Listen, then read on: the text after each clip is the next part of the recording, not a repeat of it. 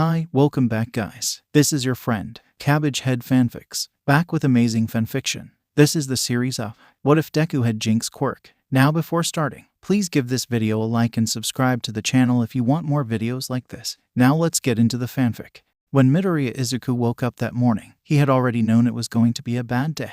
He could tell because when he glanced into his bathroom mirror, it promptly shattered into a cracked and distorted image of himself for no reason. Almost absent-mindedly, Izuku checked over himself while brushing his teeth. Not only was his quirk producing an unusually high amount of energy today, though it would be unfelt by anyone that wasn't him, breaking the mirror caused it to increase even more. He would have to be careful while he let it trickle out of him, or he might seriously hurt himself. A quick check on his phone proved his suspicions as to why his quirk had been so active. The horoscope said that Cancers should watch out for bad luck. Sometimes Izuku really hates that astrology wasn't complete bullshit when it came to him. No one else gets their day ruined just because the horoscope said it would happen.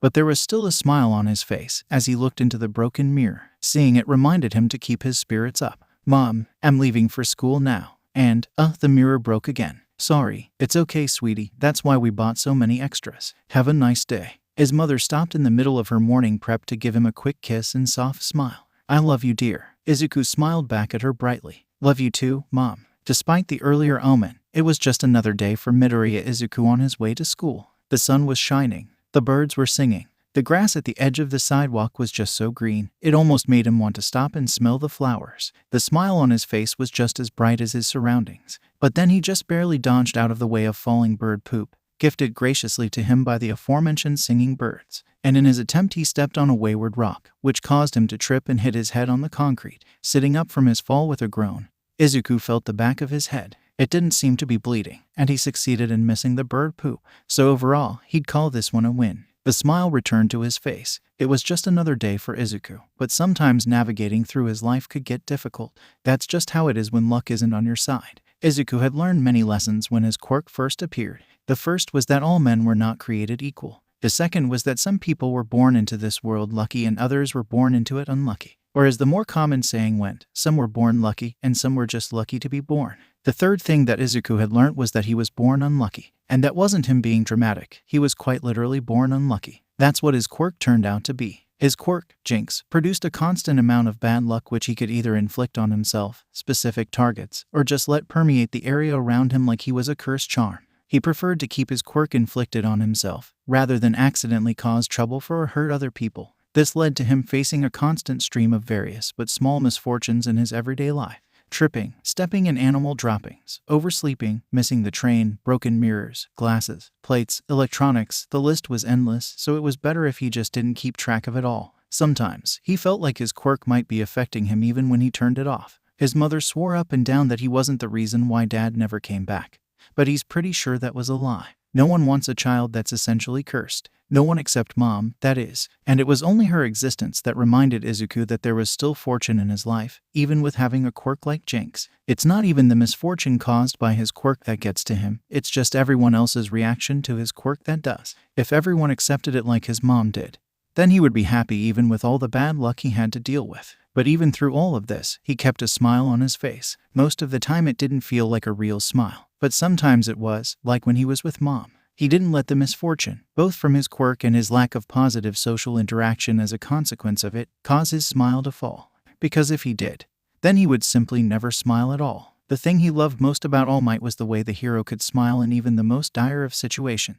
Izuku wanted to be a hero like that too, though everyone around him thought that it was impossible for him to be a hero. Sensei, when I took this test, I was next to Midoriya. You know we always do worse when we're by him. Can I get some extra credit points to boost my score? From his seat in class, Izuku pretended to not hear the conversation. His teacher just sighed in annoyance, and you know that Midoriya always turns his quirk off during tests so that his own scores don't get affected.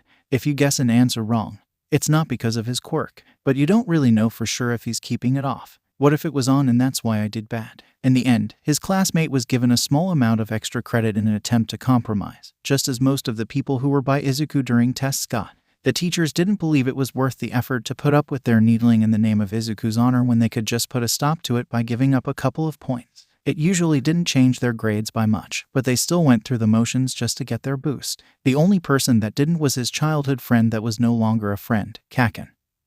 who seemed to think being placed next to Izuku was just an extra challenge for him to overcome. Maybe that was why Kaken was always placed by him in seating arrangements. With that out of the way, his teacher could finally begin homeroom. You guys are third years now. It's time to start thinking seriously about your futures. I would hand out these future career forms, but his teacher tossed the papers aside with a smiling shrug. A stray paper rode an air current across the room to slap Izuku in the face, blinding him with white for a moment. I assume you all want to be heroes. The classroom broke out into cheers as people started to haphazardly show off their quirks. Izuku, of course, kept his rein into its normal amount of slightly bad luck. Yes, you all have wonderful quirks, but you know it's against the rules to use them in school. Sensei, don't lump me in with these extras. Izuku leaned away slightly when Kaken started yelling, as if I have anything like their crappy quirks. Bakugo, you're applying for UA, of course, the teacher commented in an impressed tone. The muttering around Izuku continued. Did you hear how high the cutoff is this year? They barely accept anyone. When Kaken slammed his foot onto the desk, Izuku jolted in place. Shut up all of you. I aced the mock exam, and I'm the only one that has what it takes to get into UA. I'm going to surpass All Might and become the top hero, not to mention becoming rich at the same time. Well, it was only natural that Kaken felt that he could accomplish all those things. After all, he was born lucky. What else can you say about a person that's born with a flashy quirk perfect for being a hero? Born to good, loving, and fairly well-off parents. Come to think of it, Midoriya is also trying for UA. Kaken froze as Izuku felt his stomach drop into the floor. The joyful atmosphere became tense, as his classmates stole looks at him only to quickly look away. There were no jeers or laughs, but he could hear them whisper amongst themselves. Unlucky Izuku, trying to be a hero. Even more than that, trying to get into UA. You need luck to get into a school like that. Whoever heard of a hero that's bad luck? That's a villain's quirk. There it is. It always comes around to that eventual. Being a bringer of misfortune is a bad quirk, so it could only be a villain's quirk. That's how they all think. Kaken didn't say anything, but Izuku knew it wouldn't last for long. As soon as the day was over and the small protection the teacher provided was gone, he made his move. Izuku leaned back when Kaken slammed his hand onto his desk, only to go back too far and tip his chair over in a clatter of noise and pain. Kaken just scowled down at the pitiful sight of Izuku on the ground. What the hell do you think you're playing at, Deku? You're cursed. You can't possibly be a hero or make it into UA. Forget crappy quirks. Your quirk is a hindrance, even less than useless. Don't let it get to you. Don't let it get to you. He just feels that way because he knows firsthand how people around you get hurt. Don't let your smile fall. As Izuku picked himself up, he gave Kaken an awkward smile. I know it's unlikely, but there's no harm in trying. No harm in trying. Get a load of this guy. He says that like he doesn't tip over in his chair once a day. One of Kaken's friends chuckled to the others. They never tried to antagonize Izuku when it was just themselves, probably wary of being cursed by his quirk. But Kaken always made them more arrogant. Kaken swiped Izuku's notebook off his desk. What do we have here? For my future. Be real, Deku. What are you gonna do? Win fights by making the villains trip over themselves. The notebook was fried to bits in the middle of Kaken's small palm explosions. Then, it was thrown out the window only to land in the water fountain. Izuku's smile dropped a fair amount, but he managed to keep the ends of his mouth tensed up into an almost smile. The sight of it just made Kaken scowl harder. That smile of yours is so fake, it makes me want to blast it off your face. Who the F do you think you're fooling? A creepy, miserable person like you can't be like All Might, so just give it up. I'm a perfectionist. I want my hero origin story to be perfect. Kaken pointed to himself with his thumb. I'm going to be the first and only hero from this crappy public middle school, so don't even dare try getting into UA. Scoffing a bit, Kaken's sneer turned into a mean smirk. Though, I shouldn't say that you can't show up in my story at all. If you end up being a villain I take down in the future, there'd be nothing wrong with that. Kaken knew as well as Izuku that he would never turn to villainy, but he said that anyway because he knew it would hurt. Izuku felt himself flinch at the comment. After seeing that Izuku didn't plan on fighting back, Kaken tisked and turned around to walk out the door of the classroom, only to stop and give Izuku one last smirking glance over his shoulder. Oh, but if you want to be a hero so badly, there's a quick way to do it. Believe that you'll be born with a good quirk in your next life and take a swan dive off the roof. Izuku flinched hard, but any words he could make died in his attempt to stuff his pain back into the box he kept inside himself. The smile fell off his face, causing him to bite at his lip. Don't let it get to you. Don't let it get to you. Don't let it get to you. Don't. Kaken and the others that hung out with him were gone for a fair while before Izuku started getting up to leave. Before he left the classroom to pick up his notebook and leave, he gave a long look at the classroom window next to him. After a stretch of silence that wasn't even filled by his usual muttering thoughts, he turned his back to it and left. He thought that was the peak of it, that was the worst his luck that day had to offer him. But it wasn't. His next string of misfortune was a double hit. Just as he was about to go through a tunnel on his way home, he got a phone call from the Musutafu General Hospital saying that his mother had been admitted due to an accident. As one of the people listed on her emergency contacts list, they called him as soon as she arrived. However, as he started a panicked run through the tunnel to try and get to the hospital as fast as possible, a villain of all things appeared from the sewers. The villain, who had a slimy body that he was using to suffocate Izuku with, said something about how he wanted to use Izuku's body to walk away free. Izuku was about to be murdered, but he didn't even think about that. All he could think about was the fact that Mom was hurt, and this villain was the only thing keeping him from getting to her. He had never purposefully inflicted Jinx on anyone before, but it was easy enough for him to focus its energy on the villain. He couldn't chance just its normal amount of emitted energy to be enough though. With a bit of a struggle, Izuku abandoned fruitlessly trying to clutch at the hold around his neck in order to free his right hand. He snapped his fingers, and the sound echoed throughout the tunnel. It catalyzed the release of Jinx's partially built-up bad luck, inflicting the villain with a heavy curse instantaneously. At that very same moment, one of the dim lights in the tunnel broke off from the ceiling with its wires still attached to land directly on the villain's fluid mass. Its electric current wasn't too potent, but was enough to make both the slime villain and Izuku, who was still stuck in contact with him, shriek in pain. The villain let go of Izuku to dissolve into an unconscious puddle, and Izuku blacked out. When he woke up next, he thought he must be dreaming, because there was no way that he'd ever be lucky enough to have All Might personally save him. His hero went through the motions of making sure Izuku was alright and trying to ask about what had happened to the villain, when Izuku suddenly jolted with the memory of what he was doing before. "Oh gosh, it's really great to meet you, All Might-san, but I've gotta go." Izuku quickly gathered his things and stood up as he was stuttering. He'd have time to freak out over how All Might had signed his notebook later. "And my mom is in the hospital, and I have to go there right away." "Oh dear, I'm sorry to hear that, young man." After a second where All Might glanced to the side to mull over his thoughts, he looked back to Izuku to give him a grin and thumbs up. "Since the villain was already taken care of by the time I got here, I've got a little extra time. If your mother is at the hospital in this area, then I can drop you off in no time before I drop off this guy to be arrested by the police." All Might shook the bottle holding the still unconscious slime villain in demonstration. Izuku's mood instantly brightened up. A real smile lit up his face. "Ah, really? That'd mean so much to me. Thank you so much." All Might simply laughed it off, before taking hold of Izuku. It's a hero's duty to help people in need, no matter how big or small that need is. "Now, I'm on the clock, so there's no time to waste." With that said, they bounded through the air. In only a minute or two, Izuku was placed down in front of the automatic doors of Musutafu General Hospital. And with one last bow, Izuku parted from his hero to check in with the receptionist. Considering his turn of luck in meeting All Might, Izuku had been hopeful about his mother's condition. He shouldn't have been. He was still born unlucky. One fortunate thing happening didn't make that go away. After a long couple of hours waiting, the doctor treating his mom brought him to a private room. She looked down at him with guilt heavy in her eyes. Izuku's dread increased tenfold.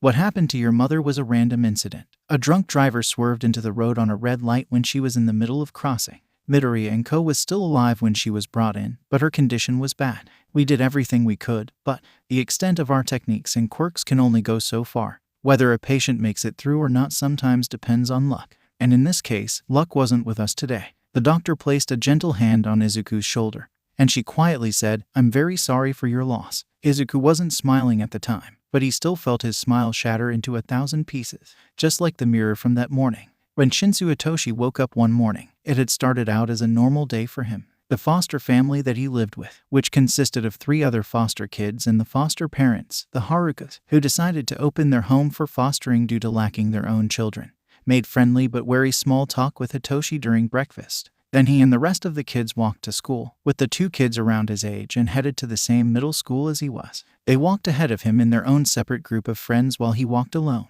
This pattern of partial social inclusion where people would superficially interact with him without being interested in risking further contact continued throughout the day. It was hard for people to want to talk to him. They had the mental barrier of being constantly aware that any amount of conversation could potentially lead to him brainwashing them.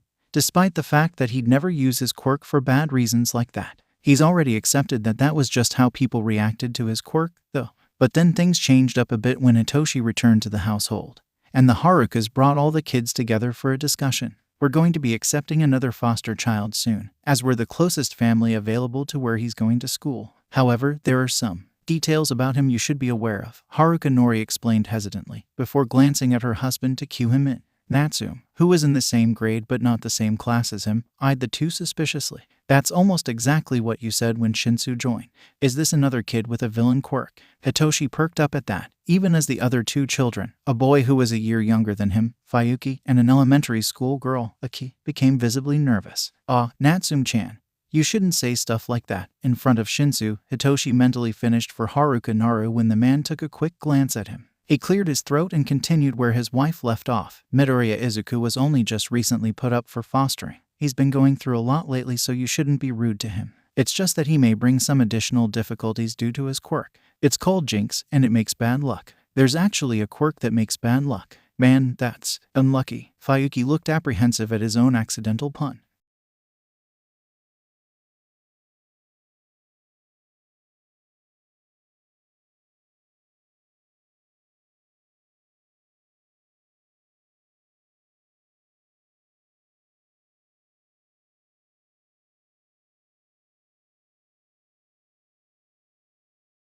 Hitoshi thought about the warning carefully until he understood what they were implying. Midoriya used to have a mother, but very obviously did not now, or he wouldn't have been put up for fostering. Outrage broiled in his gut. Eyes sharpening into a glare, he shouted, "You can't seriously be blaming this kid and his quirk for whatever happened to his mom." He couldn't even speak aloud about the chance that a kid would be the cause of their own parents' death just because they had a villain quirk, let alone consider it as a legitimate possibility like these two were. We're not saying it was his quirk.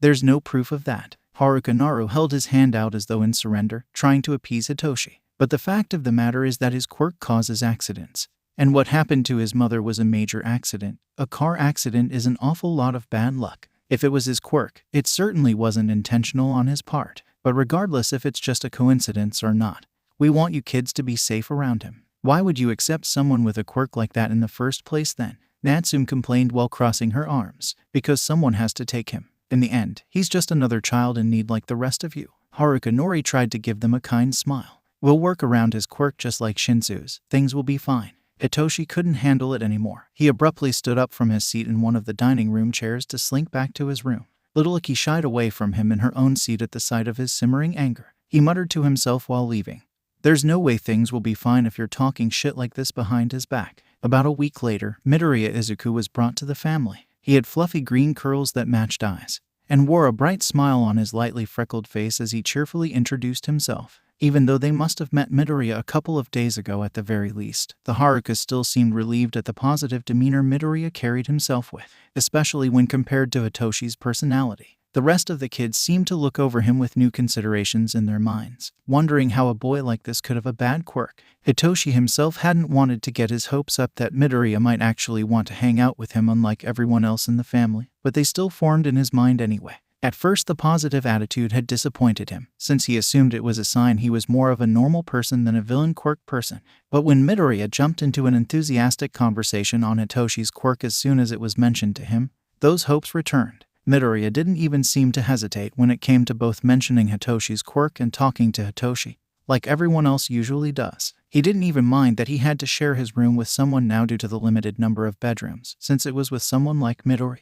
Midoriya decorated his side of the room with a few different pieces of All Might merchandise and numerous books and notebooks, but other than that it was fairly plain. Hitoshi's side had more character surprisingly, being covered in random cat items combined with Eraserhead merchandise. Overall, it seemed like Midoriya was just another average boy. Then the household got to see Midoriya's quirk in action, and the mood towards him soured. It started with the lights in their room going out. Midoriya just glanced at it, then pulled a handheld flashlight out of nowhere with practiced ease. That was probably me, sorry. I know how to fix the wiring, so you can just stay here, Shinso-kun. It's no problem, he replied casually. It was nothing more than an inconvenience, really. Then there was the first dinner that featured the crash of a plate breaking on the ground.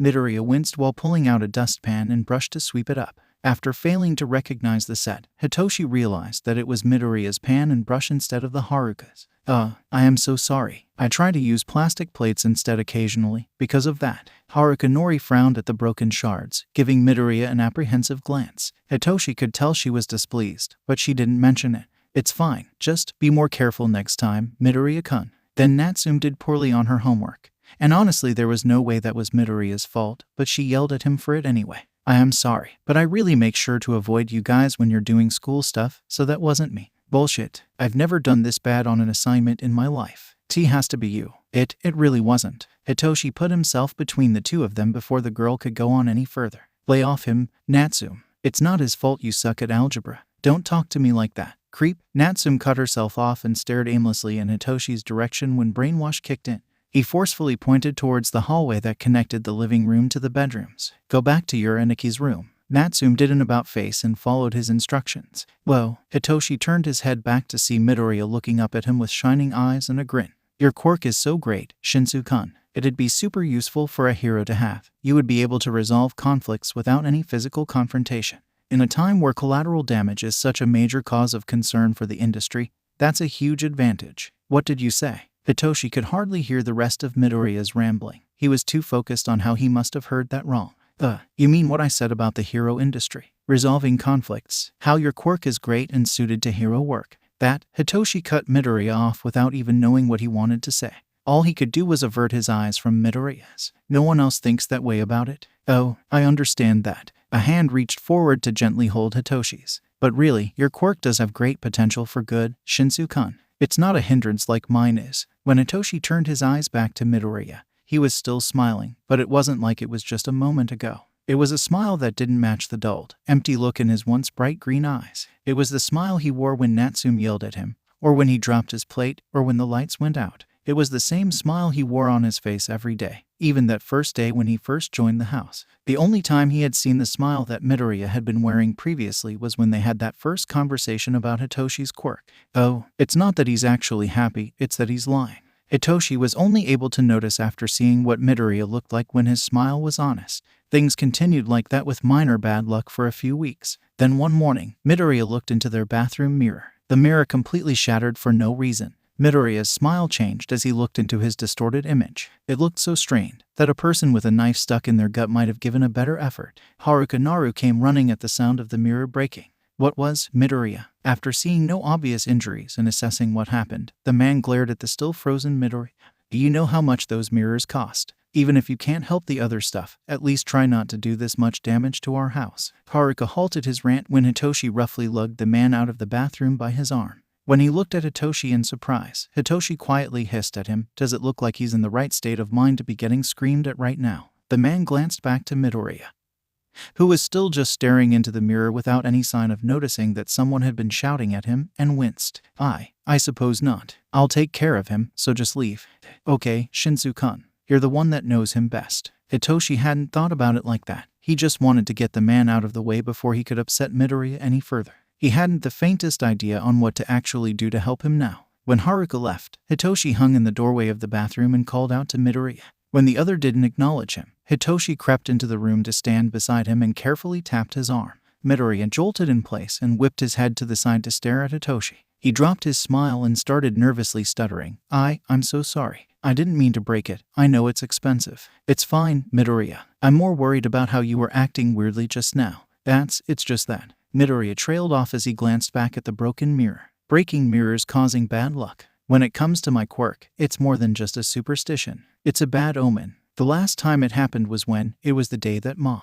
Hitoshi caught on. Sympathy welled inside him as he involuntarily winced. He gently wrapped his hand around Midoriya's wrist before Midoriya forced himself to say more. It's okay. You don't need to explain the rest. Midoriya stared at him with a still strained expression before leaving to head back to their room. Hitoshi followed and got there just in time to see Midoriya rummage through a large black box that had been hidden under his bed and pull out an artificial-looking, fuzzy, light purple ornament of some sort that was attached to the chain of a necklace. He presented it to Hitoshi with a fake smile. Can you wear this for the day, Shinso-kun? Hitoshi accepted the strange necklace, turning it over in his hand as he figured out what it was. Is this a lucky rabbit's foot? Yes, they actually do work. Or at least, they help mitigate the misfortune from my quirk a bit. The last time it happened was when it was the day that Mom. His chest constricted at what hadn't been said. He grabbed onto Midoriya's upper arms as though to shake sense into him. Midoriya, you didn't. I don't need this. Nothing's gonna happen to me. Your quirk won't. You don't know what's going to happen, so don't say that. Midoriya immediately shut him down with a scream. It was the first time Hitoshi had ever heard him raise his voice or express anger. He looked like he was about to cry. But soon, Midoriya visibly collected himself once again, and Hitoshi couldn't look away from his dull eyes and fake smile. There's no way to know. That's just how it is with things like luck and chance. So, just in case, can you wear that for me, please? Scowling, Hitoshi relented after a long moment of silence, pulling the chain up and around his neck to tuck the rabbit foot charm under his school shirt. Fine, but only for your peace of mind, not because I need it. Midoriya's wilted expression livened up a bit at that. Thanks, Shinso-kun. I just don't want to take the risk. But then, as Midoriya turned away from Hitoshi to walk out of their room and head towards his middle school, Hitoshi heard him mutter under his breath, "Still, it's fitting that that happened today of all days, since I already decided that it was going to be a bad day for me." Those words rang through Hitoshi's mind the entire day. What the hell does that mean? Why is he planning on something bad happening? They gave him such an awful feeling. It put him on edge, thinking that tragedy was just around the corner. As soon as the last bell rang, Hitoshi rushed out his classroom and out of the school. But instead of heading towards the Haruka house, he pulled out his phone to look up directions for Midoriya's school and headed straight there. He was so on edge that he felt like he just had to see Midoriya for himself as soon as possible. Waiting at the house wouldn't cut it. By the time he got to Oridura Middle School, it seemed like everyone had left already. There were no straggling kids or teachers leaving from the front doors that Hitoshi could see as he went past the front gate. Then as he got closer, he was able to see a figure on the rooftop. It leaned over the edge with one leg already past the safety barrier. It was impossible to see any features, but Hitoshi could see the color green on them. As soon as he realized what he was witnessing, Hitoshi felt shock cut like a knife through his gut. That was Midoriya. Midoriya was going to jump. He'd never make it up there in time. With a gasping breath, Hitoshi cupped his hands around his mouth, turned his quirk on, and screamed at the top of his lungs, "Midoriya!" He's not going to answer. They always hesitate. They're always aware of what his quirk can do. He won't. Hitoshi was too far away to hear any response. But his quirk clicked into place with the feeling of a successful brainwashing. The relief that Hitoshi felt was so immense his legs almost gave out. Now that the do-or-die moment had passed, he could feel himself trembling and heaving from shock. But it wasn't over yet. Midoriya was waiting for him. Making sure to keep his quirk in place, Hitoshi sprinted into the building and up flights of stairs that he didn't bother to count. By the time he reached the roof, he was heaving from exhaustion more than he was shock, but that didn't matter. The sight of Midoriya still in the same position halfway over the roof barrier pushed him to continue his sprint onto the rooftop. "Get away from the ledge right now. Stand in the middle of the roof." Midoriya moved to comply, lifting his leg back over and walking with steady steps to the center of the roof where Hitoshi met him. It was only after Hitoshi grabbed onto both of Midoriya's wrists. He didn't know if the boy would try to make a run for it over the edge with Hitoshi right there, but he sure as F wasn't risking it, that he released brainwashing's hold over him. Midoriya flinched back in surprise once he was in control of himself. After a few seconds spent staring with his mouth agape at Hitoshi, glancing back at where he had been about to hop off the roof, then glancing back at Hitoshi, Midoriya's face screwed up into a somber grimace and he kept his eyes averted. "How did you know?" "I didn't. What you said just gave me a bad feeling." Hitoshi glanced down at where the necklace Midoriya had given him was still hidden under his shirt. "I guess that thing really is lucky. I got here just in time. Or I'm still just unlucky." Midoriya deadpanned, grimace twisting up into a sardonic, unhappy smile. Hitoshi's frown deepened. "Midoriya, I don't even know what to ask. Just, why?" Midoriya still wouldn't look at Hitoshi. Dead green eyes and empty grin focused squarely on the bleak ground beneath them, even as he eventually answered. "The day that my mom died, one of my classmates, Katsuki, said that if I wanted a good quirk, I should take a swan dive off the roof and hope for a better one in the next life." Outrage couldn't even describe the mix of fury and disgust that erupted in Hitoshi upon hearing that. But Midoriya didn't give him a moment to think through it before continuing. "I had no intention of killing myself when he actually said it, but after I got to the hospital and they told me what happened to her,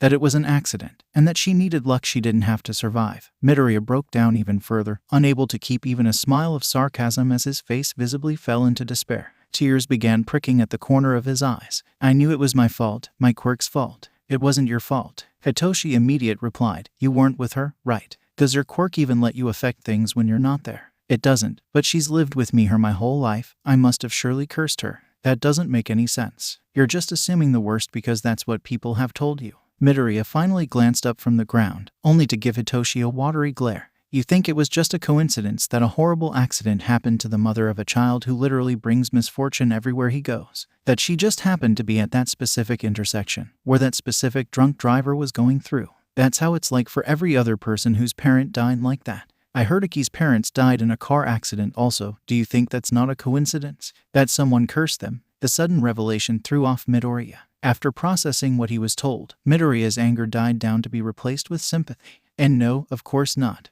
But, in this case my quirk is completely irrelevant. You weren't there, so your quirk couldn't have affected anything. End of story. Shit like that just happens. But that's the thing, my entire life is just shit like that happening.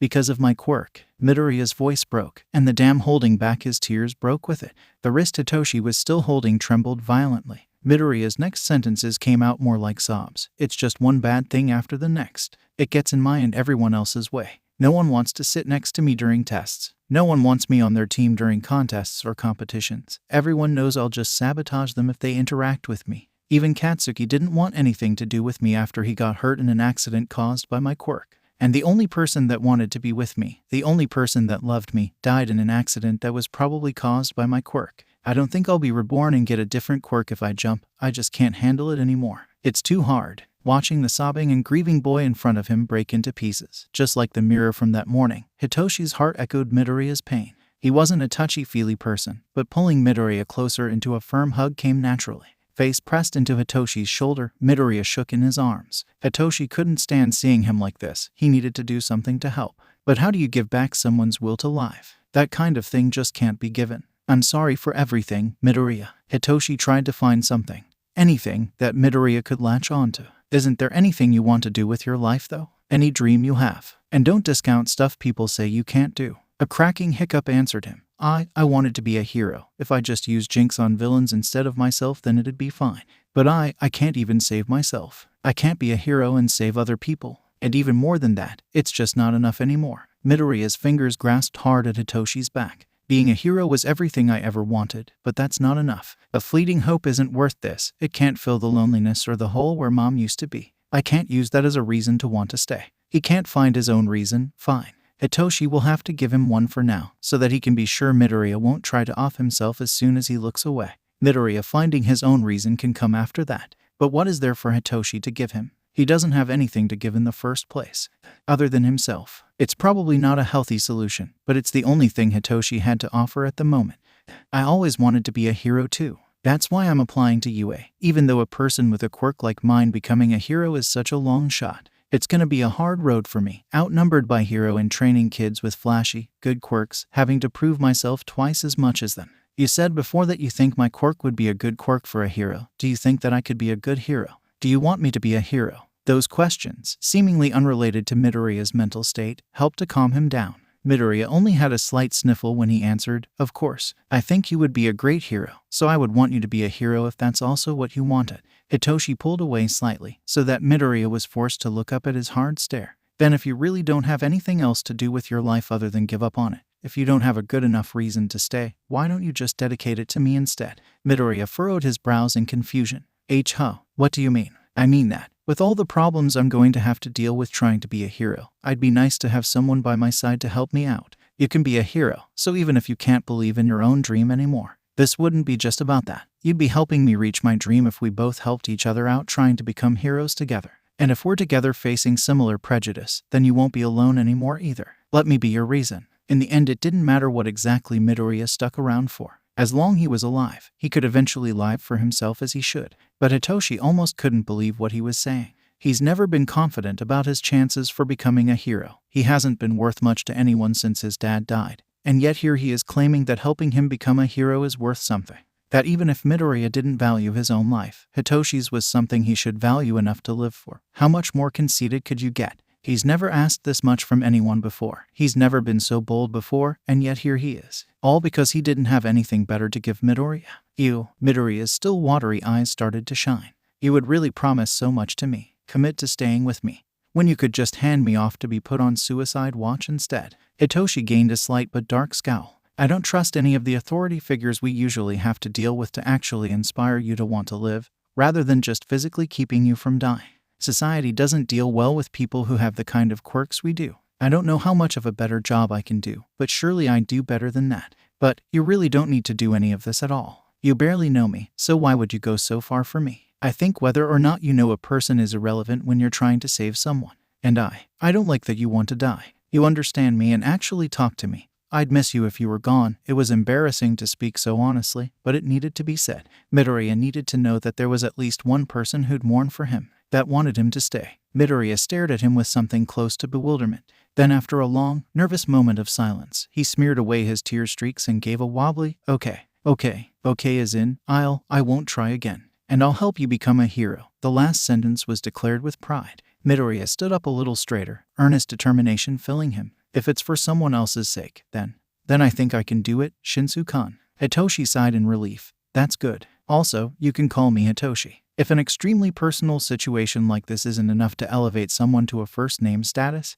then nothing is. Then you can call me Izuku. Midoriya Izuku glanced away before looking back awkwardly. Does this mean we're friends now? I was under the assumption that we were already friends. Oh my god, I'm so sorry. I think of us as being friends too. I just didn't want to assume. Calm down, it's fine. I get what you mean. Not a lot of people want to be my friend either. Then they're missing out on a lot. Izuku almost seemed to pout at that, turning his nose up at the theoretical people in question. The corner of Hitoshi's mouth quirked up at the warm feeling those words gave him. They're missing out on a lot with you, too. Despite the dour circumstances, by all appearances it was just another day. The sun was shining. The birds in the distant trees were singing. The leaves of the treetops that could be seen from their spot on the bland roof were so green, it would make some people stop just to appreciate them longer. Maybe the reason why Hitoshi had been able to get here in time was because Izuku had done just that. In any case, the brightness of their surroundings didn't match their moods. Izuku may have been stopped, and may have agreed to not try again. But that didn't mean he still didn't feel suicidal. It didn't mean he felt any better or didn't blame himself for things that weren't his fault. It didn't mean that any of this was over. On the contrary, it was really just the beginning. But even though Izuku wasn't smiling anymore, the more natural, neutral expression he now had made his face seem brighter than it had been before. Things were awkward and tense after Izuku's failed attempt. He begged Hitoshi not to tell the Haruka family about it, so all they could do once they got back to the house was pretend like it didn't happen. Izuku went back to his default smile, which Hitoshi seemed displeased with. The two of them were painfully silent at dinner, and Hitoshi almost started a fight when Natsume tried to approach Izuku about something. They only began talking to one another again after reaching the relative privacy of their room. Hitoshi looked like he wanted to say something, so Izuku waited patiently for him to figure out how he wanted to start. You remember how I told you about all the details of my quirk when you first got here? Of course, I kept notes of everything. That had been an exciting day. Izuku had been fascinated about the mechanics behind brainwashing. Hitoshi explained how his quirk required the target to give a verbal response, which Izuku had done on the roof, when he exclaimed Hitoshi's name in shock upon hearing him. He also needed to concentrate on a person when brainwashing them, so while he could brainwash multiple people, he could only do so one at a time. The brainwashing went away either when he willed it away or when a physical jolt of some sort took them out of it. Izuku thought it was a very effective quirk as long as Hitoshi had the element of surprise. Hitoshi glanced away in almost a nervous manner, before he steeled himself up and gave Izuku a serious stare. Well, I was thinking that maybe I should learn more about your quirk too. He tensed at Hitoshi's suggestion. The only people that had ever really tried to learn about Jinx had been his mother and the quirk counselor that had been assigned to him when his quirk first appeared. I never brought it up because it seemed like a sore topic. But having a second opinion might help you with using it. Hitoshi scowled a bit as he moved on to complain. I know problem quirks like ours usually have to be evaluated by a quirk counselor to advise us on how to use it in the future. But my counselor only really said to just never use it in the first place. That's not going to cut it for us. Apprehensive, Izuku tried to keep a smile on his face as he slowly questioned, Do I really need to use my quirk? You said yourself that you can use it on villains, so I don't see why you shouldn't use it. It's just that sometimes the effects can be random, I guess you'd say. If I don't have an effect in mind when using it, it just does what it wants. Izuku looked down at his shirt while fiddling with its hem, and began his nervous muttering. My quirk produces a constant amount of energy which takes the form of bad luck, so I can't stop producing it. I can withhold expelling it, but it builds up over time. This is a disadvantage if I don't want it to cause luck that's too bad. About that, what exactly does it mean to have bad luck from your quirk? Like, luck isn't supposed to be a physical thing, but you're describing it as energy. It had been a while since Izuku got to think about his quirk in a technical way. Mom had already known everything, so his musings were mostly confined to notebooks. It made him a bit more willing to speak about it. Jinx produces energy that increases the probability of a bad event occurring, with what's considered bad being defined by the target if the target has sentience. For example, Izuku searched his mind before raising a single finger. Scenario 1. If I were to just mindlessly direct the energy towards a villain running away, any number of small misfortunes that already had the possibility of happening might occur, such as the villain tripping and thus slowing down, the villain dropping what they're trying to steal, etc. Izuku raised a second finger. Scenario 2. If I directed energy towards the same villain, but specifically wanted them to trip, then they would trip instead of any of the other possibilities happening. However, this won't work if the event I'm trying to make happen would be considered a good thing by the villain. Like if I was trying to trip a hero going after the villain without switching targets to said hero, or if the event is too unlikely for the amount of energy I'm using. If I'm using a small amount of energy, Jinx wouldn't be able to affect things enough to pull off something like the police arriving a full 30 minutes earlier than they would have. The tricky part when it comes to regulating my quirk's output is that it will automatically take the energy it needs for what I have in mind. So I could end up using a ton of energy at once by accident. He finished off while scratching at his cheek. Hitoshi glanced away and thought for a moment, before focusing back on Izuku to state for clarification.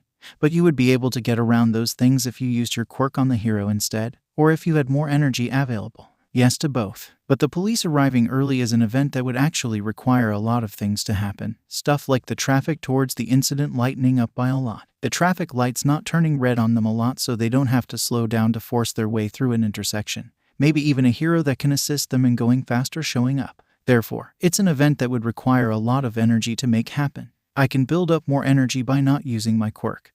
But if it's simply impossible no matter what happens for the police to make it that early, then it can't happen either way. Additionally, the energy seems to have its own destructive properties, so events where objects break or malfunction have lower energy requirements.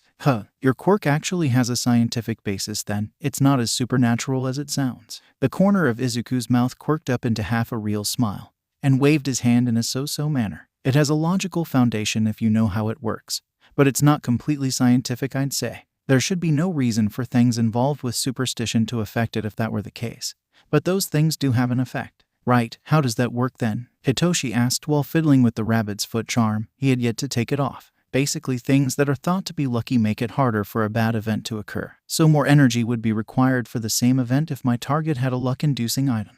If I wear the lucky item, then my quirk produces less energy than normal. Things that are thought to be unlucky will amplify the bad luck. So if I'm wearing something like that, my quirk will produce more energy, or if my target is wearing it, then less energy would be required for the same event to occur. Also, these objects usually carry their own residual bad luck that I can sense, but I can't sense any opposing energy that can be called good luck. This applies to actions that are thought to cause good or bad luck as well, such as breaking a mirror. Izuku stumbled over that particular omen.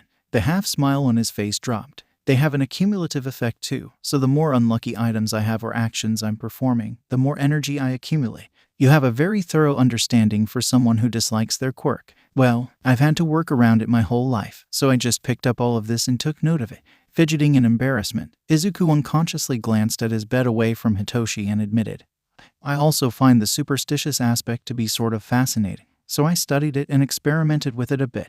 I guess you could say I'm a bit of an enthusiast for both the blessed and the cursed. After his quirk developed when he was younger, he had a blast learning cursed things. When he had first read up on pagan and satanic symbols, his mom, bless her soul, had taken one look at his bright eyes when he mumbled through a 5-year-old's explanation of the significance of a pentagram, and bought him his first pentagram medallion the next day despite it boosting his quirk. She had told him that misfortune was a small price to pay for his happiness. And look at where that got her. He knew they were supposed to be bad and strange, but he felt a certain attraction to it. He was just the kind of person that when looking at a skull and crossbones picture, instead of making the mental socially taught connection to danger, he would first think, wow, that's neat. It had been disconcerting to realize that most people didn't feel the same way he did about cursed things. That occult was supposed to only be for the fringe of society. Some would either choose to follow the order of society and ignore it, or rebel against the institution and embrace it.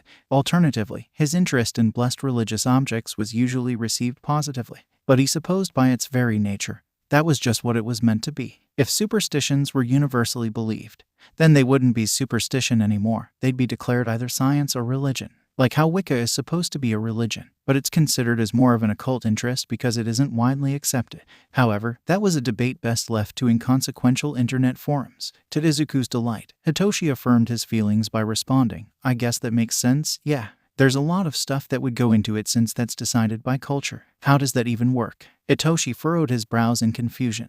Do superstitions from other places apply? That's a great question. Izuku beamed at his friends. Gosh, he has a friend now that he can talk about his interests to. It's so surreal. It seems like superstitions from all over have an effect. It gets particularly confusing when they conflict with each other, like how Japan and various other countries believe black cats are good luck.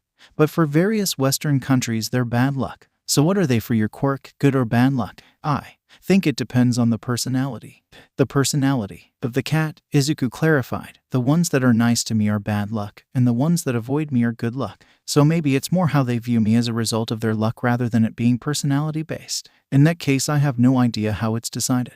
Hitoshi rose his eyebrows in incredulous disbelief. What the hell? That's just confusing. I know. I used to search out different black cats to try and see if more were bad luck versus good luck. And it was literally a 50/50 split. Izuku walked up to the small bookshelf on his side of the room and picked out one of the many notebooks he stored there, a medium-sized black one that he used for Jinx-related investigation. He flipped through it to point at a page to Hitoshi. I found 66 cats, and 34 had bad luck energy and came up to me to let me pet them, and 32 hissed at me when I got close and ran away. As a control, cats with a tortoise shell coated are always lucky, so they always ran away. And normal cats varied but were mostly neutral towards me. Hitoshi took the notebook to glance over the page. Then, he started to leaf through the other pages in curiosity. You've got a lot of notes here. He trailed off once he closed the notebook to look at the cover and pointed at the red ink marring the black with a raised eyebrow. Is that a pentagram? Izuku flushed a bit at the drawing and cleared his throat before saying, well, pagan symbols are often associated with witchcraft and some are bad luck.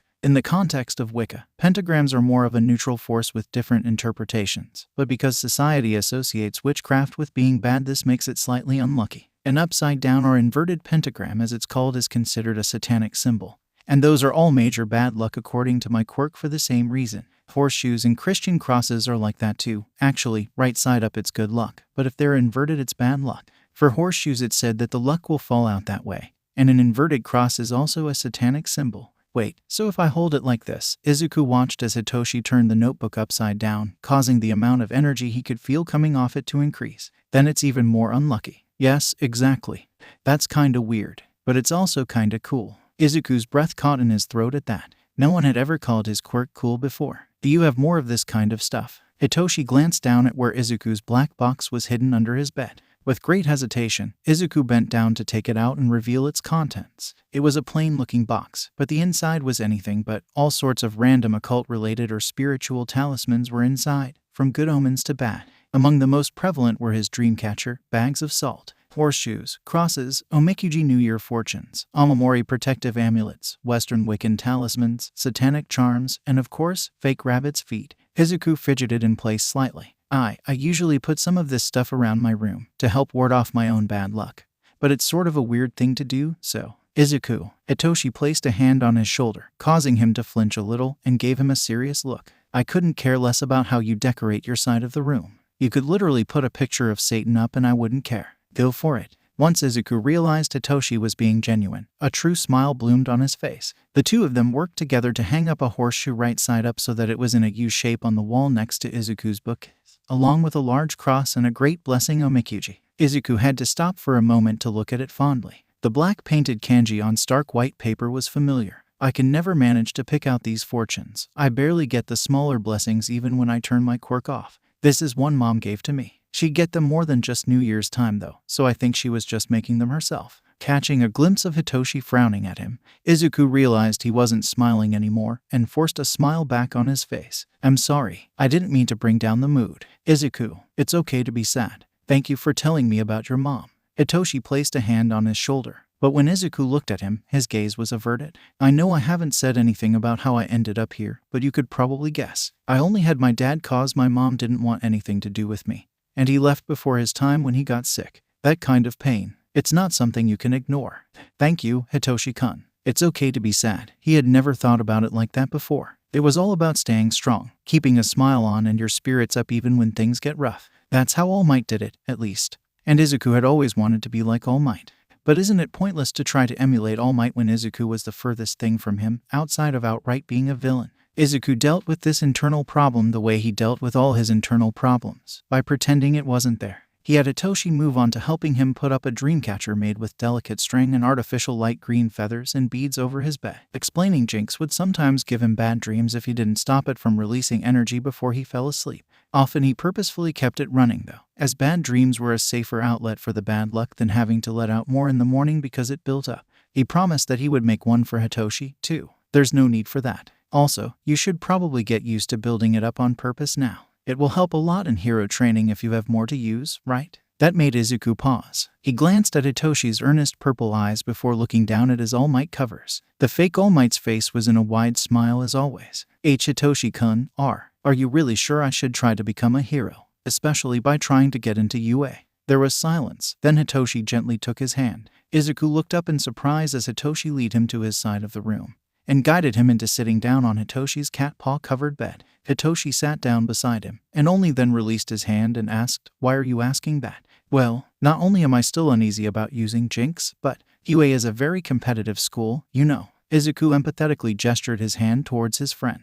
"If I try to get a spot in the heroics program, that just means there's one less spot for you. I want to help you become a hero, not be a hindrance." Hitoshi looked up at the ceiling, sighing quietly, before turning his purple eyes back to Izuku. "I think that later in life, you're going to regret not trying, so I want you to go for your best chance at it while you can. And I'm going to be real with you, Izuku. The chance of me getting into the hero program by passing the entrance exam is probably very low." "Huh, why do you think so? Other than, basic probability." UA keeps quiet about the actual contents of the practical exam.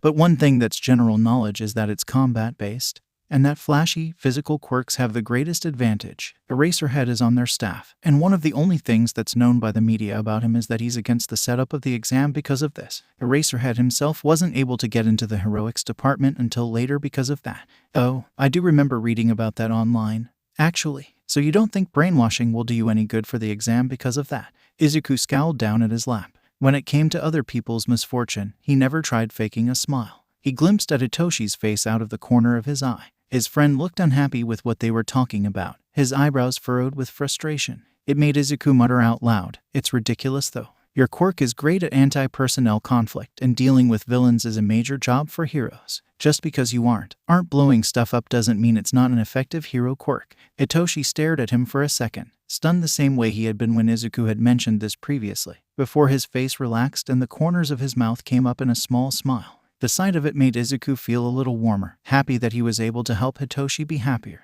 I know that, and you know that, we just have to show them. I've already accepted that I'll have to get into the program after being accepted, though I'll still apply for it just in case. Leave that part to me." The knuckles of Hitoshi's right hand knocked against Izuku's thigh and he nodded his head to the side towards Izuku. "Where you come in is that I suspect your quirk might have a better chance at the exam."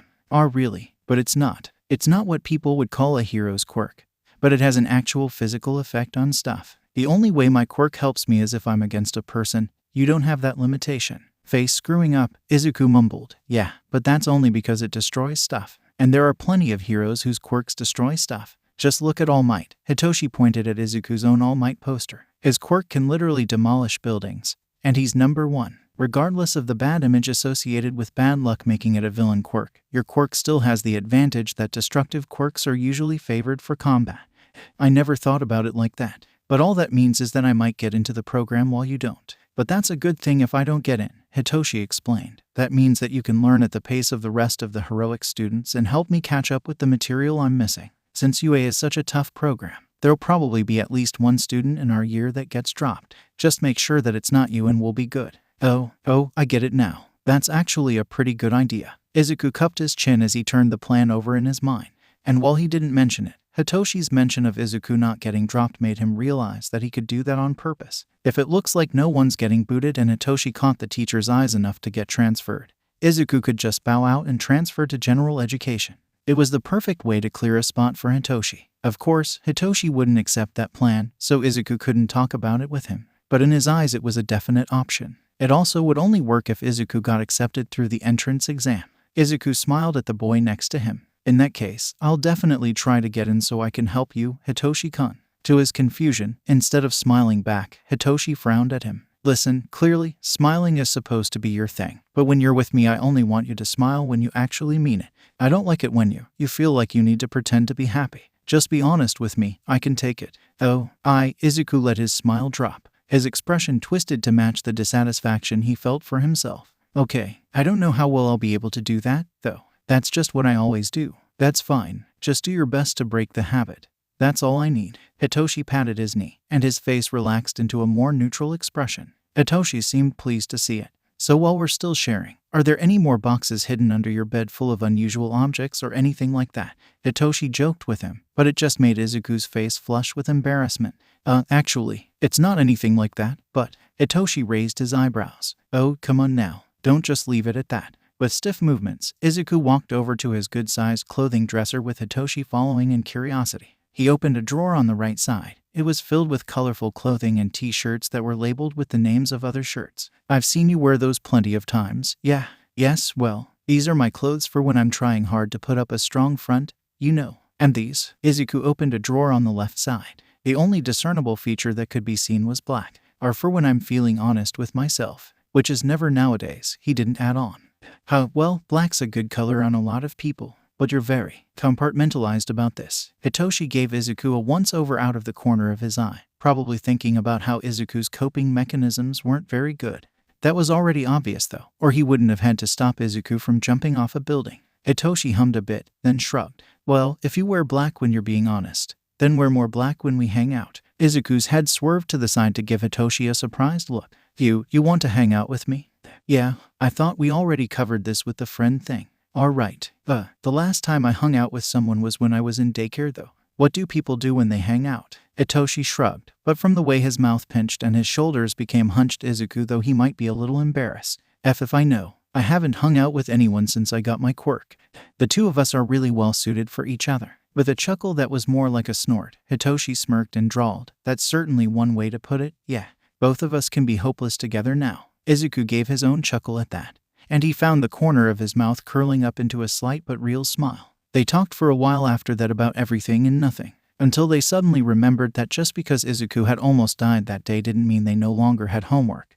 Then they switched to rushing through their worksheets and books at their designated desks. It was sort of sad, but Izuku appreciated the distraction. While Izuku had often noticed that the Harukas had a hard time interacting with him and Hitoshi, they didn't skimp on providing them with everything a child going through school would need. And they didn't punish Izuku whenever he accidentally broke something with his quirk. When Izuku had first realized he was being put up for fostering, he had assumed that he would end up in a much worse situation. So that combined with being able to meet Hitoshi made this whole experience a pleasant surprise. But he still wished that he could go back in time to have his mom back. Going back to school the next day was horrible. He might as well have stitched a smile into his face for how stiff and forced it felt. He hadn't been able to look Katsuki in the eye ever since that day when Izuku had first decided to go through with his suggestion, and he hadn't been able to think of him as Kaken anymore. There was just something about this whole scenario that made Izuku feel more emotionally distant from his old friend that his outright bullying hadn't been able to achieve previously. Even when Katsuki had hurt him with his quirk before, Izuku hadn't taken his animosity to heart.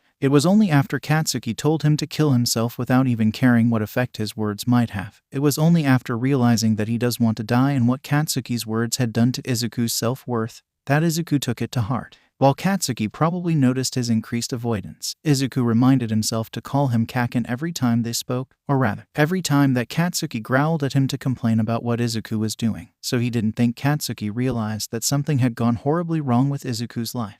The only people at school who knew about what happened to his mom were the teachers, who had all become more sympathetic with him. His homeroom teacher had even pulled him over in the beginning to say that they would all be more forgiving about missed assignments and such, though Izuku hadn't taken them up on that so far. Deep inside of him, he hated the way that pity seemed to roll off them in waves around him. Whereas Izuku's classmates had always been disdainful of his quirk, the adults were more likely to react with pity. Before it had been slight enough to ignore, but now it was almost unbearable. His days seemed to cycle back and forth from being in heaven and hell, where he would have to endure his lonely, suffocating hours at school to reach the end of the day and get to go back to Hitoshi, only to have to start the whole thing all over again the next day. It was better than when it had just been hell, but he couldn't help but question if the heaven was really worth it. He still feels like before, even with Hitoshi there. The thought of wouldn't things be much easier if I just didn't have to deal with it at all crossed his mind whenever he stared out his classroom window too long. But then a few hours later he'd get to see Hitoshi again, and he would remember how good it felt to be with him. He would remember that he had a reason to try now. With Hitoshi's input, Izuku planned a UA preparation regime for the both of them. While their quirks may not be exactly what UA was looking for, that didn't mean they couldn't be physically prepared to handle the program. It wasn't too much, just some basic exercises like running and weight training to build strength and endurance. But hopefully it would keep them from being total embarrassments at least. So the days passed by with the two of them training both their brains and bodies for the entrance exam. And with Izuku trying his best to focus on his studies at school and block everyone else out. Days turned into weeks turned into months, which turned into whole season, and soon, the day of UAS entrance exam was upon them. Of course, Hitoshi had them apply to other schools as well, as UA was notoriously hard to get into too. Izuku wasn't as concerned about planning for his potential future, since he was still getting used to the idea of attempting to have a future in the first place, so he was thankful that Hitoshi was practical enough for both of them on that front. That being said, UA was still what they had been working for, and Izuku knew that if Hitoshi didn't get into either heroics or general education, then his friend would be very disappointed. He also knew being friends with a walking bad luck charm would also hurt his chances, though Hitoshi always denied it when Izuku brought it up. Izuku was glad that Hitoshi had taken a liking to the rabbit's foot he gifted him though, as he always wore it around. That made Izuku feel a little less worried about his quirk causing Hitoshi an accident. However, for a full 2 weeks before the exam, Izuku had been storing all of the energy Jinx produced to build it up for the exam day. By the time the exam was upon them, the malevolent, cursed energy seemed to swirl around beneath his skin, unseen but felt in the goosebumps and standing hair on the back of his neck. It made him more of a nervous wreck than usual, and forced the masking smile on his face to become more strained with each day that passed. He was worried about what would happen once he let it out, even though he knew as long as he was careful with how he directed it that things should be alright. He was nervous about unintentionally sabotaging his friend.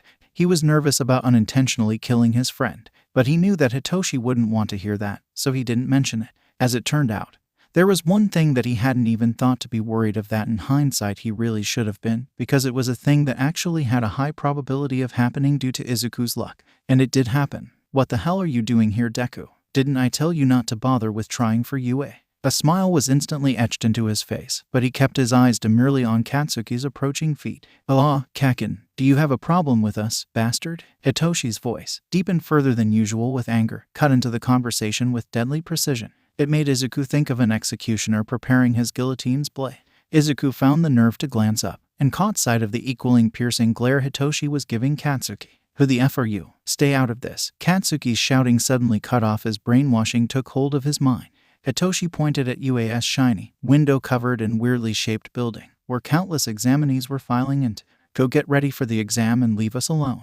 Much like Natsume had that one day, Katsuki walked past them and towards the entrance without a word. Izuku noticed that Hitoshi continued to glare at Katsuki as he watched the other walk away. His friend took a deep breath, gave a long exhale, then asked Izuku without looking away from Katsuki, "Is that the guy you were talking about?" What? The guy that told you to kill yourself." Katsuki, Kaken, he spat the name out like it curdled in his mouth. Izuku flinched back at both his tone and the question. After a full minute of silence, Hitoshi turned his eyes back to Izuku. Something he found in Izuku's face made him soften and relent. "I won't do anything about him if you don't want me to. I just want to know." Izuku hesitated, then nodded wordlessly. Hitoshi's eyes darkened, and his jaw visibly clenched. "Do you think he's gonna get in?" "Without a doubt. Well, if he gets to be too much of a problem, I'm dealing with him one way or another." While Izuku knew Hitoshi didn't mean it like that, he sounded remarkably like a villain planning murder with that statement. "I don't want to ruin his future." Hitoshi cut him off. "In my eyes he ruined his own future. But as long as you're not in danger, I won't mention anything to the teachers. They may be heroes, but the only one I'd really trust not to just take his side by default is Eraserhead. I think UAS staff are all of a higher caliber, and All Might's teaching this year too, you know. So you want me to tell them?" At Izuku's flinch and grimace, Hitoshi sighed. "Yeah, that's what I thought. You still hadn't taken that fake smile off your face though, so at least that's gone now." "Oh, really? I hadn't actually noticed." "That's fine. We'll get there eventually." Hitoshi patted Izuku on the shoulder, then guided Izuku into walking forward again. When he stumbled a bit into what would have turned into one of his usual face plants, Hitoshi's hand kept him steady. It was only then that he realized that Hitoshi said "we'll get there," as in he would be working together with Izuku on it. He had also used us when talking to Katsuki, implying that any problem Katsuki had with Izuku would have to include Hitoshi. Even though they had spent all this time working together and Izuku's new goal was helping Hitoshi become a hero, it was only now that he fully realized that the two of them were in this together. Concerning both UA and life, Hitoshi had devoted himself to Izuku, just as Izuku had promised to do for him. Thinking about that gave him such a wonderful feeling. It also reinforced Izuku's desire to get into the hero program, just so that he could give his spot to Hitoshi later. Hitoshi's hunch about the practical was proved correct. In the huge auditorium, President Mike announced they would be fighting villain robots for points, a task that was actually perfect for Jinx, no human endangerment required. But Izuku couldn't feel lucky about it, as brainwashing would be worthless against them, and Hitoshi's misfortune was Izuku's misfortune. Hitoshi still had a soured expression even after Present Mike's explanation was already over that pained Izuku's chest. But after a deep breath, he seemed to momentarily let go of his bitterness to give Izuku a reassuring expression. With a pat on Izuku's shoulder, something that he noticed was becoming a trend, Hitoshi nodded and said, "Give those robots hell for me." After a moment of hesitation, Izuku nervously brought his own hand up to squeeze Hitoshi's. I'll do my best." They were sent to separate miniature cities that would act as their exam area. Anxiety twisted up his insides, and the bad luck within them at seeing just how many competitors he would be sharing the field with, even when it was only a seventh of his competition. To think that among these hundreds, maybe thousands, of kids, only 40 would get the honor of UAS Heroics program. Even with his quirk being suited for this task, Izuku couldn't deny that all his classmates had been right to say you need luck to get in. And begin. What's wrong? The test already started. You don't get countdowns in real life. Present Mike shouted through the speakers. Chaos erupted as the massive examinees ran into the city all at once. Izuku's hesitation cost him. The rush of people forcing themselves past him made him stumble and lag behind the crowd. But once he was in, things were fairly simple. Upon encountering his first villain bot, Izuku just snapped his fingers with the wish for it to break. A good chunk of bad luck, but still a small portion compared to well of misfortune inside him, was used up as the tire on the robot popped with a hole. It promptly tripped over its own wheel. It was a small one, probably a one-pointer, but was still a big enough size that it fell hard. Its facsimile of a head snapped right off when the neck made contact with the hard concrete. What are you gonna do? Win fights by making the villains trip over themselves? Well, at least one thing Katsuki said to him was a good idea. He ran through the city like that, snapping his fingers whenever a robot entered his field of vision. Everyone was scurrying around like ants looking for carcasses to scavenge. All Izuku needed was to see a robot and snap his fingers, so he should be one of the fastest there in terms of taking out robots. But there were just so many competitors taking their own points left and right that it was difficult to just find a free robot in and of itself, especially since his quirk couldn't help him get around faster. It made him doubt that he'd take out enough within the span of only 10 minutes. He wasn't specific about how his luck should break them unless there was another person nearby the robot that could get hurt or act as a possible choice for breaking the robot.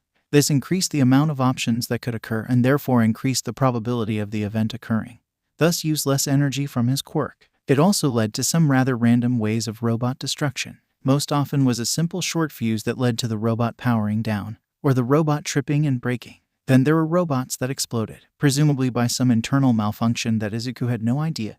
Some of them faced their death by the debris made by other robots crushing them.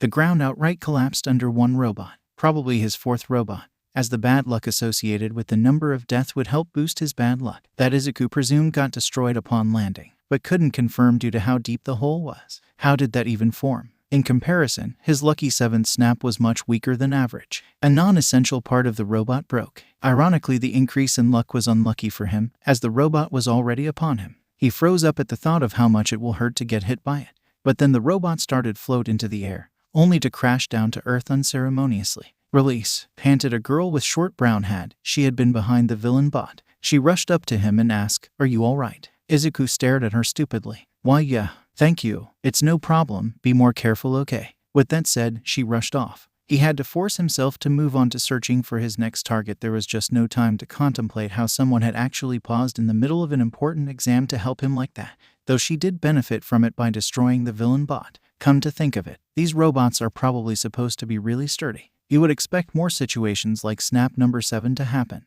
Jinx must be causing them to hit their more delicate parts or something. The most memorable robot death was when he was stuck between two bullet-shooting villain bots and used his snap to curse both at once. He tripped on a crack at the same time they both shot at him, causing them to fire on each other instead. But one thing that had caught Izuku's attention throughout this was there was an inexplicable change in weather that contradicted the weather report's predictions. Upon his sixth snap, the devil's number, also unlucky, dark clouds moved in overhead, and they seemed to get darker with each snap. Upon his 10th snap, they started to crackle with thunder. Was that him? He had never used so much bad luck at once before, admittedly, but to think the effect on his surrounding area would be strong enough to affect the weather of the immediate surrounding area. He hadn't even finished using it all up yet. At this point, he had defeated around 12 villain bots, but the whole experience was so disorienting that he couldn't keep track of how many points each had been worth. The clouds above them boomed with thunder ominously, though thankfully it hadn't started raining. One more and it'll be unlucky 13. This one will probably have a strong effect. So of course it was at this point that a hulking giant robot appeared from within the city. The zero-pointer Present Mike had dismissed as a gimmick. All the examinees in the area fled at the sight of it, and Izuku had turned around to do just the same thing, until he heard a voice call out between the rumbles of thunder. Though, Izuku glanced over to see the same girl that had helped him was caught under some rubble. She was right in the path of the robot's massive tread, closer to the robot than to Izuku. Immediately Izuku switched mental gears. Running was no longer an option. She's too far, he won't make it to her in time. The robot's tread looks very stable, and it's too big to trip safely. It might just hit both the girl and other people running away. Could he force an internal error like those other robots? This isn't a simple light bulb. He has no idea what kinds of fail-safes UA would have put in place to keep them running.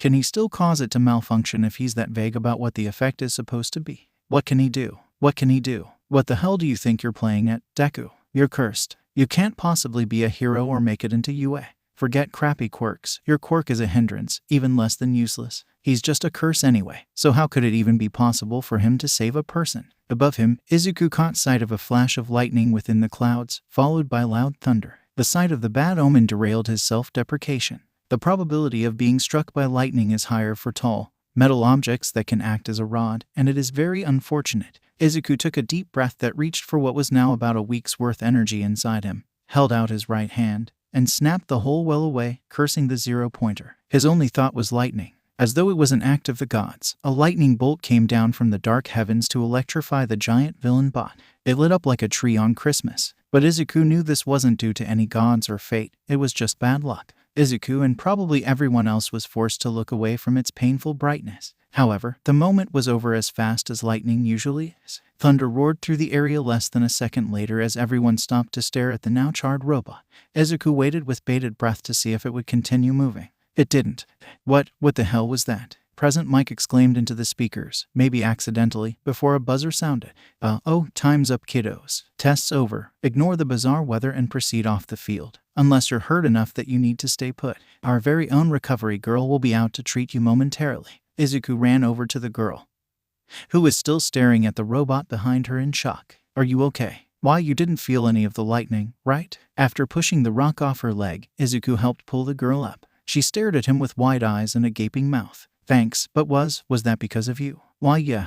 You were too far away and I wanted to make sure you were safe, so. Oh my god, that's the coolest quirk I've ever seen. Her face split into an excited smile, and she shook Izuku's hand vigorously. What quirk do you have? Weather manipulation? Oh no. Facing turning a bit pale, the girl just barely turned to the side in time to puke on the ground and not Izuku's shoes. He thought that was the best proof he could get that he had really used up all of his bad luck with that one shot. He ended up being ushered out of the city before he could continue talking to the girl, who stayed behind to get her leg healed by Recovery Girl. Right outside UAS entrance at their designated meeting place, he met back up with Hitoshi. His friend examined him with raised eyebrows. Okay, maybe I'm jumping to conclusions because bad weather is a bad omen. But was that weather and random lightning on the other field you? Even the people in the other testing areas could see it. Why, yeah, the weather just built up on its own. Probably because I was letting out too much bad luck in the same region.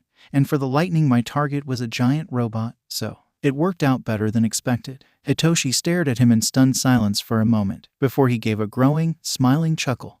Your quirk really is something else, Izuku. And in a good way. Don't worry about what those a-holes like Katsuki think. Hitoshi slung an arm around Izuku's shoulder, and looked down at him with a widening smile. Way to outflash the flashy hero quirk examinees. Good job. UA would have to be absolute morons to not want to make a hero out of you now. I'll bet you're a shoo-in for the heroics department. We should celebrate. Izuku blinked in surprise, before a smile bloomed on his own face. It's bad luck to celebrate early. And the robot I hit with the lightning wasn't even worth any points. Hitoshi rolled his eyes, but his tone was still lighthearted. Yeah. We'll wait till your letter comes then. As Izuku and Hitoshi walked back to their house, Izuku realized he was feeling lighter than he's felt in a long time.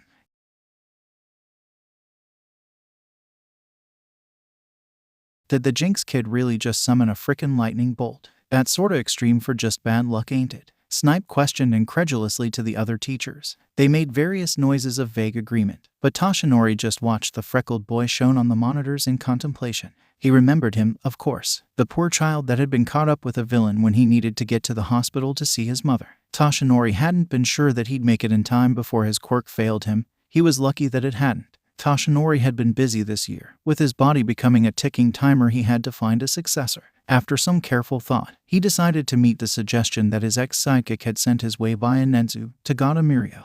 The boy had exactly the kind of positive, strong-willed spirit that Toshinori was looking for, and he was also very skilled due to Night Eye's training. So a little before this very exam, Toshinori had offered one for all to him. Tagata had accepted it with a beaming smile. This also came with the side benefit that he and Night Eye were now on speaking terms once again. Toshinori teaching at UA now was part of this plan. He wanted to be close at hand while his successor learned throughout his final year to help him integrate one for all with his original quirk. And since he could no longer work more than 3 hours a day with his full All Might form, regular hero work wasn't as practical an option compared to teaching the next generation. But even with all this going on, he had wondered on occasion how that boy had been able to handle the villain before he arrived, as well as how his mother was faring. When Toshinori arrived at his first viewing of the UA Heroics Practical Entrance exam, he hadn't been expecting that he would get an answer to one of those questions. Seeing the blackened, immobile zero-pointer left no doubt that the young man's quirk dealt with the slime villain, though the method it used to do this was up in the air. Toshinori had been watching him throughout the exam as well and noted that it had the capability to deal with the robots in a variety of ways. Midoriya Izuku. Quirk, Jinx. It produces energy that increases the probability of unfortunate events occurring. The principal reviewed young Midoriya's profile summary, his intrigued glee vibrating through his voice. What potential a quirk like this has? Probability manipulation. The possibilities that comes with something like that. But it all depends on what defines an event as unfortunate. What is this energy? How is it made? What is the range of events that it can affect? Reading his full quirk description is a must. You've really taken an interest in this, Midoriya, principal. It's rare for you to get this stirred up over someone's entrance exam performance. Midnight canted her tone slightly when she reached her innuendo, making Toshinori wince. But her interest in Nezu's answer was genuine.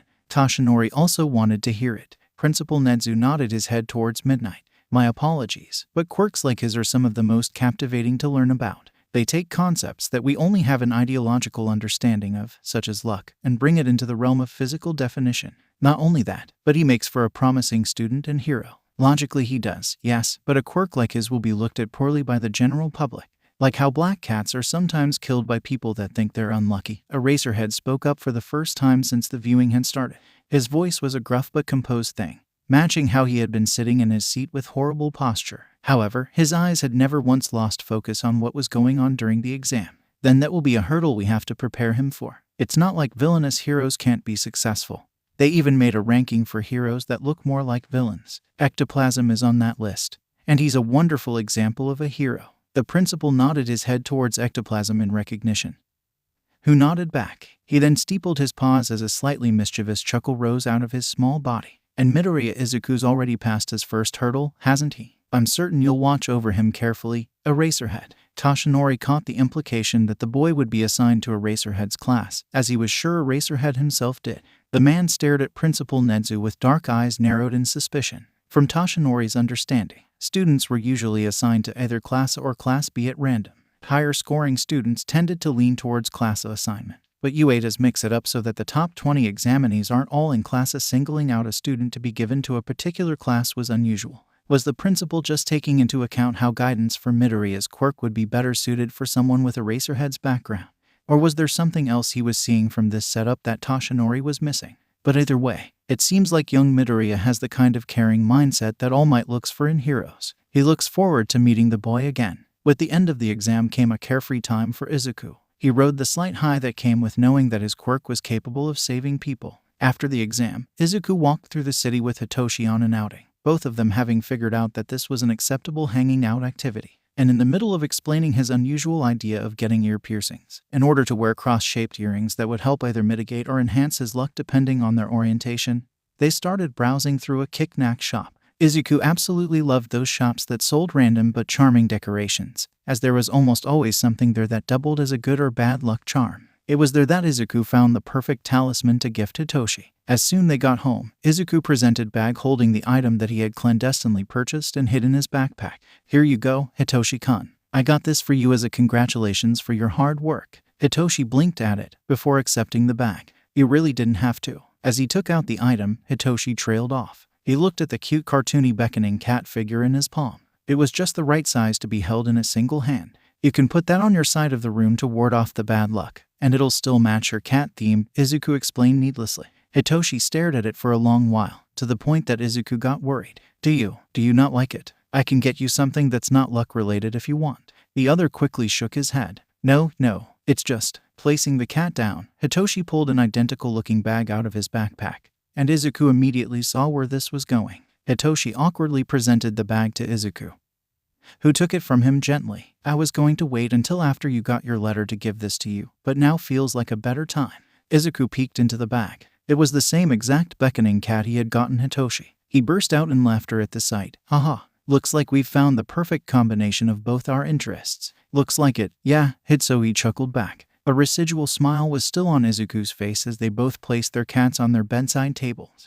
with one side of the room being that of a subtle cat enthusiast, and the other just looking like a mishmash derived from a paranoid, superstitious person. Anyone else would think that the two looked horrible side by side, but Izuku thought it had character. The short reprieve ended the next day though, since unfortunately life was made up by more than just Hitoshi and cat figurines. Deku. Izuku froze in place, his already plastered smile straining a bit, but turned around to face Katsuki. For all the trouble he went through to act polite, Katsuki just grabbed him by the collar of his school uniform anyway. K. Kaken, who the F was that dead-eyed a hole that was with you, and what did he do to me? That was Shinso Hitoshi. We met a while ago. He just used his quirk to make you go away. You telling me he mind controls people? Katsuki gained a pensive scowl, before pushing Izuku back out of his hold and scoffing. Stumbling back, Izuku predictably fell right on his bottom.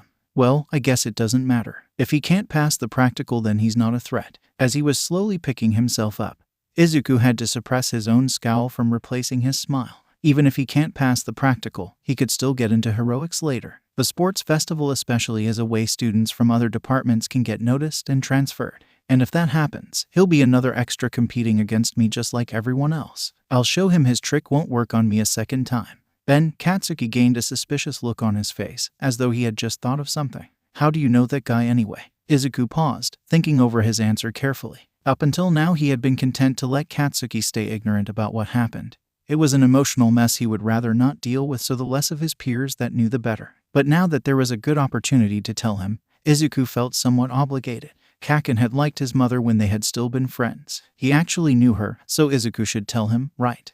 But would he even care? He took too long to answer. Katsuki ended up losing his patience, crossing his arms while growling, fine. If you're going to take this long to answer a simple question, then don't tell me. I don't even give a shit. Sorry, Kaken. There's something more important that I wanted to ask you about anyway. Do you think you passed? Katsuki narrowed his eyes at Izuku. His muscles tensed up again. You mean the practical? Yes, I mean the practical. What else would I effing mean? A nerd like you will pass the test portion easily. You're actually considering the chance that I passed. All you really had to do for the exam was break shit, and your quirk is strong when it comes to that at least. Katsuki answered with ease, as though this whole time he hadn't been telling Izuku his quirk was less than useless. However, Izuku supposed it made sense. He also had that mentality of knowing that while his quirk could be strong, it was still a curse, like a great curse Omikuji. He'd be bad luck for villains, but he's also bad luck for himself. Izuku glanced down at his fidgeting hands. Well, how I did compared to the other testers is anyone's guess, but I don't think I did poorly. He wasn't looking at Katsuki, but Izuku could feel the glare on him simmering with anger. He heard Katsuki turn his back abruptly to storm away as he called out, "Don't think this puts you on equal ground with me. I'll make sure to show you that I'm the best. Always, your quirk won't beat me." Izuku watched his old friend's back disappear as he walked on to leave Izuku behind, just as always. He just stood there for a moment, thinking over what he said. This was the first time Katsuki's ever given any indication that he felt threatened by Izuku's quirk. So much of his behavior makes more sense in hindsight if that's always been the case. But even knowing this, there's nothing that Izuku can do to change anything. There were times when he's had a particularly nasty fall, the kind that made him wonder if he needed to go to the hospital, that he's felt Jinx is a threat to himself. Katsuki has also experienced that, so it was no wonder he'd feel the same. And with what happened to Mom, maybe they were both right to think that way. Later that same week, their UA letters finally arrived. Izuku and Hitoshi both sequestered themselves in their room to look at them together, sitting on Izuku's bed. He had put on some torn pants and a striking black t-shirt that had the Eye of Horus inked out in white on the front. Dressing in the dark colors helped mentally prep himself for being honest about his feelings for whatever came out of his envelope. But in this case it also had an additional benefit. The Eye of Horus was a protective symbol, so it was considered lucky by his quirk, and Izuku had wanted some luck in this moment. The two of them examined the outside of their letters for a second, and immediately noticed a difference. Your envelope has something else in it. Look at how it's bulkier than mine. Without any fanfare, Hitoshi tore open his own envelope to pull out a piece of paper. His eyes only glanced over it for half a minute before he stated, "Got into general education." For a second, Izuku was confused about whether he should console Hitoshi for not getting into the hero course, before coming to the conclusion that this was still matching Hitoshi's expectation, and just getting into UA on its own was something to celebrate. Anyway, good job, Hitoshi-kun. The corner of Hitoshi's mouth curved up in a slight smile, and he waved towards Izuku's envelope. "Thanks, but don't keep us in suspense. Let's see what your mystery prize is." He took a minute to take a breath, then reached for the top of his letter. He opened it with hands trembling from nerves, causing whatever was inside to fall out and drop onto the floor. Izuku was only just able to see it was some sort of metal device before it turned on. Izuku's heart skipped a beat when a projection of All Might himself lit up in front of them. He wore a pinstriped yellow suit instead of his iconic hero costume, but his strong face and broad body was unmistakable. The hero's grin was wide and intense. With his head held high and a thumbs up, he declared, "I am here to tell you your results." Oh my god. Izuku found himself clutching Hitoshi's shirt with both hands to pull him close in excitement, his eyes never straying from his hero brought to life. He shook his friend back and forth. "Oh my god, Hitoshi-kun, it's All Might. I mean, I met him before that one time, but I was preoccupied and it was a rough day, so." "You've met All Might before. Young Midoriya, you passed the written exam with flying colors. Good job. And throughout the course of the practical exam you earned yourself 28 villain points. Unfortunately, this amount on its own isn't high enough to earn you a spot in our heroics course." Izuku was overcome with a brief sensation of crushing disappointment, thinking that he had not only failed to be accepted into UAS heroics department like he had used to dream of before despite never believing he could do it, he had also failed Hitoshi. And that was even worse, but it was interrupted when All Might pointed a finger at them to continue. However, villain points aren't the only thing UA takes into account when scoring. The screen that had stayed unnoticed behind All Might's looming figure turned on.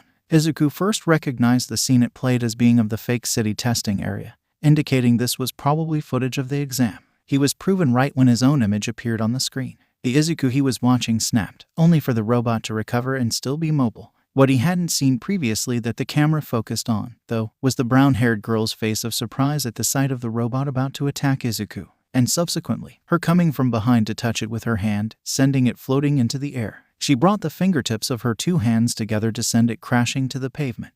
All Might started up again as the scene of the girl asking Izuku if he was alright played out. Along with taking note of how many villain bots you destroyed, UA also looked at how many of your fellow examinees you helped her save.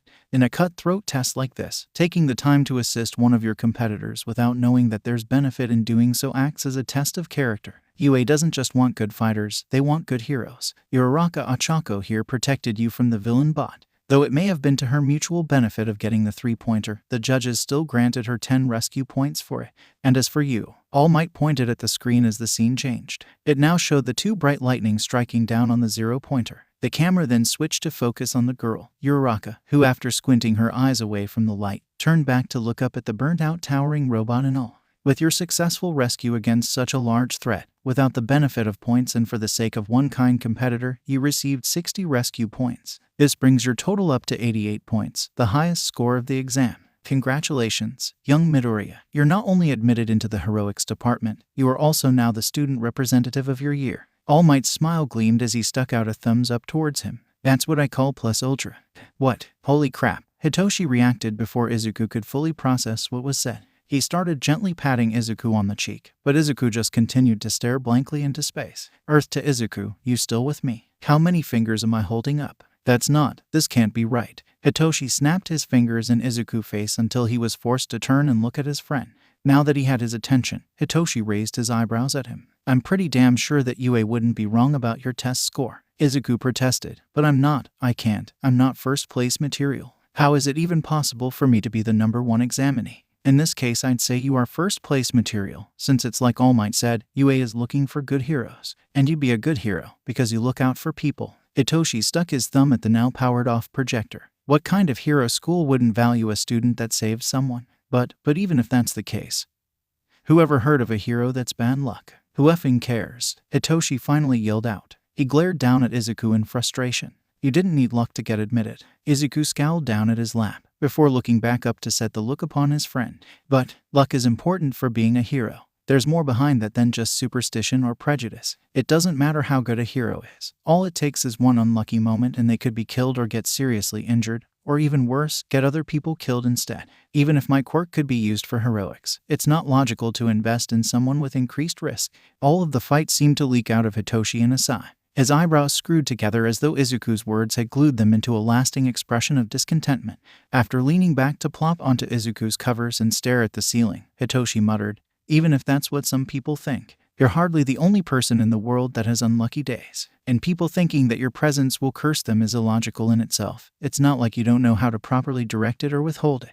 They're just scared of what they aren't comfortable with, and they've gotten you to think the same way about yourself." Izuku felt his breath catch in his throat when Hitoshi glanced up at him, and he was caught in a purple gaze that was both exhausted and unyielding. "You deserve this. You getting into UA was all a product of your own effort, strategy, talent, and character. That's way better than just being lucky or having a good quirk." Hitoshi. Izuku didn't even know what to say to that. He couldn't even name the feeling that was building inside. He could only recognize the crushing pressure in his chest that came from it. He ended up asking questions without processing that he wanted answers. Why? Why are trying so hard with me? Why do you care so much? Hitoshi stared at him for a long moment before admitting, "I don't know. I think it's just. I hate that what everyone has told you has made you hate yourself, because I feel like that about myself sometimes too. It pisses me off. What? But your quirk isn't bad. Villains have given it a bad image, but you know you aren't like those people. I know, but it's easy to forget when everyone else tells you otherwise. Just like how it is with you." Izuku had to look away from the intense gaze and stared down at his carefully still but clenched fists. The tension in his muscles told him that if his automatic response to stress hadn't been to repress it, his hands would probably be trembling. And the sting in his eyes told him that they wanted to leak tears, but he wouldn't let them. He used to be such a crybaby as a child, but over the years he had repressed that response as well. It's not that he's gotten strong enough to not feel the need to cry at what many would consider trivial problems or emotions, but that he's now skilled enough to not respond physically to that need. While that day on the rooftop with Hitoshi had been the breaking of a dam built up over the course of those years, crying still didn't come easy. Izuku was stuck in that familiar limbo of knowing that he was at the point of tears without being able to experience the cathartic release of them. He'd read somewhere before, a random article on the internet, that crying was a natural function of the body that needed to occur to help it settle itself, and from his experience he could fully believe that. It was no wonder that his mental state had gotten so out of turn that he tried to kill himself. Why is it that people say you shouldn't cry? That you should aim to be strong enough that you won't cry? Don't they realize that that will only make things worse? What's the point of seeming strong on the outside, when on the inside you're a wreck? You deserve to get in too, Hitoshi, Izuku found himself saying. You've already saved a person for real, and you look out for people, and yet you weren't accepted with me. That's not right. They had no way of knowing what I've done or who I am outside of my application and what I showed them at the practical, so they made the right call technically. And I'm not like this with most people. Izuku, I'm actually standoffish usually. I just can't ignore you when I personally know some of the pain you're feeling. It's a bias. That doesn't matter, you still saved someone. You saved me. I'm sorry you didn't get in. Before uttering those words, Izuku hadn't thought about the situation that way. Hitoshi had stopped him from killing himself, but that was something he wanted, maybe even wants, to do. The thing that he thought he gained from the experience was Hitoshi's attention. Hitoshi's care, Hitoshi saying he would miss him if he was gone. Not that Hitoshi saved his life, but when Izuku removed his own feelings from the situation, when he ignored the pain that he didn't get to end and thought about it impersonally, like it happened to someone else, he can say without a doubt that Hitoshi saved that person he stopped from jumping off a roof. That Hitoshi saved him. You saved me. That means something, Izuku repeated listlessly. His eyes unconsciously wandered down into the side back to Hitoshi, who was still staring at him. Slowly, Hitoshi's eyes fluttered shut, and he sighed, I know. Of course it means something. You're still here, after all. That alone makes it mean something. I don't need anything else to come out of it. Izuku didn't smile at that. But if the sense of fulfillment and elation that he felt from Hitoshi saying that his life was inherently valuable hadn't been so melancholy, he might have. I got into UAS Gen Ed. Wow, that's amazing, Shinso-kun. Congratulations. Haruka Nori trilled. She patted Hitoshi's shoulder with a smile. Haruka Naru nodded in agreement, a slight smile on his own face. That's a tough school to get into. The heroics kids get all the attention, but their normal education is nothing to scoff at. You're on a great path. They didn't think to console Hitoshi about not getting into heroics instead, because they didn't know that's what he was aiming for. Neither Izuku nor Hitoshi had told them they were taking the practical exam, both because it would be less embarrassing if they didn't get in, and because they wouldn't have to skirt around the Haruka's lack of belief they would be accepted. That also meant the Harukas weren't prepared when Haruka Nori asked, "What about you, Midoriya-kun?" Izuku glanced away, before looking back and holding out the piece of paper that came along with the mailed projector, his official acceptance letter. Hitoshi noticed that he never let the smile on his face drop, though Hitoshi could tell it was stiff. "I got into the heroics department." Haruka Nori opened her mouth to give her congratulations, then paused in the middle of the motion when she processed what Izuku said. Haruka Nori looked away from the mug of water he had been in the middle of bringing up to his mouth to stare at Izuku incomprehensibly. His wife recovered before he did. She glanced over the letter in confirmation, and almost jumped to exclaim, really? That's amazing, Midoriya-kun." Izuku rubbed the back of his head, and Hitoshi thought he was trying to make his grin look sheepish. "Why yeah, I couldn't believe it, especially when they said I would be this year's class representative too." The mug in Haruka Naru's hand fell from his hand to clatter onto the table and spill water over a good half of the surface, as well as his lap. Hitoshi had to fight hard to keep a smirk off his face when he saw the man just stupidly staring at Izuku with his hand still in the same position as it had been with the mug. His wife didn't even glance in his direction. It was an understandable reaction to have, honestly. UA on its own was hard to get into, and UA's heroics department was even harder. Most people in Japan would put it on par with winning the lottery. So to not only get in but be the #1 of the year, that was beyond winning the lottery. Not to mention unheard of for someone with Izuku's kind of quirk. They were called villain quirks for a reason. The reaction was understandable, but Hitoshi still got a gleeful, almost sadistic sense of spiteful pride out of it, and it wasn't even him that accomplished it. This time, someone else beat Haruka Nori to the chase. "What? For real?" Both Hitoshi and Izuku glanced over to the living room to see Fuyuki staring at them over the couch with wide eyes. "That's seriously awesome, Midoriya. Like, once you're in the sports festival you're gonna be famous, and you're gonna be a hero too." Aki was sitting next to him, the top half of her head just peeking out over the back of the couch. She didn't say anything, but her eyes were sparkling with awe. Unfortunately, Natsume didn't show as good of a reaction as those two. She yelled in confusion over at her spot by the hallway entrance where she had been passing through.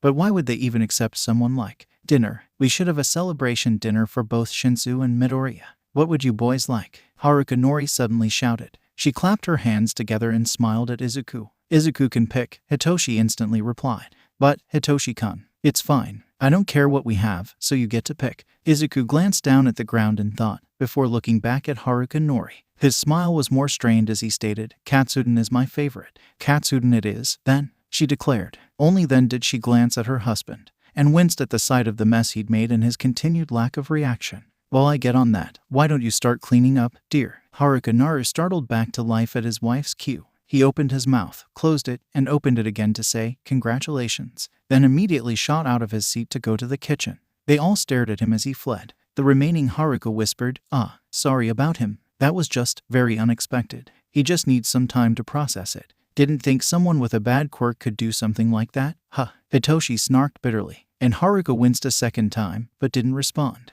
Maybe it would have been the more socially acceptable option to just let it go. But when he was feeling spiteful, God was he spiteful. Apparently Haruka Nori didn't know what to say to that, so she just moved on from the topic. "Well, is there anything you'll be needing for your hero classes, Midoriya-kun? I'm not sure what sort of supplies they might ask of us along with the usual school things. I don't think we'll need anything like that." The letter said only the usual list of materials that they have for all departments was needed. Izuku paused for a moment, then glanced to the side as he continued with, "This will probably seem like a concerning request, but I had this idea for my hero costume that I submitted to them along with my application, where I describe how earrings can be a useful and unique addition to my costume. But I don't even have any piercings, so I was wondering." Haruka thought to herself for a few seconds, before giving Izuku a worried smile. "Usually I would say something like that isn't appropriate for a boy your age, and especially to wear to school. People will think you're a delinquent. But if UA is okay with it and you need it for your costume, then I don't see why not." Izuku's face brightened up a bit at her answer. To Hitoshi, his smile still didn't seem genuine, but at least his now excited green eyes suited it more. Hitoshi hadn't taken Izuku to be the kind of guy that would get his ears pierced. Even with his villain quirk and superstitions, he still maintained this air of being a studious goody two-shoes that made him deceptively average when he really wasn't.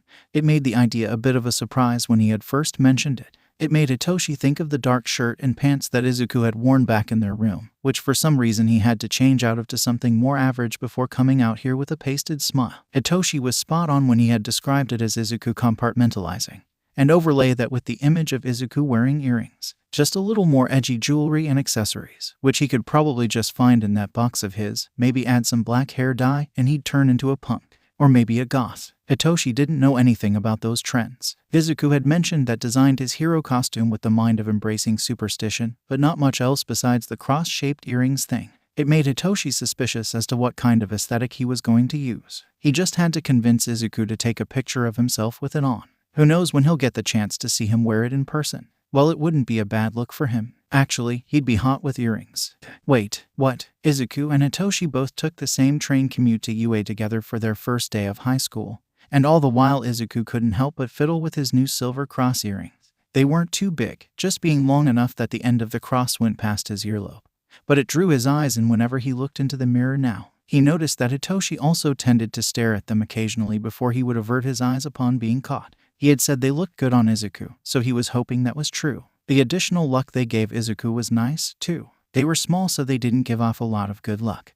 But it was doubled up since there were 2 of them. While it certainly wasn't enough to fully cut off the amount of energy Jinx produced, it was enough that he could feel the energy beneath his skin being soothed to stay lethargic, helping his anxiety. He was storing up the misfortune currently.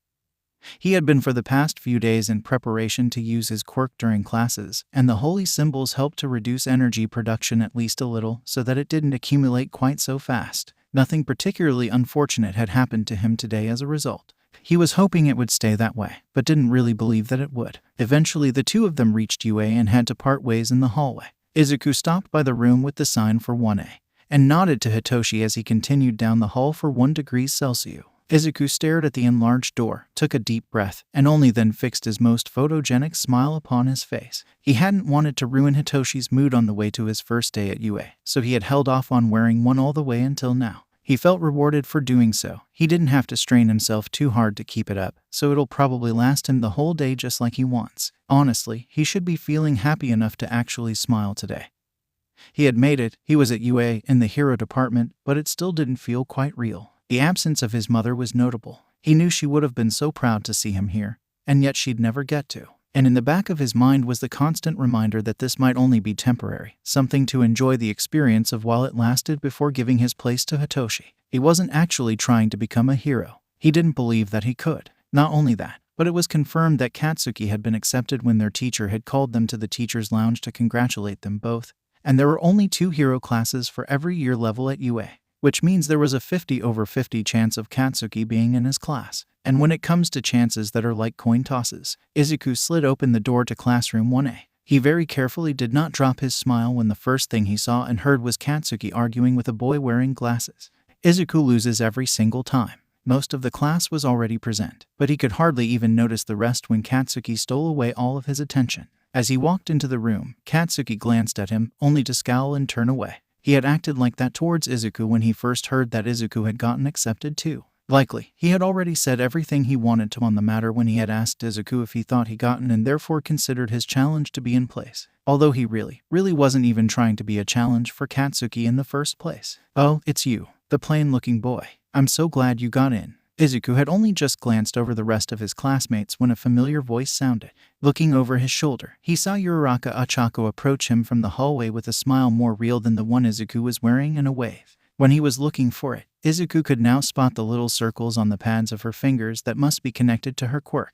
His smile became a little lighter. "Good to see you again. You there. What do you think you're doing with those blatant dress code violations on your ears?" Izuku's attention was forcibly moved back to the glasses-wearing boy, who strode up to him as though he had been sent on a mission given to him by God himself. His smile became strained when the boy towered over him to point at one of Izuku's earrings in offense. UA is a highly prestigious academy with no time to deal with the likes of delinquents or rapscallions within its student body. Wearing earrings is a clear sign of rebellion against higher authority in an effort to maintain individualism and control over yourself. And while I won't comment on any discontent that you may feel for those in charge of us, I must insist that the teachers and rules of UA are to your benefit and should be respected.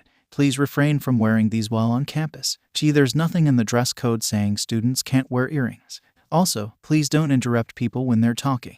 Pardon, the dress code doesn't mention earrings at all. Having already foreseen someone would assume that, Izuku brought out his copy of the student handbook from his bag and flipped it to the section on UA's dress code. He handed it to the boy, who read over it carefully. "Ah, I see. You are correct. There's nothing to say that earrings violate school policy. My apologies. The boy closed the book firmly to hand it back to Izuku. But even as he was saying this, he looked at Izuku with doubt. But even so, earrings are often considered inappropriate in a formal work environment. So I would suggest reconsidering using them as a fashion statement by the time you start your career as a hero. People may see you as being less capable to perform your duties because it.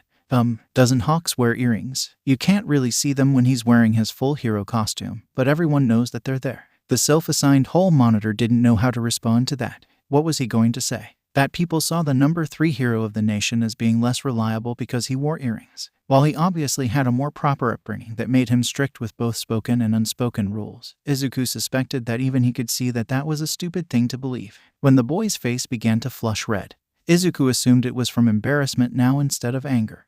Why don't we just start over? Uraraka offered an olive branch, looking at the other boy with a sympathetic smile. My name's Uraraka Ochako. What's yours? Ida Tenya. It's a pleasure to make your acquaintance. The now-named Ida gave a deep bow to Izuku. I ask that you please forgive me for my rudeness. I had actually seen you at the exam, and saw that you divined the true nature of UAS test. I should have realized from the start that this ability to look past the written regulations and see things as they truly are applied to real life itself. I will work hard to become more flexible in my thinking so that I may do the same.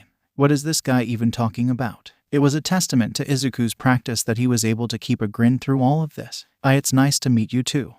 If you're here to socialize, then get out. The 3 of them stared at each other, before following the direction the gruff voice had come from down towards the ground behind Uraraka. Lying on the floor of the hallway in a bright yellow sleeping bag was an unkempt, black-haired man.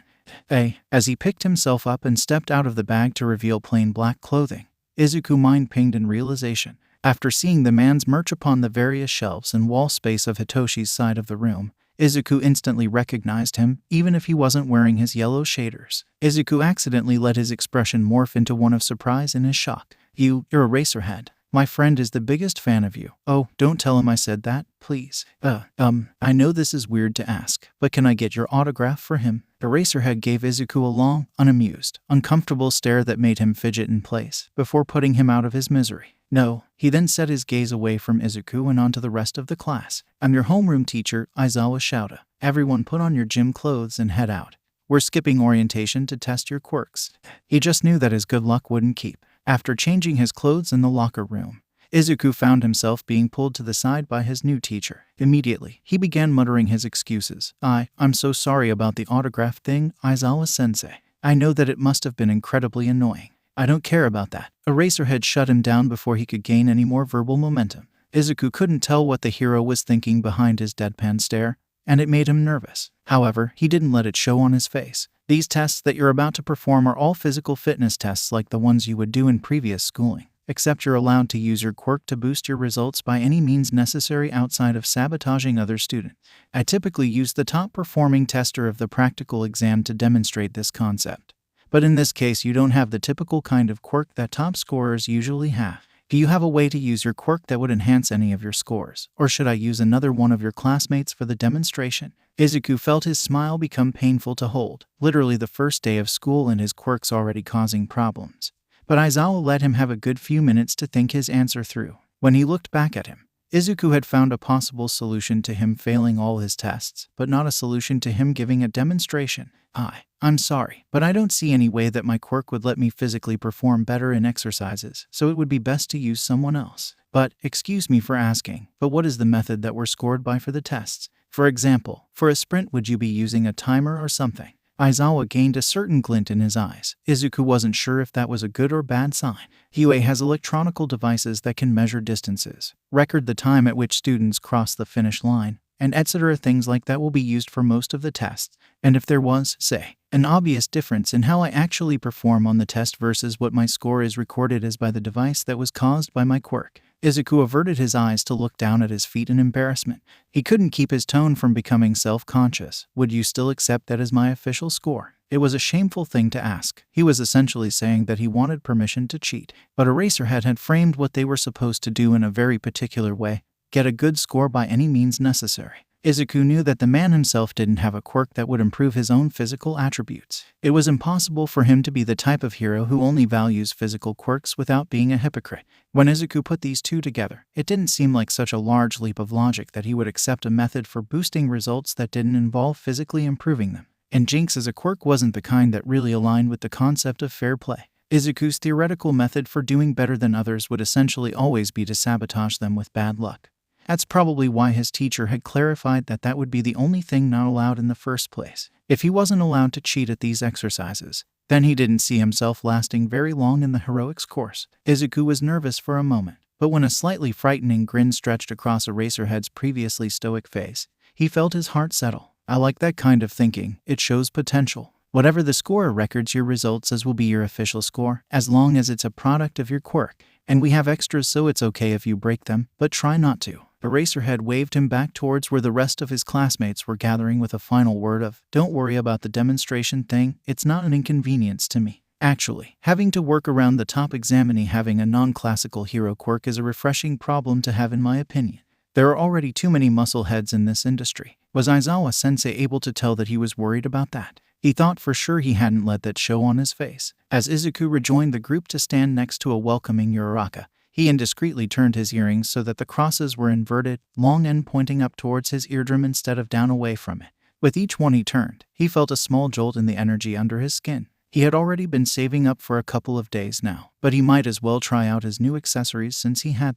Would this count as cheating? But they're only earrings, and that one boy has a whole support belt it looks like. Well, if Aizawa-sensei has a problem with them, he can just take them off later. In the end, Eraserhead had Katsuki do a softball throw as a demonstration. Everyone was awed by the explosive power Katsuki used to throw the ball a full 705.2 meters. But Izuku was paying more attention to the little handheld device that showed them the number in lit-up digits. It must have some sort of sensor to be able to track the ball, and it must have the capacity to display large numbers. Izuku didn't know how high it went, but he was hoping that since it had a more modern look, it didn't have a limited range. At the very least, the range it already showed was promising for Izuku's method.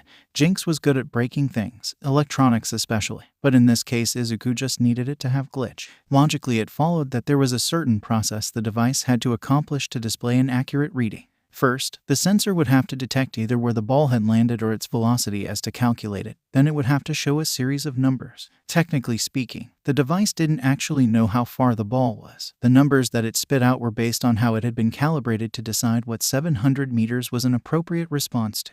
These two aspects of the device's functioning, sensing the ball and displaying a number based on that, should be almost completely separate from each other. The sensor could be working perfectly, but if the display system had an error, it would still show the wrong number or no number at all regardless. It would be unfortunate if the device was incorrect. So if I could just curse it with a sort of error that would show a wrong number. Dude, you okay? You've been muttering up a storm there. The boy with spiky red hair that stood next to him asked in a worried voice. It jolted Izuku out of his thought process. He turned to the boy to wave him off, his smile becoming embarrassed to match the red on his cheeks. And it was embarrassing. He had gotten so into it that his old habit resurfaced. I am sorry about that. That just happens when I think too hard sometimes. The boy gave him a smile full of sharp teeth that Izuku found it more joyful than intimidating.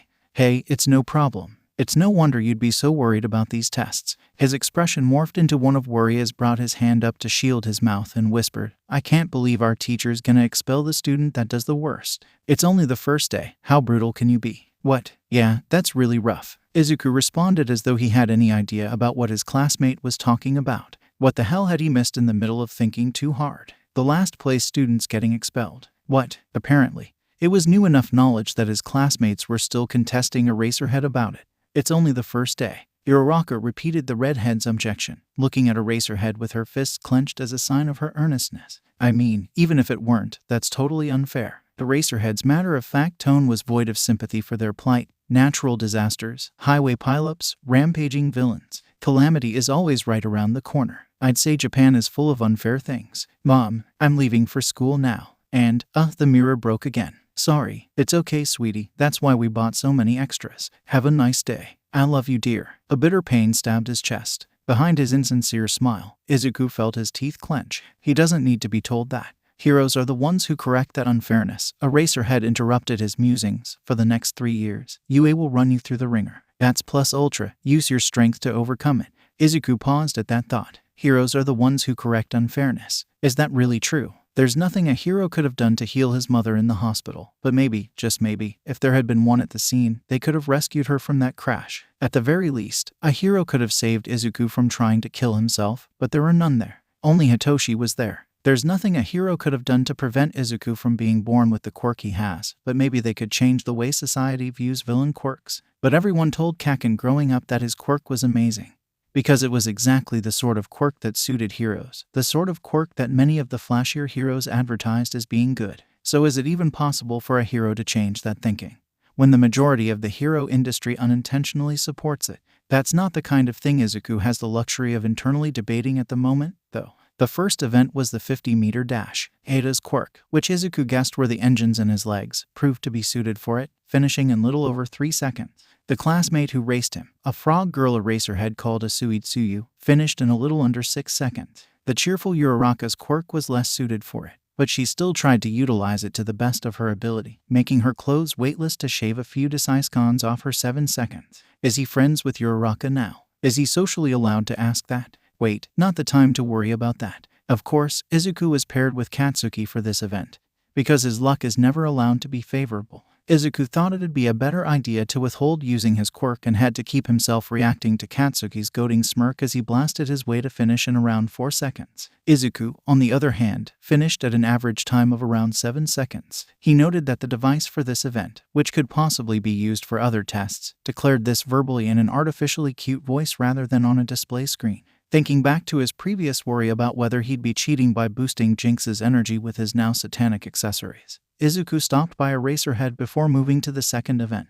Before he could even get a word out, the hero took one glance at how the orientation of his earrings changed and said, "It's fine." But I didn't. You were very thorough in your official quirk description, which is helpful for UA. I already noticed you were wearing those earlier and could guess why. There's nothing wrong with taking advantage of how your quirk can benefit from simple changes in clothing or accessories that you normally wear. Consider this a natural result of coming to the first day of the heroics course properly prepared.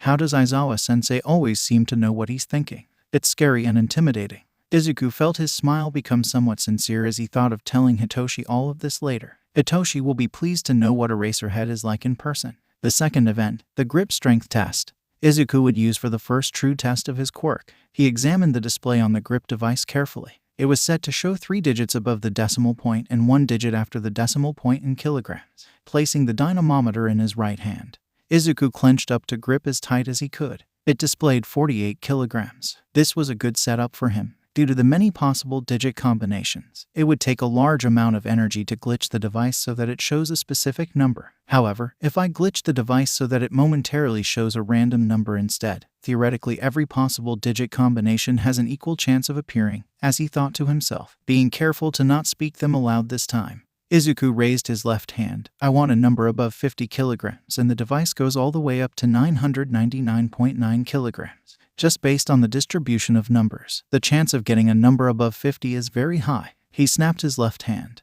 internal mantra in his head shouting, "Don't break it, don't break it, don't break it." The screen lit up into nonsense for one heart-stopping second. Then, it settled to display a new series of numbers, 424.2, which is an unlucky number. Verbally it could be the word die repeated twice, but beggars can't be choosers. Whoa, you got over 400 kilograms. That's close to Xiaoji's score, and he's ripped and using 3 hands. His attention jolted to a group of 3 classmates beside him. A boy with black hair and very straight teeth was pointing at his dynamometer, presumably having been the one that noticed, while another large boy wearing a mask and featuring 6 arms was still in the middle of using his own but was still looking at Izuku in interest. Izuku had to keep himself from shying away. A much shorter boy with strangely shaped hair squinted his eyes at him, commenting, "You don't look like you have a strength quirk. Do you just have a kind that doesn't give you muscles?" "I don't have a strength quirk at all, or anything like that really." They all looked surprised at that. The short boy objected, "It's gotta be a quirk. Even if you were a master masturbator you wouldn't be able to get that kind of grip." How does he even explain this? Wait, master masturbator? What is this guy even thinking about? Why? Izuku tastefully chose to pretend like he hadn't heard that last sentence, but the first boy couldn't restrain himself from switching his attention over to the other to say, in a voice that was obviously trying and failing not to laugh, Really, Mineta? Why would you even bring that up? TFF, if you actually went at it that hard, you'd end up crushing your Xiaoji Mezu, 540 kilograms. Midoriya Izuku, 424.2 kilograms. Eraserhead hesitated before stating Izuku's score. When he and the other boys swerved their heads towards their teacher in unison, Izuku caught the man give him an evaluating glance. He recognized the cursed number just as well as Izuku had. I dislike small talk during my classes in general, but will tolerate them to some extent for appropriate occasion.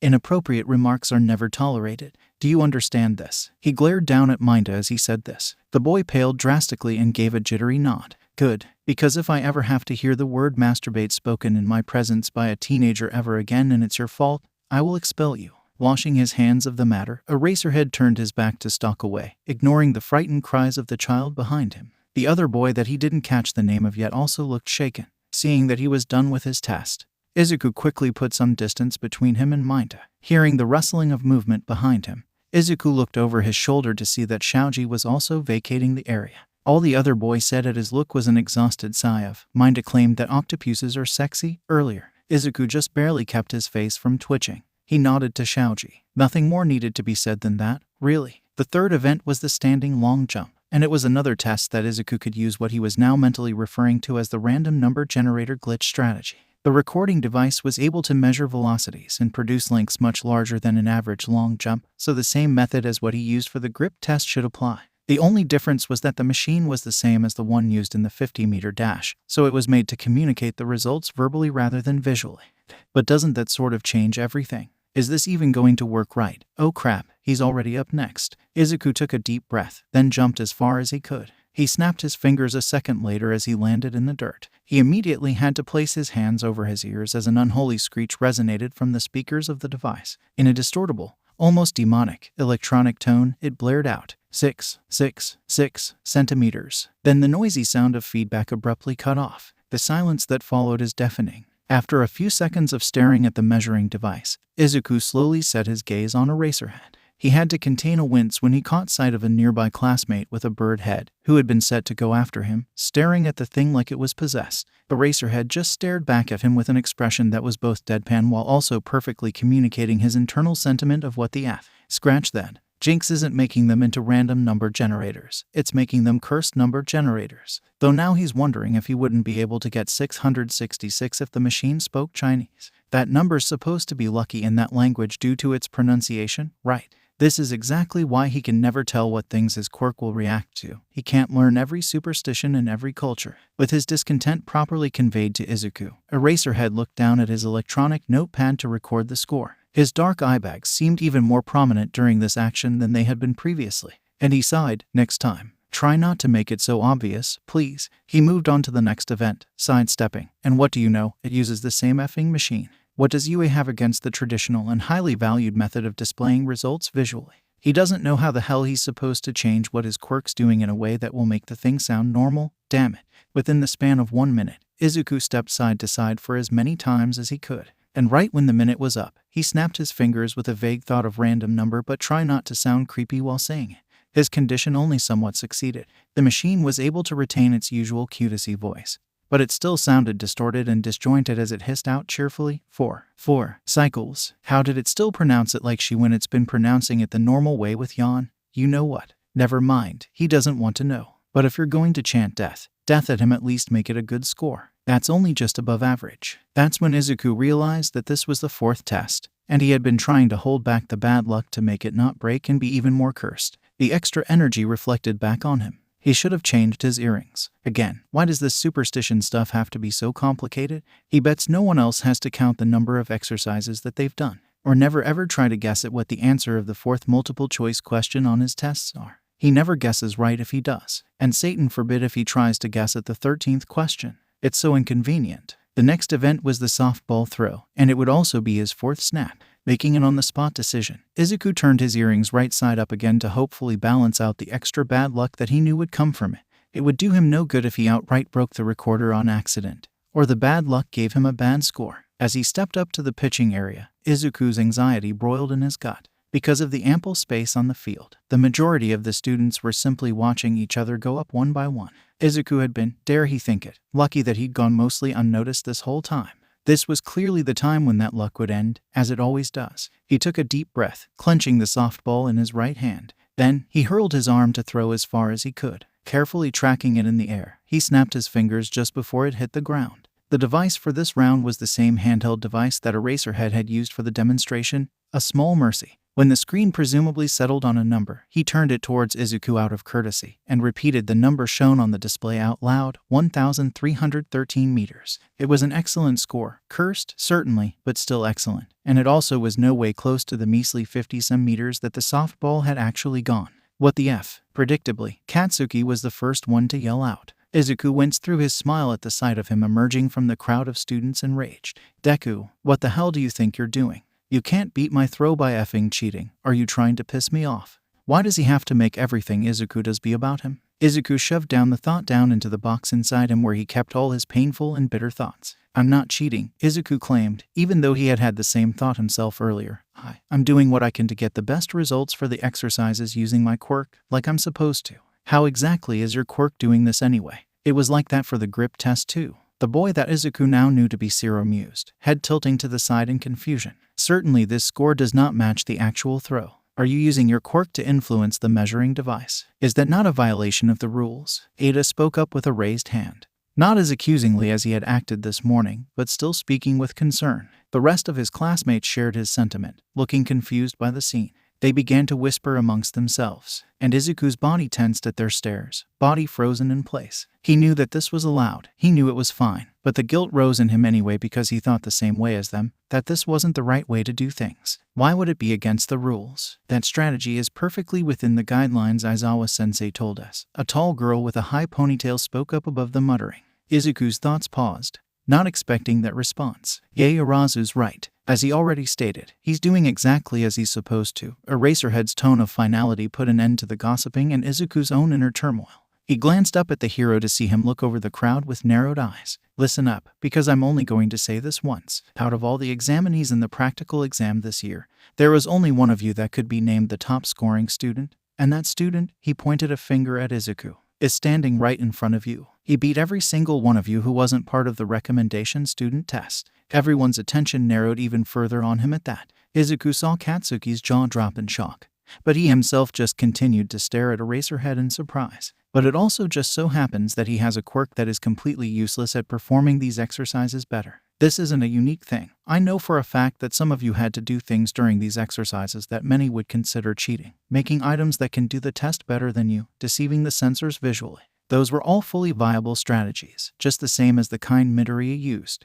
He gave them all a careful look over once more. That seemed to make them all nervous. Those of you that have physically oriented quirks, remember this, you have a quirk that fits the mold of a hero. That's good for you. But others have to get by using different ways, become different kinds of heroes. Do not assume that just because you can get things done the traditional way while he cannot, that you are going to become a better hero than him. If the practical exam can be taken as an indicator, he's already got a head start on you. So instead of thinking that he shouldn't be able to do things that way, think about how you can make your own creative leaps to improve your own quirks, just like what these exercises are trying to get you to do in the first place. Understood? All of his classmates straightened up at his prompt and let out a resounding, "Yes, sensei."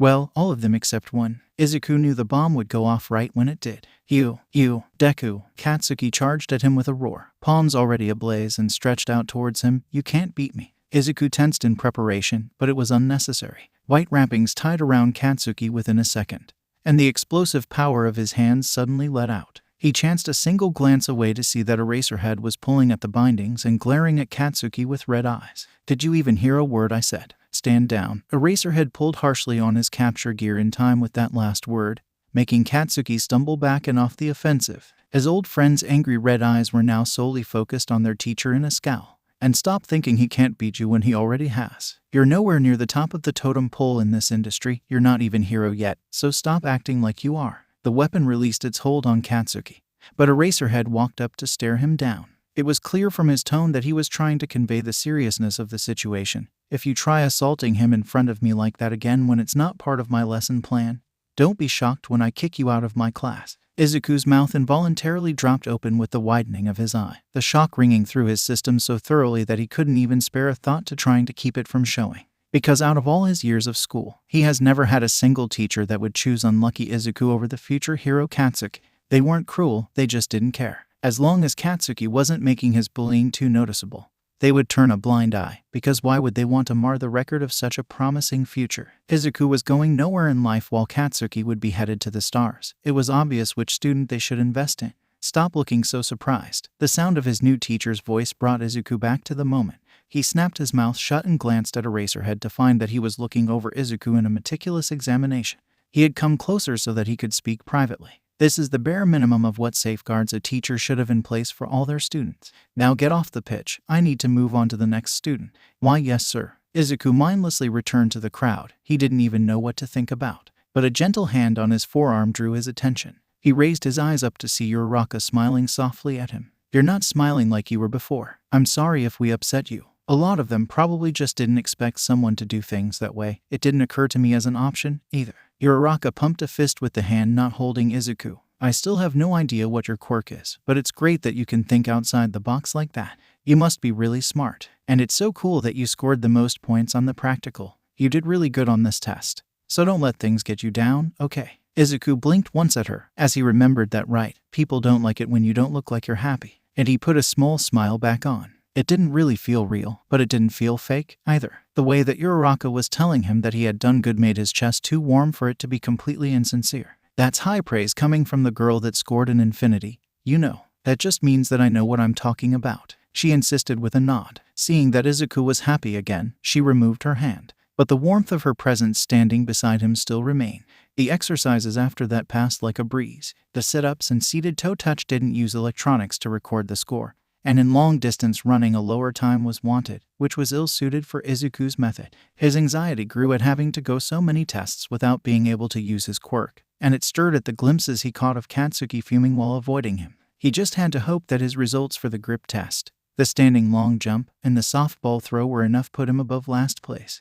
But he also had to be careful to watch his quirk when thinking that. He disliked wishing misfortune onto others, because there was always the chance he might accidentally curse them with his mental mutterings. He didn't want to be last, but he didn't necessarily want someone else to be expelled, either. But as it turned out, that didn't even matter in the slightest. I was lying about expelling someone.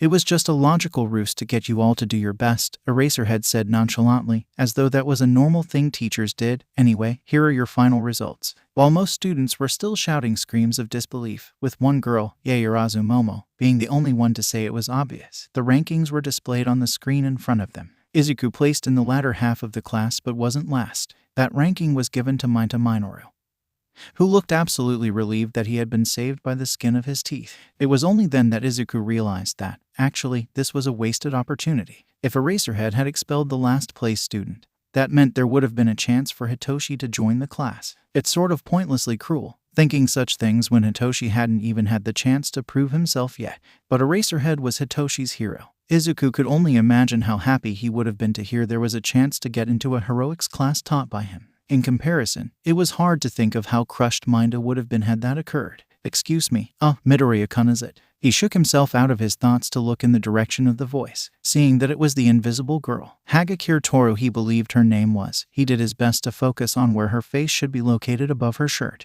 Hagakure seemed to be fiddling with the end of her shirt, based on how it was moving. Her high-pitched voice was subdued as she explained, I just wanted to let you know. The way I improved my scores was by tricking the sensors visually, like Aizawa-sensei mentioned. I was self-conscious about how I couldn't do better for real like everyone else was. So I was relieved to see that someone else was doing things that way too. I'm sure your quirk can do a lot more than that if you were able to get the top score on the exam.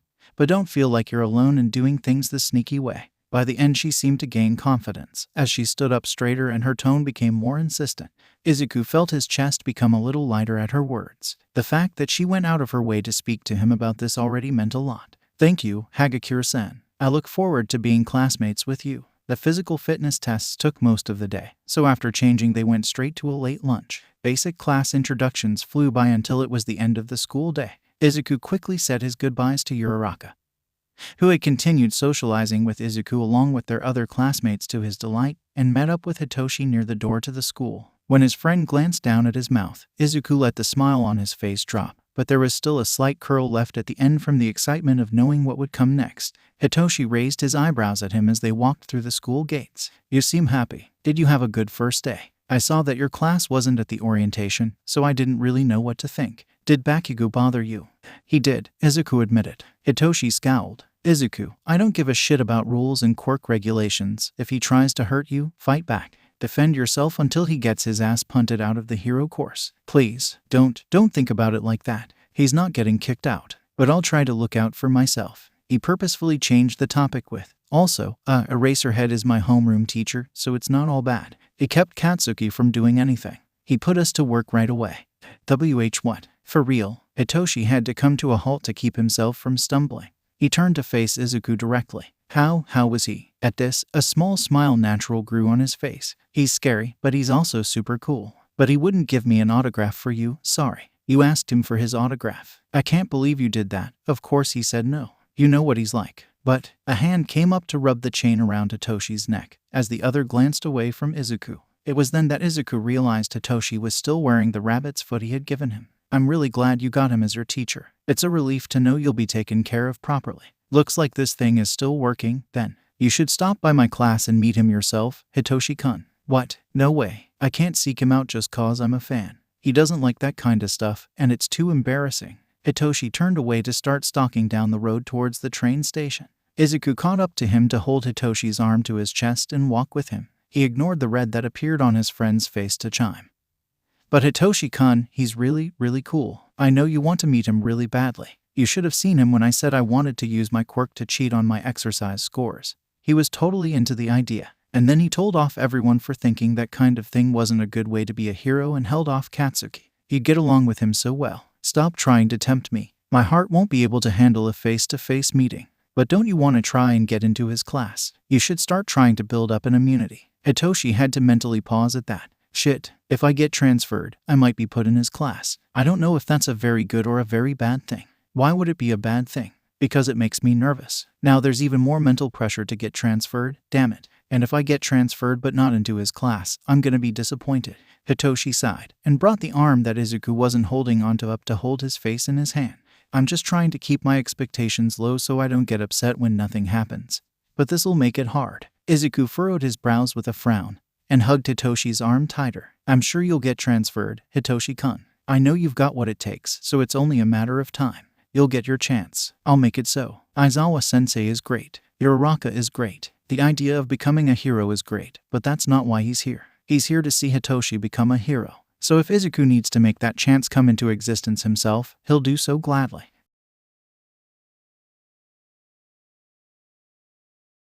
Aizawa-kun, how was that boy, Midoriya Izuku? When I heard about the kinds of tests you do on the first day, I was a little worried about how he'd perform. Shout aside as he was forced into interacting with the newest addition to the UA staff. He had wanted to make some last revisions to his notes in peace in the teacher's lounge, but it seemed like that would have to wait. He glanced up from the page in front of him to All Might's emancipated form standing tall next to him.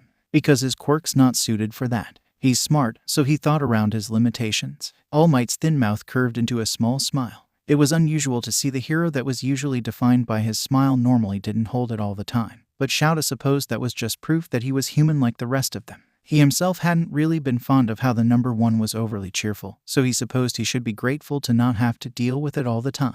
I see, that's good. If the man was going to bother Shouta about minor details like this, he might as well learn something from this conversation. Getting right to the point, he questioned, you have a specific interest in him, why is that? All Might's smile faltered for a second. Before he spoke past his hesitation, I ran into him a while back. He had incapacitated a villain that was attacking him before I arrived. He has a lot of promise, so I look forward to seeing him learn. Really now, I can see the logic in that. Yeah, I just wasn't sure how interested you would be in teaching that kind of student, Shouta hummed noncommittally. Before he could turn back to his papers to signal the end of the conversation, All Might frowned in confusion and asked, what do you mean by that? Shouta sighed a second time, eyebrows pinching together. I mean that your type of hero is a completely different type than what he'll most likely become. You're straightforward, powerful enough to get the job done with strength alone most of the time, and have the best image of any current hero. The way I see it, Midoriya will be the exact opposite. His quirk has power if his practical exam is any indication.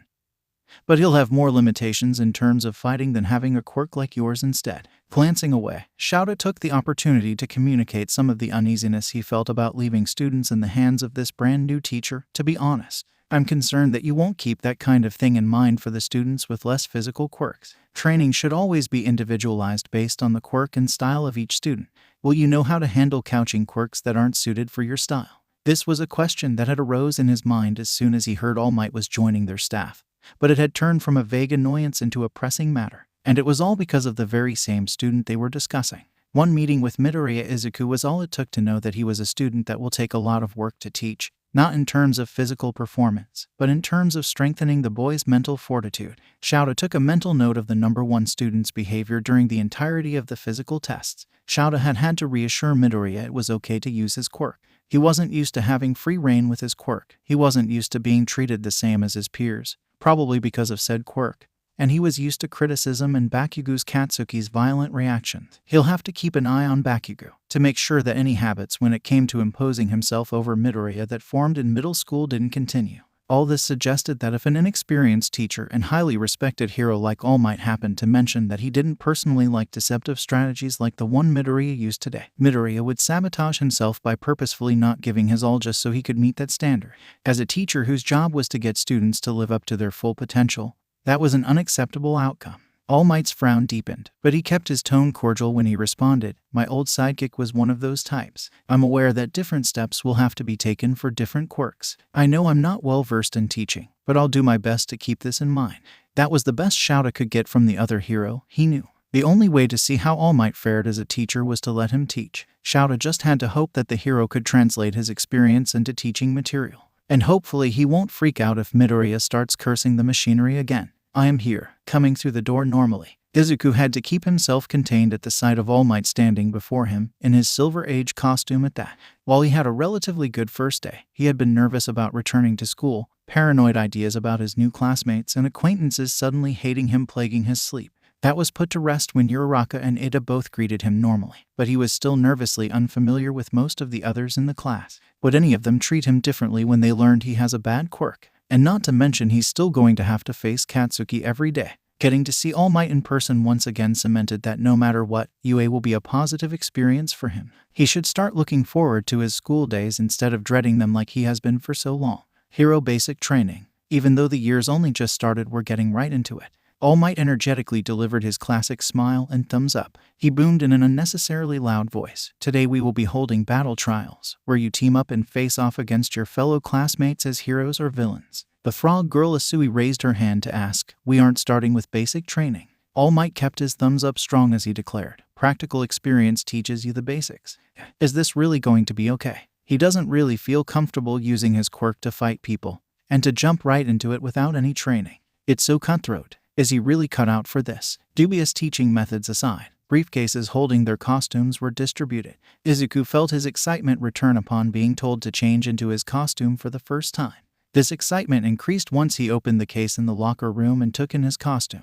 He remembered how torn he was when designing it. He wanted to be like All Might. He wanted to be like the number one hero always was, with a reassuring smile that true heroes always wore and a bright, friendly costume to match. But at the same time, he didn't really want to be like that. If he were to become a hero for real, the thought of having to put a costume on every day and pretend to be something he wasn't just because it was more pleasant. It was exhausting just to think about. Almost as exhausting as keeping up the smile that he wore even when he didn't feel like smiling. Hero costumes are more than just an outfit heroes wear, it's a representation of who they are. Izuku lies to himself and others on a daily basis, but he knows who he is. He isn't bright, he isn't very happy, and he isn't All Might. Before he would have easily decided to just keep up the lie, but after meeting Hitoshi and having those moments where he could just let himself be not happy, he doesn't really want his image of who he is as a hero to be a lie. Even if he can't be true to himself in his everyday life, he wants to at least be true to his dreams. Superstitions could be all over the place, but he had wanted to make his costume reflect both his quirk and be cohesive,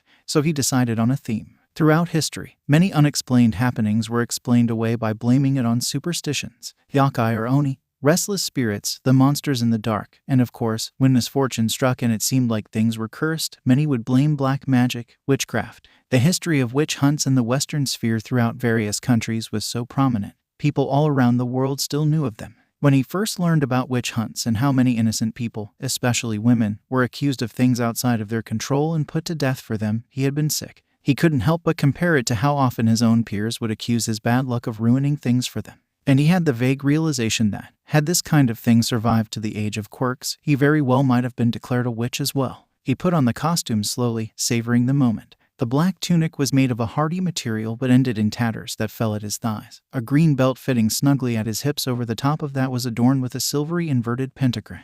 Its sleeves were long, flaring out to his mid-palm, and 2 unnecessary green belts were tightened onto each arm, one just below the wrist and one in the middle of his upper arm. They held inverted silver crosses that doubled as arm guards and could be detached and repositioned upright. The pants featured thick horizontal black and green stripes and fit neatly beneath the oversized mid-calf black boot, which was adorned with its own 2 unnecessary green belts. This set with upside-down silver horseshoes that could also be repositioned. The costume was finished off with black fingerless gloves with small protective metal plates set on the back of his hand, a black choker with a right-side-up silvery pentagram, and a hooded black cloak. He left the hood down and flipped one side over his shoulders so it didn't cover up all of his arm adornments, and took note of the green border that ended at the corners of the cloak. It seemed to be a design choice made by the costume manufacturers to make a definitive contrast that showed where the black of the shirt ended and the black of the cloak started. It also helped bring out the 2 big black buttons at the top, the upper of which he used to pin the cloak together. Rooting around the case fruitfully provided the extra accessories he had asked for. 13 small handheld mirrors, an entire roll of Curse Omikuji, and a smaller roll of Blessing Omikuji, all of which could be stored in the pockets hidden inside the cloak. An Eye of Horus amulet for his belt and an Ankh amulet for his choker, both in silver, to be switched out with the pentagrams if more luck was needed. And the piece de resistance in his opinion, a set of metallic silver earrings, starting in thick studs leading into a thin dangling chain, and ending with inverted crosses that stopped just above his choker. Izuku fiddled with them to find they could also be reattached as regular crosses and snapped off easily to prevent his ear from tearing in the case of pulling. After putting all of this on, Izuku found a full-length mirror and stared at himself up. He left everything in their unlucky positions, so overall, he looked like a satanic witch without a witch hat. He gently tapped one of his earrings, then watched the cross swing back and forth like a pendulum. This looks so cool. The support company should be proud. They really went above and beyond what he asked for. They gave him all the extra stuff without a problem, added onto plain black cloak design he submitted, and he hadn't even considered making the earrings into dangling earrings. The crosses look so much cooler like that. Maybe one of their designers is a goth. He snapped a picture with his phone to send to Hitoshi, as his friend had asked for, and found that he had a real smile on his face. He felt a bit like a little kid on Halloween, being so excited to dress up like a witch. But he wouldn't let shame ruin the brilliant irony of a potential hero with a quirk that curses, jinxes, hexes, and etc. having a witch theme. It was too good of an opportunity to pass up. And looking at himself now, he thinks it paid off. He doesn't really look like a hero, but he looks like himself. He wished Mom was here to see it. In total, the outfit had 12 different charms that could be said to or replaced to be either lucky or unlucky. But having them all at unlucky now, he could feel how powerful the combined amplification is. It was almost like his quirk was on overdrive, producing so much misfortune that it strained the barrier of his skin. And he could easily see himself producing 12 days' worth within the course of a single day at the rate he felt it increasing. It was too much to handle comfortably, bordering on being painful, so he kept an even half and half mixture of good to bad omens to neutralize each other. It worked for the most part. 6 was unlucky and the 2 separate groups made double 6s. So Jinx was still slightly producing more than usual. An unlucky combination of 13 charms would probably have a huge effect. That might be dangerous, but it might also be needed. He should think of one more to add, so that it's a full 13. All his obsessing over his outfit led to Izuku being the last to leave the locker room. As he approached the colorful, bright group set within the facade of his city, he became more self-conscious about himself. He kept his smile strong even when it wanted to fall off his face. The first person to glance at him was Uraraka. Her eyes widened as she waved him over. "Whoa, Deku-kun, is that you? You look really different." His thought process derailed as he took in what she called him, and he couldn't keep his expression from falling into a neutral one. Turning around to face her, she still smiled at him cheerfully though. "You give off a totally different vibe than usual. Even though your face isn't covered, I almost couldn't tell it was you." My name's not Deku. I'm Midoriya Izuku," he awkwardly interrupted. Uraraka blinked in surprise. "Oh, but that guy was calling you that the other day, so I thought. That's just Katsuki's mean nickname." "Oh, I'm sorry." Her eyebrows furrowed in concern, and her smile fell into a frown. "I thought it was meant to be short for Deku like do your best, so I liked it. But I won't call you that anymore." Izuku forced a smile past his internal tension to say, "Thank you, I appreciate that. Your costume looks very nice, like a pink astronaut." This helped encourage Uraraka to return to her positive attitude, as she looked down at herself with slight embarrassment. "Thanks, I wasn't specific enough, so it's sort of tighter than I wanted." but I think it looks good. Your costume's really cool and unique. I don't know any heroes that look like a witch. Thanks. All Might went on to explain the exercise. They would be paired up, and then one team would face off against another, with the hero's goal being to capture the villains or their weapon and the villain's goal being to avoid this for until the timer runs out at 15 minutes. And the villains got 5 minutes of prep time to set up their base a little. The teams and who they fight against will be decided by drawing random lots. Oh shit. Izuku immediately turned the rest of his charms right side up, though he didn't bother with taking off the pentagrams when he would just have to put them back on right after. He made a mental note to himself to update his costume to have some way to do this automatically, since it would be inconvenient to have to stop and flip them all one by one manually in a real-life scenario. The only thing he had been really hoping for was to not be put with Katsuki, one student out of 19 total possibilities, so Izuku had pretty good odds for that one, and his cautiousness paid off greatly when not only was he not put with Katsuki, he also ended up being put on the same team as Uraraka. But then came time to draw for what teams were set against each other. Izuku glimpsed Katsuki glaring at him out of the corner of his eye, clearly wishing for a chance to prove himself against Izuku by beating the crap out of him in a school-sanctioned lesson. Once again, Izuku thought of witch hunts and proverbially burning at the stake. The anxiety drove his thoughts to more cunning ideas. I don't give a shit about rules and quirk regulations. If he tries to hurt you, fight back. Defend yourself until he gets his ass punted out of the hero course. Please. There are only 9 teams other than Izuku's. A 1 in 9 chance stands between Katsuki getting what he wants. Izuku doesn't think he can leave this to luck. Even with his lucky amulets, he doesn't trust them to overcome his misfortune. Izuku doesn't want to fight Katsuki. He doesn't want Katsuki to hurt him. He's scared of the idea of Katsuki hurting him, and the thought that Hitoshi would see that at the end of the day and get upset over Izuku's pain. He just really wants to avoid the possibility of that happening at all. He turned his earrings, 2 horseshoes, and 2 crosses back upside down so that he had 8 bad omens versus 4 good ones, which were weakened by the unlucky amount. Since Katsuki was obviously wishing for his team to be put against Izuku's, Izuku directed as much of his bad luck at Katsuki as he could without snapping, and thought, don't let him get the team he wants. It really felt like cheating. But Izuku wouldn't get an advantage by doing this, he tried to reason.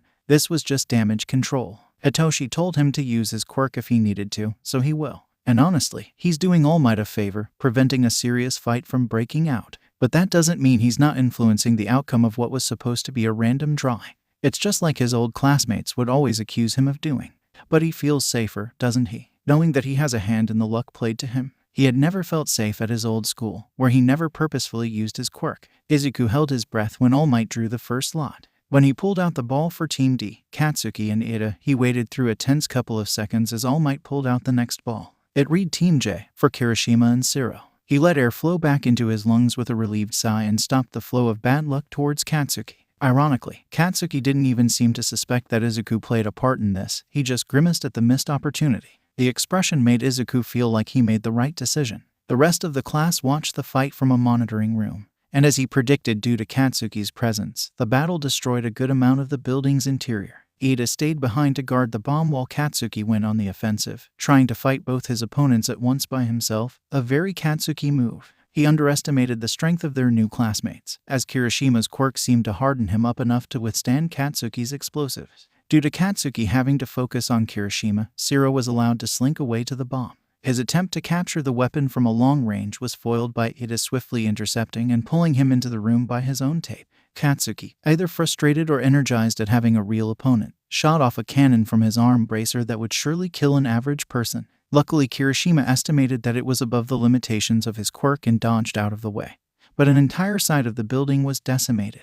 All Might order Katsuki to not use it again. Izuku once again had the thought that he had been very right to avoid getting set against Katsuki. Eventually, both Kirishima and Shiro were captured, and Katsuki was given an unsatisfying win. Izuku knew that in Katsuki's eyes failing to win by himself was the same thing as not winning at all. The presumed insult was aggravated by Yaoyorozu calling him out on abandoning teamwork to fight by himself and biting off more than he was able to handle. Izuku made sure to place himself on the opposite side of the crowd from Katsuki and his permeating rage. He did feel some satisfaction, though, at seeing Katsuki realize there was more to life than what he wished for. He had always been so very lucky. It will do him good to see that winning won't always get him what he wants. He pushed that bitter thought down into that little box inside himself, like many others. He took note of the next fighter's quirks. The location was changed to a different building that had the exact same design as the previous one. Todoroki, who Izuku was pretty sure was Endeavor's son, was so powerful that he just froze the entire building with his opponents inside, only needing his partner Shaoji's help in confirming their location.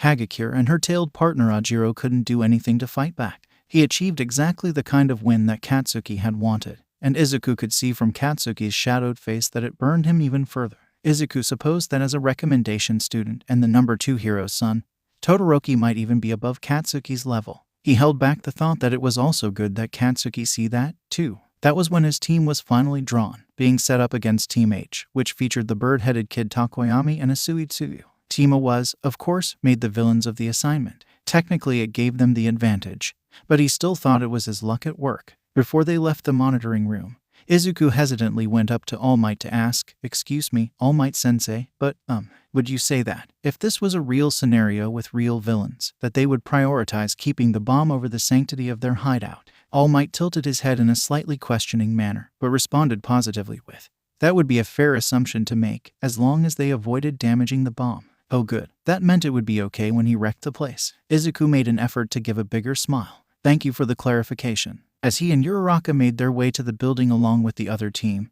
Izuku realized that Takoyami started falling into step with him. Izuku glanced at him. He also wore a black cloak, though it didn't have a hood. Both their cloaks bellowed behind them slightly as they walked. While Izuku absent-mindedly noted this, he had been much more preoccupied with another more obvious observation. This close-up, he could feel some energy radiating from Takoyami, like he was an unlucky black cat. His head must be a crow's head, then. Hopefully it wasn't affecting him personally. Izuku felt himself tense up when Takoyami gave him a lofty red-eyed stare, but didn't let it show on his face. "I see that the two of us are like-minded, reveling in the dark. This will be our fated battle. I look forward to divining your true power for myself." He nodded, as though that was all that needed to be said, and dramatically walked away. It would have made an intimidating sight, had it not been for Asui trailing him while looking back and forth between her partner and Izuku in confusion. While the two of them made their way up the stairs of the base, Uraraka also voiced her confusion.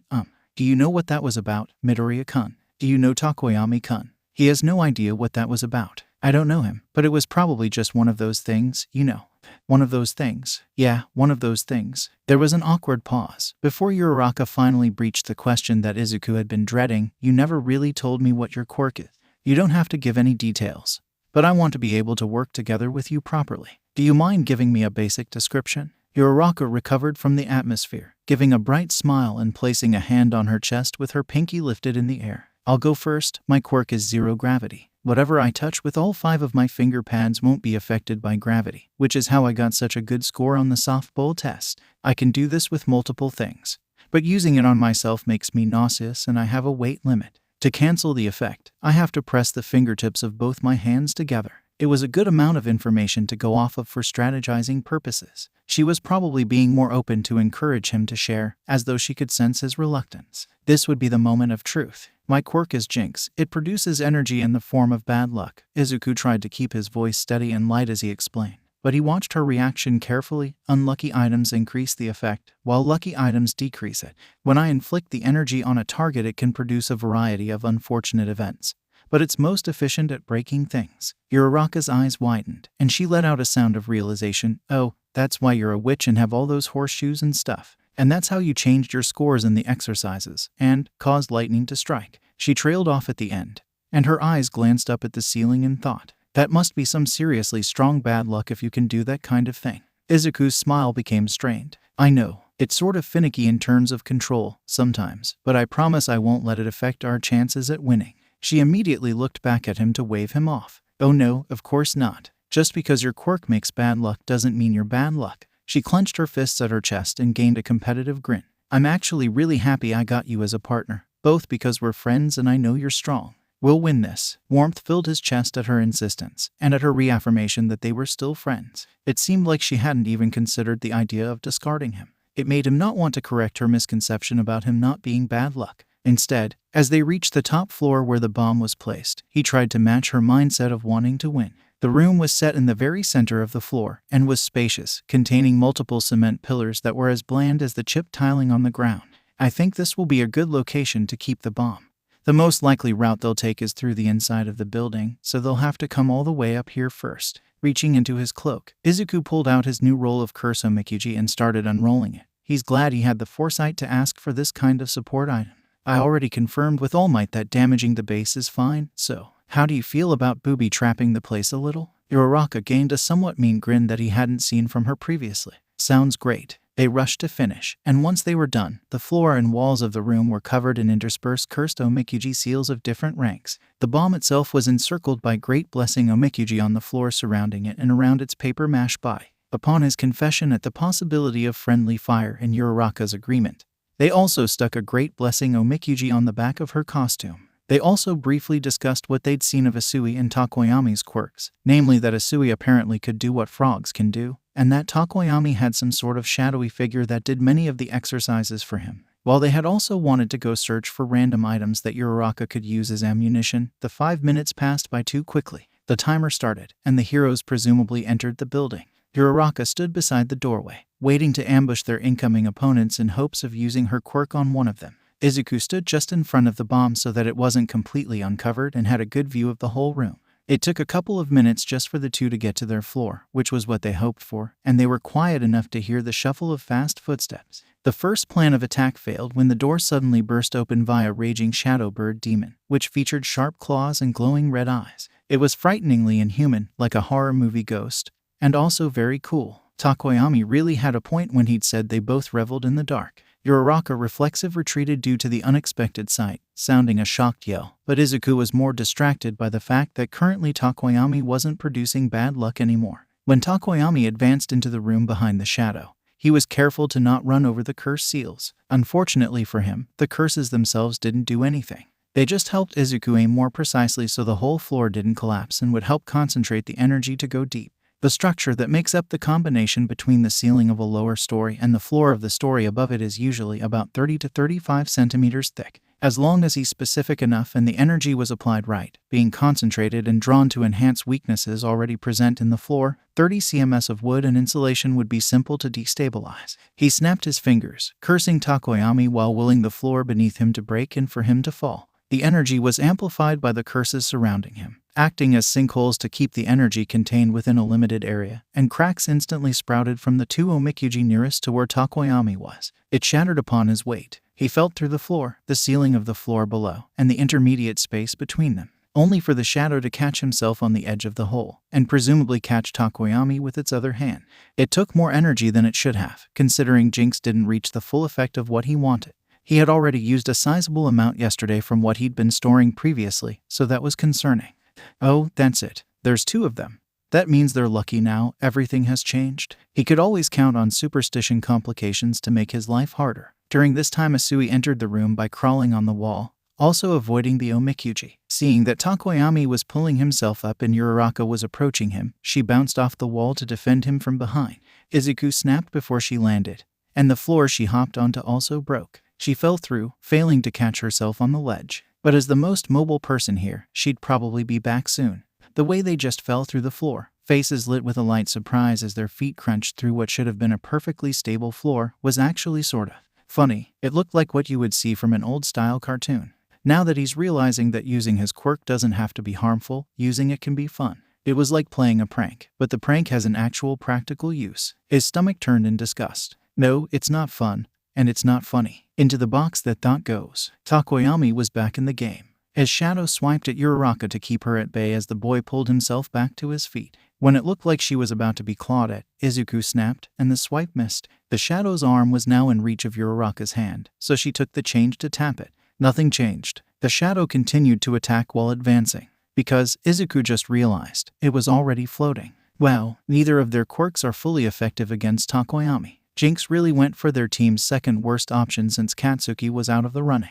While watching this, Izuku used his fourth snap on something that would take more energy. A deafening crack rang through the air as jagged lines appear on a hopefully non-weight-bearing pillar next to her, and it crumbled into large chunks. Uraraka-san. Only seconds after, he snapped again to make a large section of the floor collapse beneath Takoyami to pause the Shadow's advance, increasing the energy and using 4 omikuji this time instead of 2. It still was ineffective, as the demon of the lucky duo quickly dove to catch the other. However, it seemed like they were taken aback by something, since they stared blankly at each other while hovering in the air at the intermediate space between the 5th and 4th floor. Takoyami-chan. Izuku heard Asui's croaky voice shout, a tongue threading through the hole he was in from beneath. It wrapped around Takoyami and roughly threw him in the direction of the bomb. Internally, Izuku was impressed by the sheer strength it must take for a tongue to have the muscle capacity to throw a human being.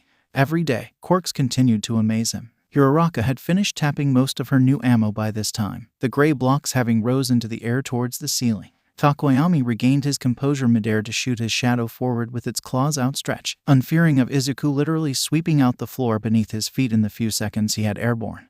And Uraraka brought her fingers together to exclaim, "Release." The sound of Izuku's sixth snap echoed with her voice. The demon effortlessly smacked most of the debris out of the way, but due to Jinx's curse, a cement chunk bigger than the size of his head was pushed back to fly into Takoyami's unguarded chest. It knocked him out of the air with a choked gasp to fall onto the floor, and it distracted the demon enough to pause its advance and glance back. Seeing the way Takoyami pushed the block off himself to clutch at his chest in pain, Izuku descended into guilt. "Are you oh?" The sound of a slap interrupted him. Izuku turned slightly to see that Asui had apparently creeped back into the room, and was by the hole in the floor closest to them with her tongue stretched out towards the bomb, but in Uraraka's grip. Asui floated up into the air like a balloon accordingly. Izuku felt himself pale. She had been so close to, and he didn't even realize. Uraraka tried to spin Asui around to throw her at the demon, but Asui's tongue wrapped itself around her wrist. Meanwhile, Takoyami's shadow was encroaching on Izuku. He took a swipe to the shoulder that was strong enough to push him down to the floor while he snapped,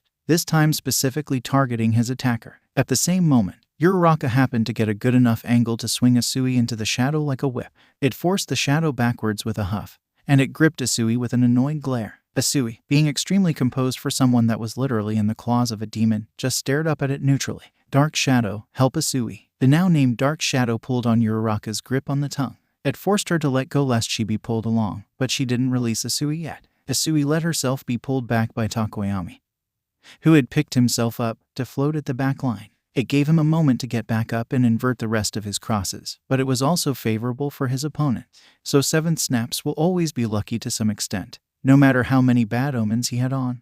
Seeing that he needed more firepower and was running low, Izuku set his accessories to a 10 to 2 bad to good luck ratio. Dark Shadow charged forward once more. Uraraka sent the last of her pillar rocks at it, and Izuku snapped with the other nearby pillar in mind.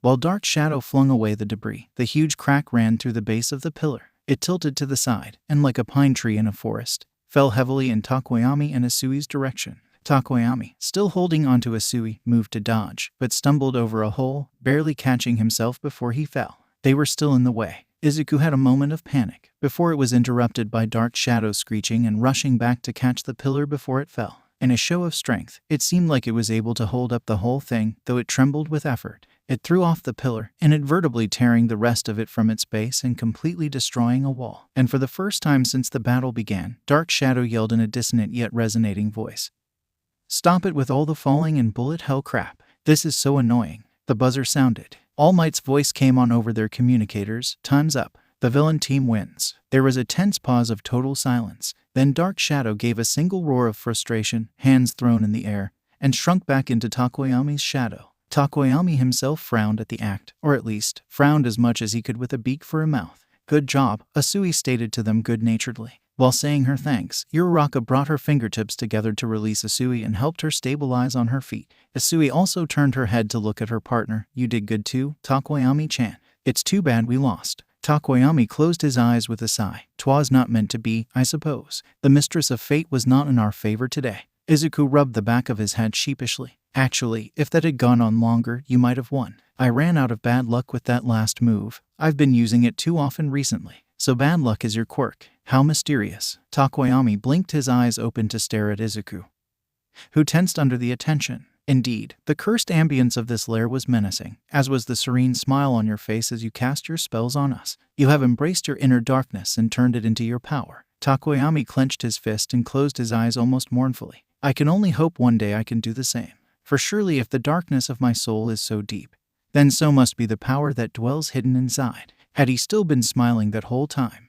That sounds really creepy, and he didn't even notice. And more importantly, he wouldn't really say that he's embraced his darkness so much as pretending it didn't exist in the first place, but Takoyami wouldn't find that motivating, so he won't mention it. As they start down the stairs of the building, Izuku continued to speak to Takoyami. "You were a pretty poor matchup for me, though." "What is Dark Shadow, exactly?" Because, well, that reminds me. Have you noticed that you have particularly bad luck or anything like that? Takoyami's head twitched to the side in a bird-like manner as he thought about his answer. Dark Shadow is a sentient being of the night. I've often considered him to be a curse, but, admittedly in my daily life, I'm not struck by misfortune regularly. Why do you ask? Have you heard that crows are bad luck? With my quirk, I can tell that you're emitting that sort of energy, but it seems like it doesn't affect you, which is good. Takoyami's eyes blinked in surprise for a second, before they narrowed as he brought a hand to his chest while nodding solemnly. Again, the manifestation of my soul's darkness permeates my existence. Well, that part would actually be in my favor concerning my quirk, but the superstition behind crows is more nuanced than that. Some cultures say that 1 crow is a bad omen, but 2 crows are a good omen.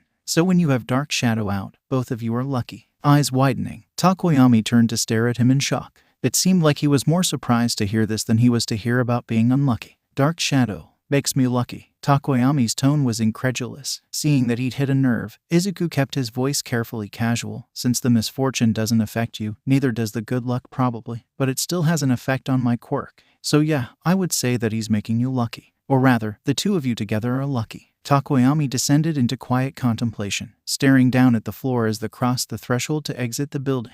Izuku knew it must have been a weird thing to be told, to know that something that you had considered a curse to not be the case. He wondered why Takoyami thought of Dark Shadow like that. Did they not get along well? Was it because people were scared of him? Would people look at how his shadow was a literal demon, then say that he was meant to be a villain? That seemed like something that would happen. Demons are always considered to be dangerous, evil beings, but maybe it's just because I'm the type that likes reveling in the dark. But I think Dark Shadow's really neat, Takoyami-kun. He was smiling still, but his words were true. Takoyami blinked at him in surprise, before his brows furrowed in what seemed to be confusion. Is that so? Thank you. Though personally, I wouldn't think neat to be an accurate descriptor. Well, saying something's neat is just another way of saying it's cool, right? I suppose so. Takoyami's expression lightened, and he nodded his head in satisfaction. Your witching attire and amulets are also neat, then. Warmth bubbled inside his chest, and his smile became a little genuine. Thanks, I wasn't too sure about the design until I saw it for myself. I believe it was a smart choice. It conveys both power and the ironic twist of fate of a witch being amongst heroes. Right, that's exactly what I was going for. Though, I don't think fate has anything to do with it. Everything comes down to probabilities and luck. Like how even though me being unlucky is supposed to be a bad thing.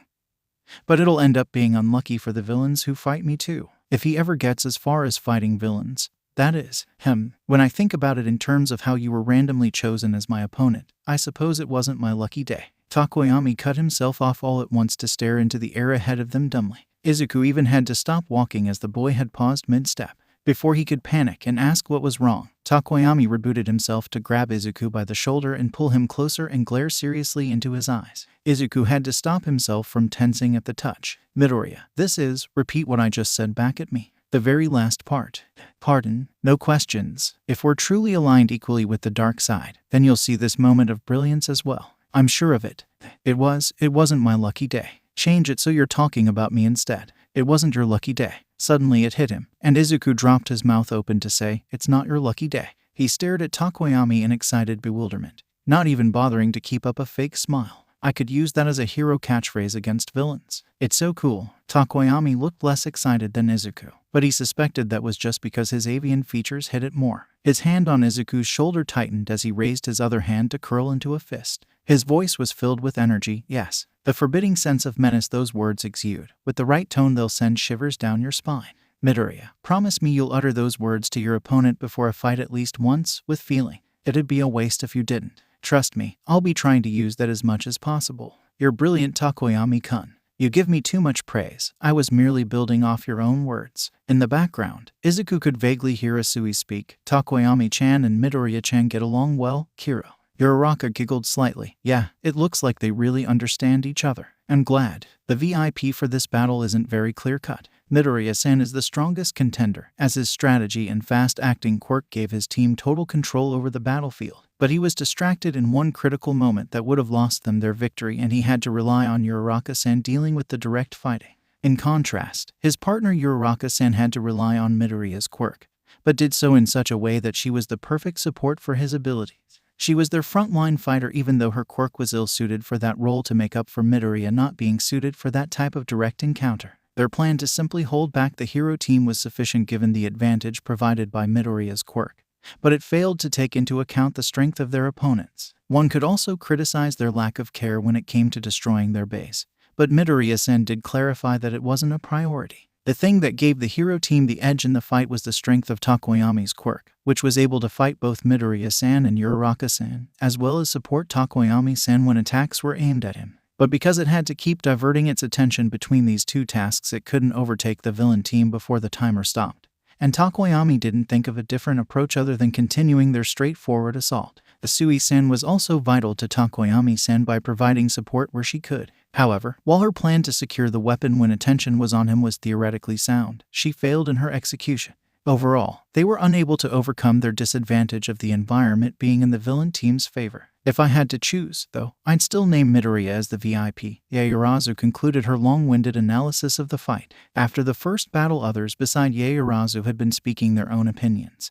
But it seemed like something about Izuku's caught her interest enough that she spoke up again. Izuku had to keep his posture from tensing when her sharp eyes fell on him. You don't have to go into details, Midoriya-san, but I'm sure that some of our classmates still wouldn't be able to tell what your quirk is even after that showing. Am I right in that it has to do with inflicting bad luck? That would explain both your various charms and why the results of your quirk vary. Just based on our perspective, at times it would seem like nothing happened after your snap, when in actuality it helped manipulate events of the fight rather than simply destroy an object like the floor and those pillars. Am I wrong? Scary. So scary. She figured all that out from just that fight. People don't even think luck is real most of the time, let alone jump to the idea of a luck-based quirk. Is this what it takes to be a recommendation student if you don't have an insane quirk like Todoroki's? There was no point in trying to lie about it after such a thorough analysis, so all he could do was smile and say, "Why yeah, that's right. Whoa, a bad luck quirk. I've never heard of a quirk like that before." The pink-skinned girl Ashido exclaimed.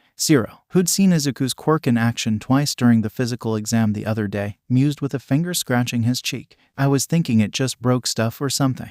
I didn't even think something like that could exist. It's certainly a unique quirk. And that's what makes quirks quirks. All Might stuck out a thumbs up while declaring, "Well done with your analysis again, Yaoyorozu. And well done to the fighters of this round. You all did wonderfully." Izuku felt himself relax at All Might's words. The rest of his classmates didn't seem too put off by his quirk, most only showing curious expressions. The only major exception was Katsuki, who looked like he was silently fuming, but Izuku expected that considering Katsuki didn't outperform Izuku like he wanted. The rest of the battles just seemed to fly by. Everyone gave a good effort with no major landslide wins like the one Todoroki's team had, and no one was seriously hurt. Izuku was inwardly relieved about that last part. Based on everyone's fights, the ones that had been most likely to cause major injury were Katsuki or himself, and he didn't want either of them to be the cause of someone else's pain.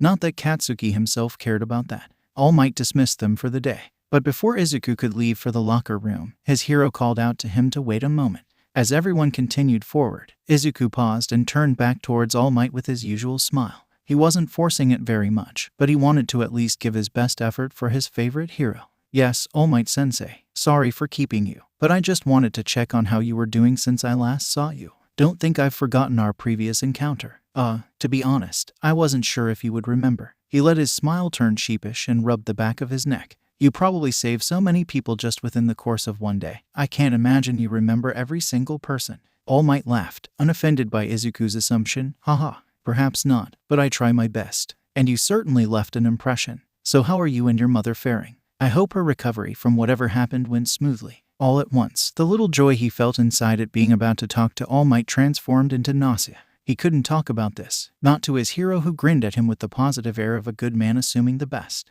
It was too much, too painful. I am really sorry, but I have to leave." Izuku fled like an anxiety-ridden coward in the most suspicious manner possible, but he was too busy trying to not think about what happened to his mom to care. He redressed with robotic movements, simply focusing on finishing as fast as possible so that he could leave. He needed the relief of letting his expression fall, which meant he needed to either get to somewhere he could be alone or somewhere with Hitoshi. He didn't want his cheery classmates to see how much of a mess he is. But it wasn't quite meant to be, because Uraraka caught him to chat on their way towards the school gate, and Ida followed suit. When leaving the classroom, he caught Tokoyami staring at him out of the corner of his eye and forced himself to give a bright smile with a promise to see him tomorrow. Tokoyami seemed to relax at Izuku's reassuring and responded in kind, so he thought that was the right thing to do. Xiaoji, who had been talking to Takoyami, waved at him as well. Hitoshi was at the gate when they arrived. He looked over Uraraka and Ida with neutral but examining eyes while Izuku gave a short introduction, just an explanation that they've been friends since before UA without giving the fairly important detail that they were housed with the same foster family.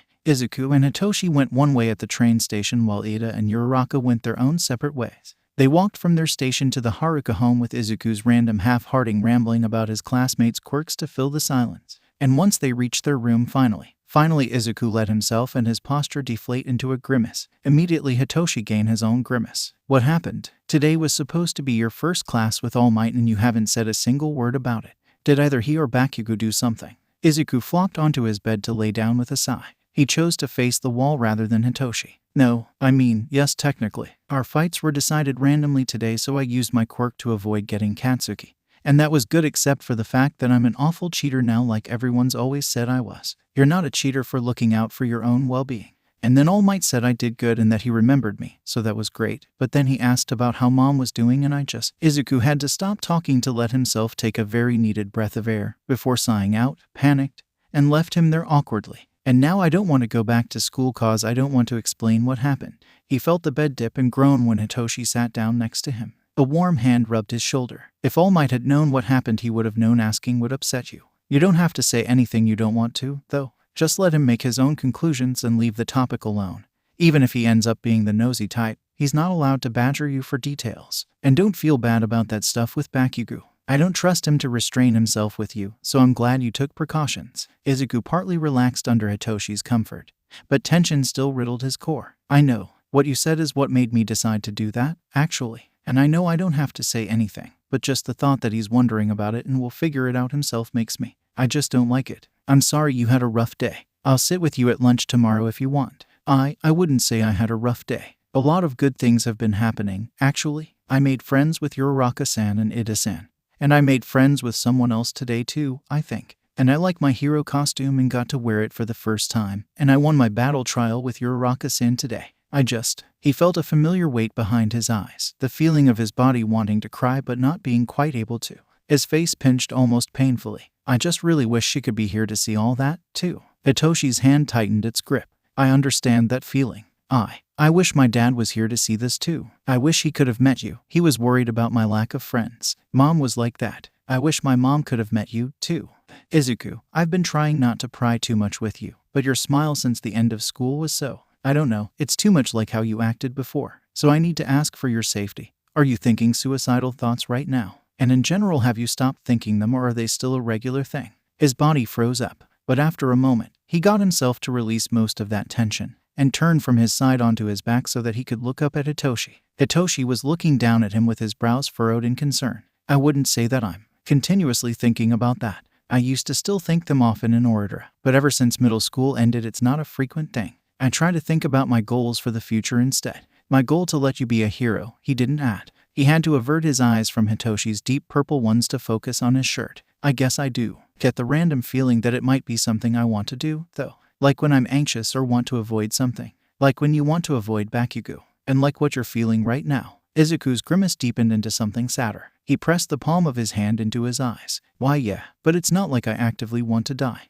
It's just the feeling I have is similar to how I feel when I've thought of dying. Like I feel like it would be a relief even though my thoughts say it's not. I'm just tired, still. I don't feel the need to die, but I don't feel the need to live, either. There was an extended moment of silence. Then, Izuku felt Hitoshi's hand gently guide his head over to the side, and only realized what it was being guided to once he turned over onto his other side to lay his head in the other's lap. Hitoshi carted his hands through his curls. It's okay, it sounds like things are getting better. You'll get to the point where you don't feel like that anymore, so just make sure to tell me if it gets worse, okay? And, sorry if you don't like this. You just look like you were lonely. It's okay, I like it. Izuku closed his eyes and just let himself enjoy the feeling of Hitoshi's touch. And I'll tell you, but you don't have to worry about me trying again, even if I get worse. I really want to live for you, I promise. I won't leave you. Hitoshi's hands paused for a split second, then continued to soothe his head, while his deep voice became more soothing to Izuku's ears. I know, but I still want to watch over you properly. And I'd rather know when you're not feeling good.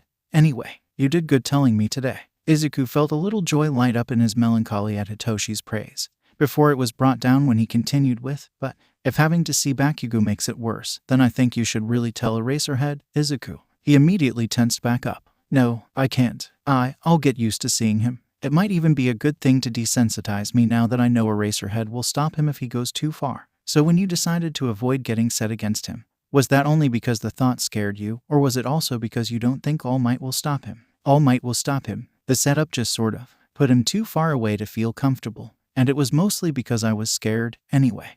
"Okay, but if things with him don't improve, you should really consider trying to get him transferred to Class B at least. Expulsion isn't the only option on the table." Izuku didn't respond to that. He couldn't imagine the teachers would change a student's class placement after the year's already begun just because of one student's feelings. And he didn't want to lie to Hitoshi by saying that he would try if it got to that point.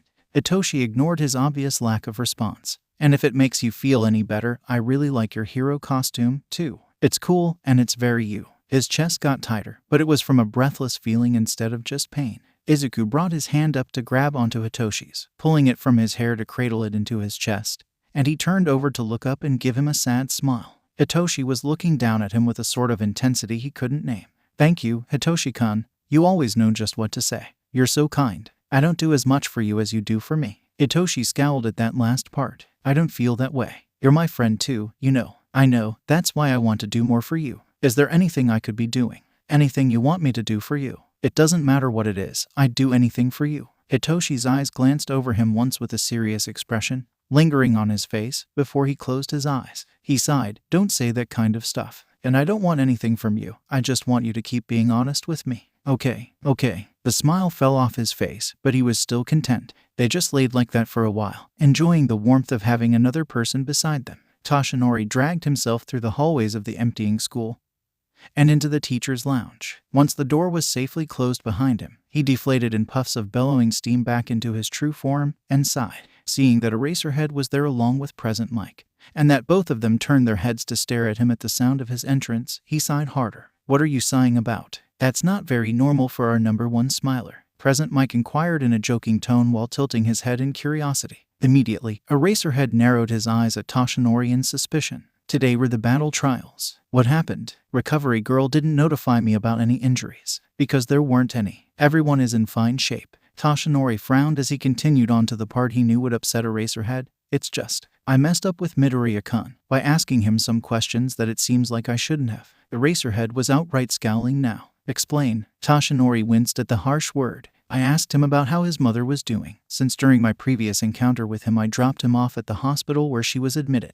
Midoriya didn't react well and left without answering, so I'm guessing her situation." Present Mike frowned and looked at Eraserhead in a questioning manner. Eraserhead's scowl deepened and he brought a hand up to hold his temple. He sighed. "There's no details in his records, but his primary contacts are listed as legal foster guardians. Whatever happened, he's not with her anymore." Toshinori sat his weary body down in a chair. He stared down at his designated desk. "Then I brought back unpleasant memories. I have to do something to help him feel better." "No, leave him be." Toshinori glanced over at Eraserhead's scowling face. "If he was so uncomfortable about you bringing it up, then he wouldn't appreciate you sticking into his business even further. I won't ask about it anymore. I just want to help. Even if you don't directly mention it, he'll know the thing that you're trying to cheer him up about. If he comes in pretending like nothing happened, then he wouldn't like you trying to address it even indirectly. Just give a basic apology so he knows you won't ask again and drop it." Toshinori's frown deepened. It made the lines of his emancipated face sharpen even further than usual.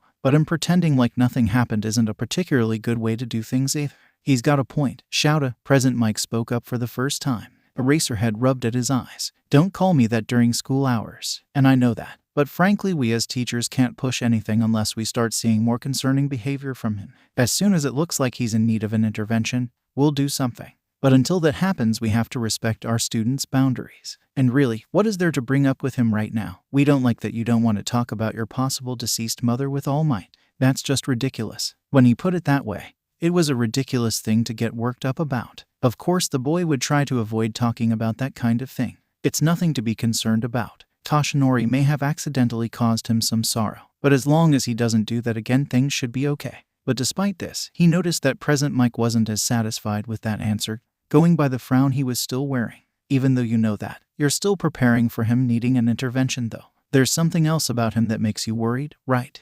His demeanor is very anxious, but he doesn't let it show. That might just be how he is or because of his history with his quirk.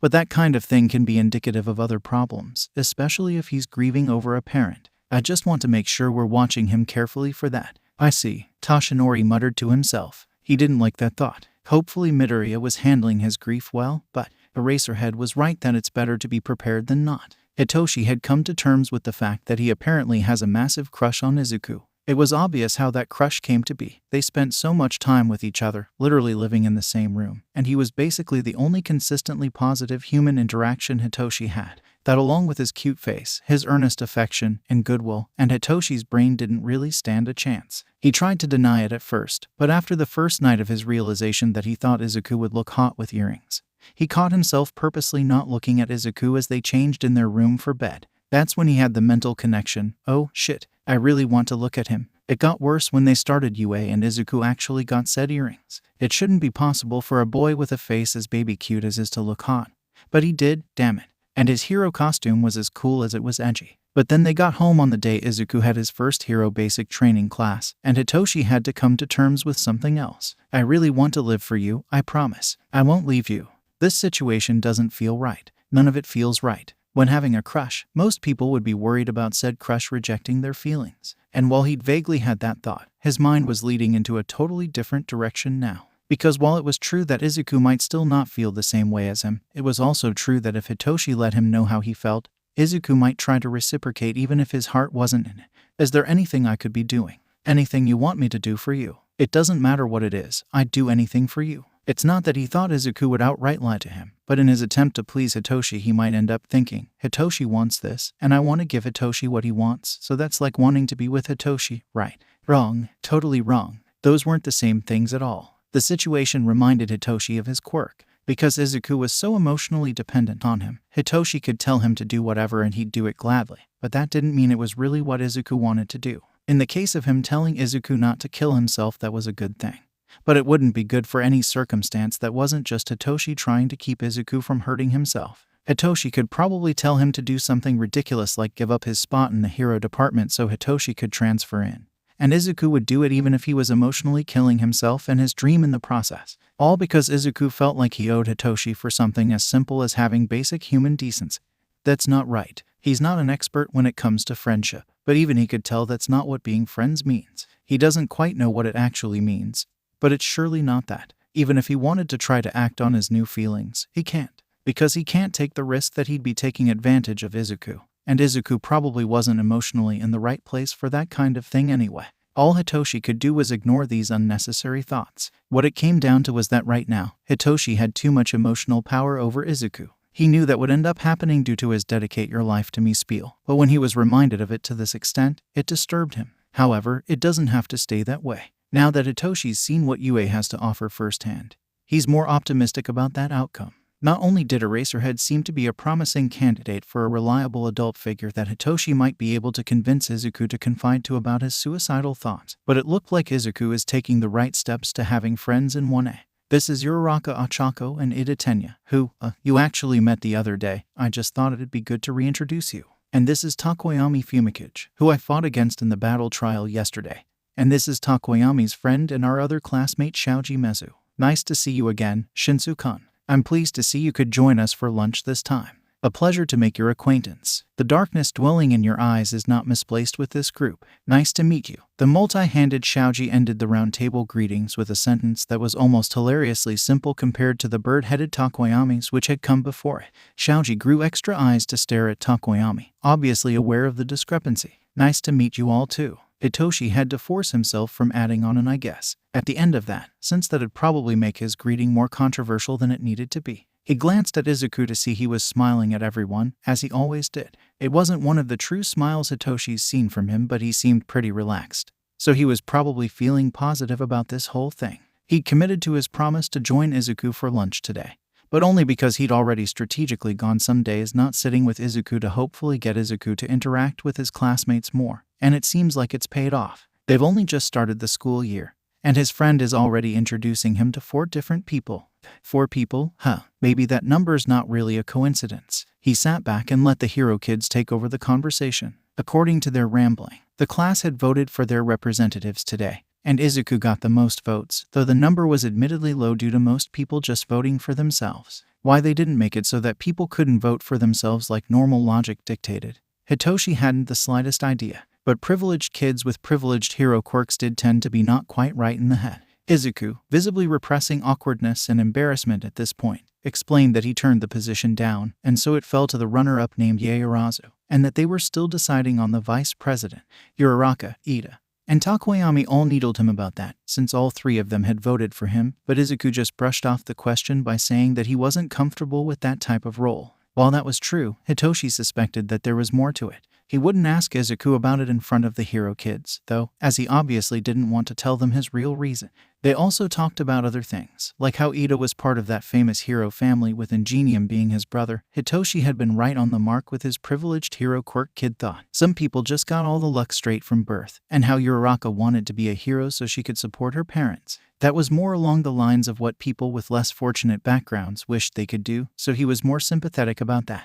Anyone who tried to tell her that it was a shallow reason like Uraraka feared clearly never had to worry about food being on their plates. Hitoshi was extremely aware that he was only getting by on the goodwill of the Harukas, who were in a good enough place that they could offer their home to 5 children that weren't their own. He might criticize them in his thoughts about their fear of his and Izuku's quirks, but he's not so ungrateful that he wouldn't give them credit for that.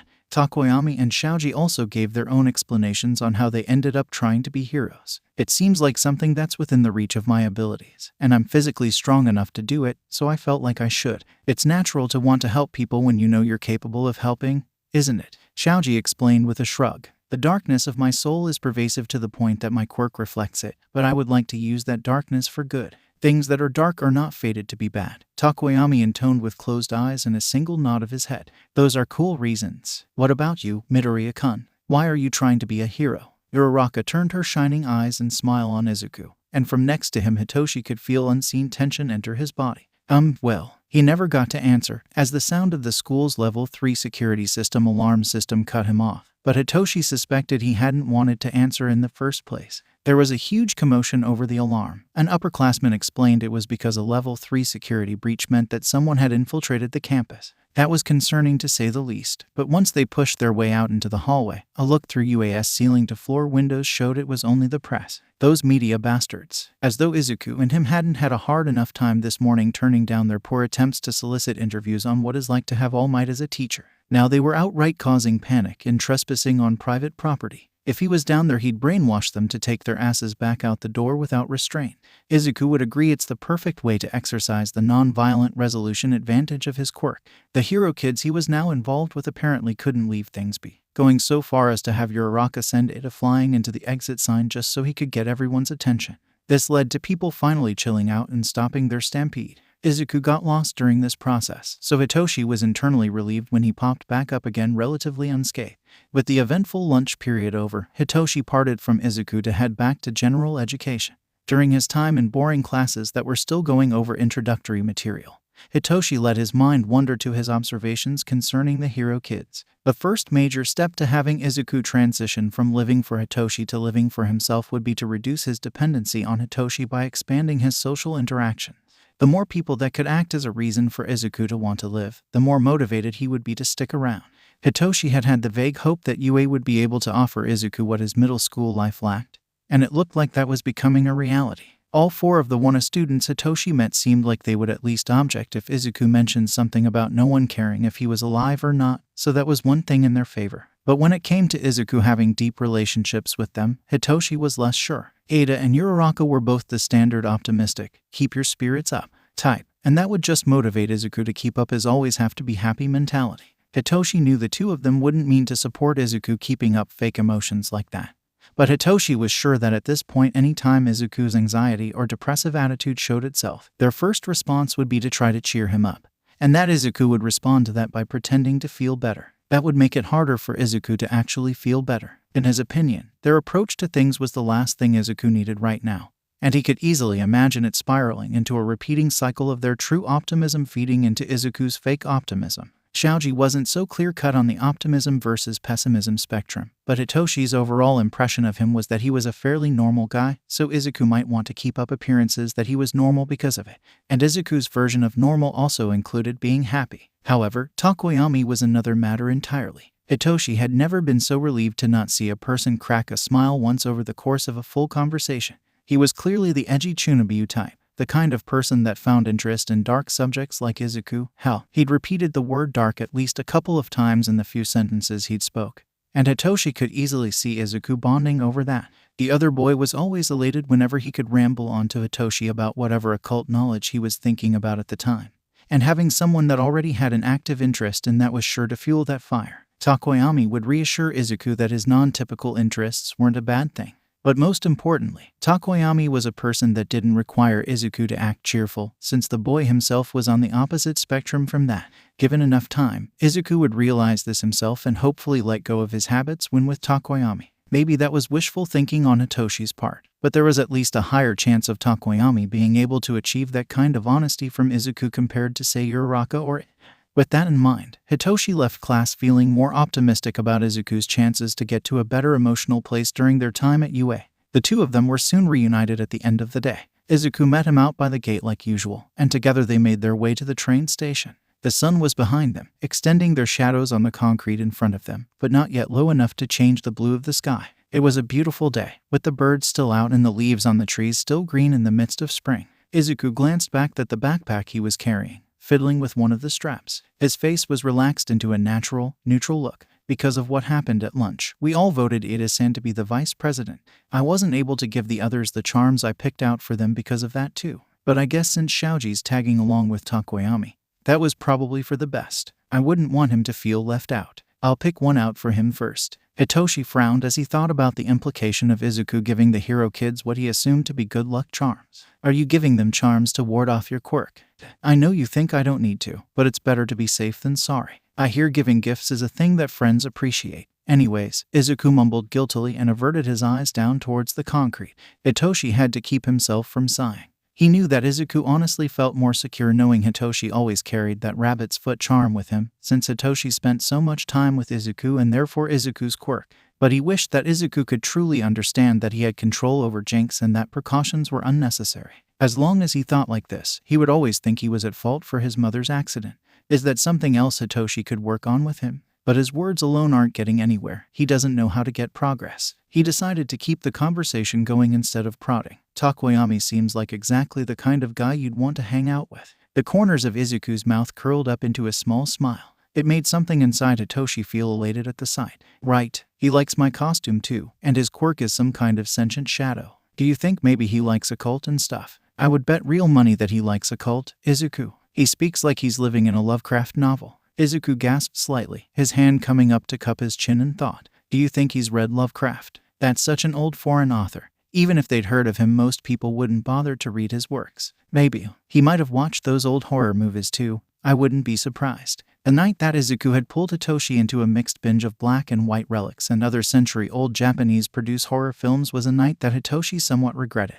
The black and white movies had been as laughably out of date as the Japanese films had been genuinely terrifying. And for a couple nights after, Hitoshi had been on edge at the possibility of girls with long black hair and white dresses appearing out of nowhere. Sure, they still made movies like that now, but the inclusion of the characters or the ghost's quirk tended to distract from the supernatural feeling. Izuku, however, had already watched all those movies and had been happy to rewatch them, so Hitoshi didn't mind too much. I'll have to ask him when I see him next time. Izuku's face minutely shifted from geeky relish to unemotive once more, and he looked back up at Hitoshi to continue speaking. So Hitoshi-kun, have you made any friends in your class? That made him take a mental pause. Not particularly. I mean, so far no one that I've introduced my quirk to has tried to avoid me or talked shit about it, so it's going better than it normally does so far. Izuku frowned slightly. He glanced away for a second, before refocusing his green eyes on Hitoshi again. I see. That's too bad. I'm sorry. I was hoping that by not eating lunch with you for the first couple of days you could make some friends, you know. Hitoshi blinked stupidly at Izuku.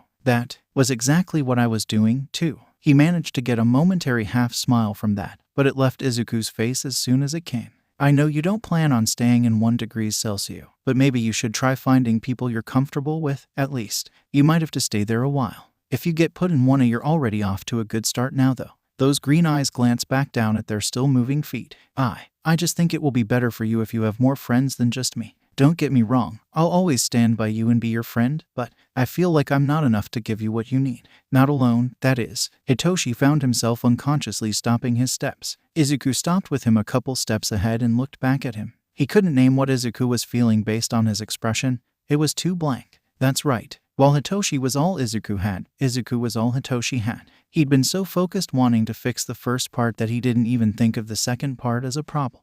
What would he do when Izuku gained all these new friends that Hitoshi wanted him to have? Izuku will move on to bigger and better things with future heroes while Hitoshi's left behind again, back to where he started. Alone, it was unbearable to think about. There was a crushing pain in his chest. Hitoshi-kun, there's no need to have that look on your face. Before he knew it, Izuku stepped in front of him to hold his cheek, his palm so warm against Hitoshi's skin it almost burned. His face was cast in Hitoshi's shadow, and he smiled at Hitoshi in a sad sort of way. It doesn't matter who I meet or if I get more friends. You'll always be the most important person to me. The only reason I'm here to meet all of them is because of you, after all. I don't want that. That's exactly what he wants. If you find someone that becomes more important, then that's fine. That's life. It's not fine. He hates the very idea of it. Just be with your classmates normally and let things happen the way they happen. You don't have to coddle me. Hitoshi truly, desperately wished that he could tell his irrational emotions to F off. He could only hope that they weren't showing on his face. Izuku stared at him a bit longer, and only then dropped his hand. It moved to take one of Hitoshi's and guide him back into walking away from Yue. He wasn't looking at Hitoshi as he said, "If that's what you want, Hitoshi-kun." They made their way back to the house. The blue of the afternoon sky fell into the orange and red of dusk, which fell into the black of night. Instead of being kept up by imaginary ghosts, Hitoshi was kept up by the haunting thought that Izuku's response was a deflection and not a real agreement. A couple days later, on the day of a certain field trip for 1A, Izuku walked into their shared bathroom, and when he looked in the mirror it shattered. He stared at it with a vacant expression. Much like he did that day Hitoshi caught him trying to jump off Orator's roof. Hitoshi quickly pulled him away, worried about his mental state. After a minute, Izuku pulled himself together and took out his phone. Looking over his shoulder, Hitoshi could see he was looking up the daily horoscope.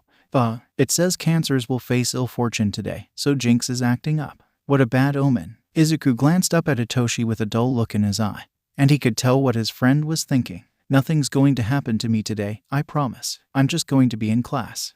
Just make sure to wear your charm today, please. Hitoshi rubbed the back of his head and sighed. Fine. Nothing will happen probably, but since you do have training today, contact me if you get hurt or something. Okay. Oh, I don't really care too much if something happens to me. Izuku quickly backtracked upon seeing Hitoshi's fierce scowl. Right. I'll let you know as soon as I can. Hitoshi placed a hand on Izuku's shoulder, hoping he could reassure the worries he knew the other would still have. Yue is probably the safest place in the area. Nothing major will happen there, especially with All Might around. Just try to remember that. Izuku nodded, but he didn't smile. That was a good thing, because the smile would have been a lie anyway. I'll try. Thanks, Hitoshi-kun. What he said shouldn't have been wrong. With Yue's notorious security, it should have been the safest place to be. But as it was, while nothing happened on Hitoshi's end, the same couldn't be said for Izuku. Today 1 were going on a field trip to a site off the main campus, everyone packing into a bus with their hero costumes adorned in preparation for the rescue training they would be undergoing. Everyone buzzed with excitement, chattering joyfully with the classmates they'd begun forming bonds with to pass time before their arrival. Izuku was participating in his own conversations to match the rest of them, but his mind was distracted. If you find someone that becomes more important, then that's fine. That's life. If that's what you want, Hitoshi-kun. What he had said to Hitoshi hadn't been a lie, because knew that wasn't what Hitoshi really wanted. Hitoshi understood Izuku, so he was preoccupied with worry for him, but because of that he overlooked that Izuku also understood him. Izuku understands that Hitoshi was lonely before, that Hitoshi doesn't have anyone else. There was no way Hitoshi would ever really want Izuku to become better friends with someone else, because that would mean they would no longer be equally important to each other. Hitoshi would think of Izuku as being more important than Izuku thought of him. That wasn't acceptable. He'd never let it happen. It put things into perspective for Izuku. His ultimate goal is still to get Hitoshi into the hero course, and he's prepared to offer up his own spot to accomplish that. He needs to keep that in mind whenever he interacts with his new friends. He needs to remember that this would probably only be temporary, because he'd give them all up if he had to. Uraraka, Takoyami, Aizawa, All Might. He'd leave them all behind without a moment's hesitation for Hitoshi. None of them will ever mean as much to him as Hitoshi does, even though things with All Might were less awkward since the hero had given a short apology and dropped his questioning. Even though having the person who's been his favorite hero since he was a child was an amazing feeling. Even though Izuku had been doing his very best to match the efforts of the rest of his soon-to-be hero classmate, going so far as to start purposely saving up energy that he would have let leak out and wearing Leviathan cross-charmed bracelets under his school uniform sleeves along with his inverted cross earrings to generate even more energy throughout the day. Last year he never would have tried such a thing, too afraid of the misfortune it would bring. But with the amount that he used per exercise it was needed if he wanted to keep up. Even though things were fun in this hero class, even though he's starting to get used to using his quirk, none of it mattered. Hitoshi is his #1 priority. He deserves everything Izuku can give to him. As Takoyami helped Izuku explain the Age of B horror to Uraraka, Ida, and Shoji, Izuku had learned before going on the bus that Takoyami also enjoyed those classics. To both their delight, he thought that all of this would work out well. As long as Hitoshi joins them for lunch, he'll be making friends with Izuku's new friends. And when they switched out he would already have a social group going into the class. Hitoshi won't be alone, and it will be like nothing had changed. While the films from before the 1980s were the start of the genre, it was truly defined during that decade and after. Friday the 13th, for example, came out during that time. Friday the 13th was one of the first majorly popular slasher film franchises. The film Halloween preceded it and could be considered the start of the American slasher flick trend. It came out just before the 80 seconds, but close enough, Izuku added. Uraraka tilted her head in curiosity. You both know so much about this. Takoyami-kun seems like that type. But for Midoriya-kun it's sort of a surprise. Before he could start internally panicking about being seen as abnormal, Shoji added with one of his other mouths. You wouldn't expect them to have similarities concerning how different they act. But when Midoriya wears his hero costume it bridges the gap. Ader raised his hand like they were in class. Were people not afraid that the rise in popularity of serial killer movies would lead to moral degeneracy of the public? He's one of those types, should have guessed that. Takoyami responded. Certainly there are worries, but frankly speaking if a movie is all it takes to get someone to attempt their own murdering spree, then that person probably would have become a villain later anyway. Though, they weren't villains back then. It's the responsibility of the viewers to know right from wrong. Your average person won't be tempted into that kind of thing. Izuku agreed. Takoyami glanced at him to give him a sage nod. While he was willing to give it up, he'll still miss this, he thinks. At this point, the conversation going on about quirks with the classmates sitting next to them caught Izuku's attention. A Sui voice chimed. If we're talking about powerful cool quirks, Bakugo and Todoroki are at the top of the list. But Bakugo's so unhinged he'll never be popular. The F did you say, frog face? See, we've only just started socializing and you've already proven how unpleasant your shitty personality. The person with the electricity quirk and lighting bolt hair, Kaminari, laughed. I'll pound your face in two, Mr. Vocabulary. Izuku had to contain a wince. He won't miss all of it, though. Soon, they got off the bus at a building referred to as the Unforeseen Simulation Joint. The USJ. Aizawa brought them inside to the overlooking platform, showing a wide range of environments all within the dome of the building. The space hero, 13, was already inside, donning their bulky and almost alien-looking astronaut hero costume, and Izuku noticed they were emanating slight bad luck. He supposed that was to be expected, considering the name. While everyone was looking around, Izuku noticed Aizawa's usual frown deepened. He spoke quietly to the other teacher. 13, where's All Might? He was supposed to be here for this class. He just about reached his limit during his morning commute, so he won't be joining us for a while. 13 held out 3 fingers as they said this. It seemed like more was being said than just the words themselves, though Izuku didn't know the meaning. Aizawa scoffed in annoyance. Before we start, I have 1 or 2 points to go over. Or 3, or 4. Which is it? My quirk is called Black Hole. It can suck in things and tear them apart. And you've used it to save many people during rescue operations. Uraraka spoke up with a bright grin. As an inspiring rescue hero herself, it seemed she was a fan of 13's. Indeed. However, my power could easily kill people as well. I've no doubt there are some among you with similar abilities. I love you, dear. Izuku had to keep his smile from falling off his face when his chest panged. In our super-powered society, the use of quirks is heavily restricted and monitored. It may seem like a stable system, but we can't forget it only takes one wrong move with an uncontrollable quirk for people to die.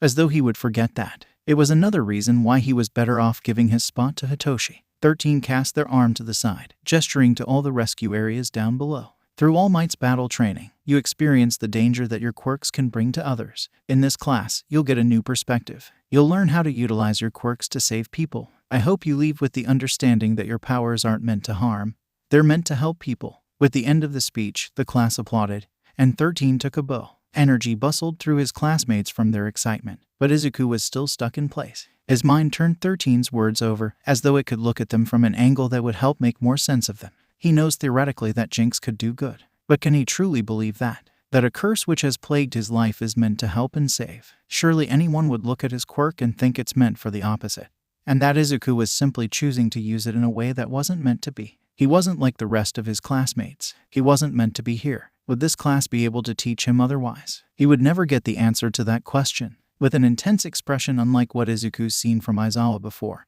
their teacher shouted, "Huddle up and move back. 13, protect the students." Izuku's stomach instantly dropped to the floor, but out of habit his expression didn't drop with it. No way. Kirishima put a hand over his eyes to get a better look, as one of the students still not understanding the situation, not understanding their class's misfortune. Are those robots like from the exam? Don't move. Those are real villains. Down in the plaza next to the fountain, a swirl of black emerged, and from within it the small figures of people walked out, a full crowd of them. One of them had what looked like hands grabbing all over his body. The optimist energy of the class instantly dropped. Arazu spoke in a rush. "Sensei, aren't there sensors that alarm for intruders?" Aizawa responded calmly, even as he lowered his goggles and moved to descend upon the villains. "They must have a villain that can block the signals and probably calls for help. 13, evacuate and try calling the school. Kaminari, try using your quirk to send a signal as well."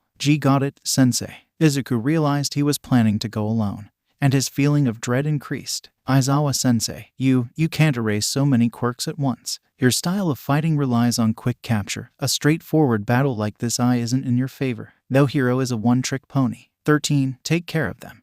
That was all he said before leaping down the stairs that separated them from the horde and into the fray. He held up well even as outnumbered as he was, but Izuku still felt uneasy. 13 tried to lead them all to the doors, but the blackness appeared before them. It swirled outward in a mist, with two lights shining in the dark like eyes. "Greetings, we are the League of Villains. Forgive our audacity, but we've come to this bastion of heroism today." The voice reverberated softly, even as its words became harsh. To end the life of All Might, the symbol of peace. Izuku's heart pumped fear through his veins, and the shock finally breached his expression. All Might. They were here for All Might. But how could they hope to defeat the #1 hero? What did they have in store for them? Out of the corner of his eye, Izuku saw one of the fingers on 13's glove flip open, clearly preparing to use their quirk, but they had to pause as the more eager of the students attacked. This consisted of Kirishima with the strong physical defense and attack of his hardening, and predictably Katsuki with an explosive attack. The dust of Katsuki's explosion cleared to show the villain remained unharmed.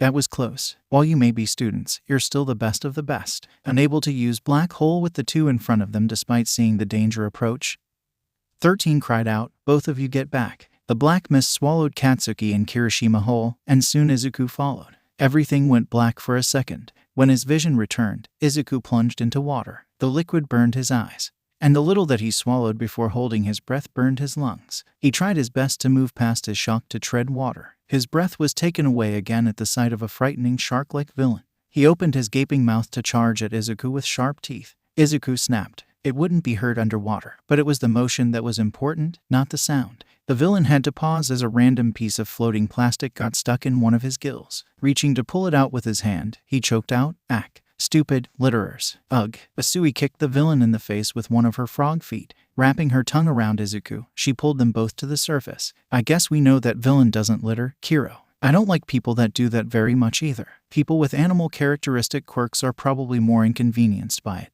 "Yeah," he replied casually if a bit tired, as though they weren't currently under the threat of death by villains. Asui collected Mineta and threw both of them up onto the nearby boat one at a time. Izuku hit the wooden deck at a painful angle, but immediately worked past the pain to start flipping all his charms around to be unlucky. Even though once he got to 12 out of 12 his quirk became uncomfortable, it had to be done. If these were villains out to get All Might, he couldn't afford to be overly cautious. He needed all the energy his quirk could push out. Though of course he would still avoid killing them, so he wasn't going too far. He looked out over the flood zone to see a crowd of villains in the water, much more than the three of them could fight on their own. He inverted his last horseshoe just as Asui pulled herself up, dripping water onto the floor. She croaked, "Seems like we're in trouble." Izuku spoke about what'd been bothering him about this setup.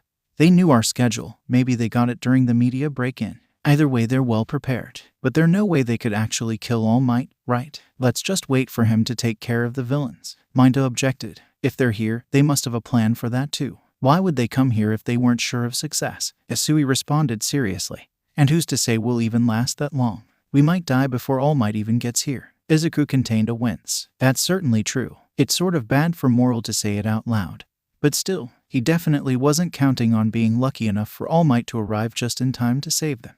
If anything happens, if there's even a chance they can kill All Might, we have to fight. There's no getting around it, he declared with a weak smile, trying to emulate All Might to instill confidence in both himself and the others. His fist clenched tightly. He didn't say this lightly. He doesn't like using his quirk to fight, but when it came down to it, if he needed to use his quirk to help his classmates and All Might, then so be it. The short time he's had in this hero course has prepared him for that, at least. Mineta immediately freaked out, his eyes bugging out while his arms flailing around while also pointing at the water where the villains were. How can we possibly fight people that might even be able to kill All Might?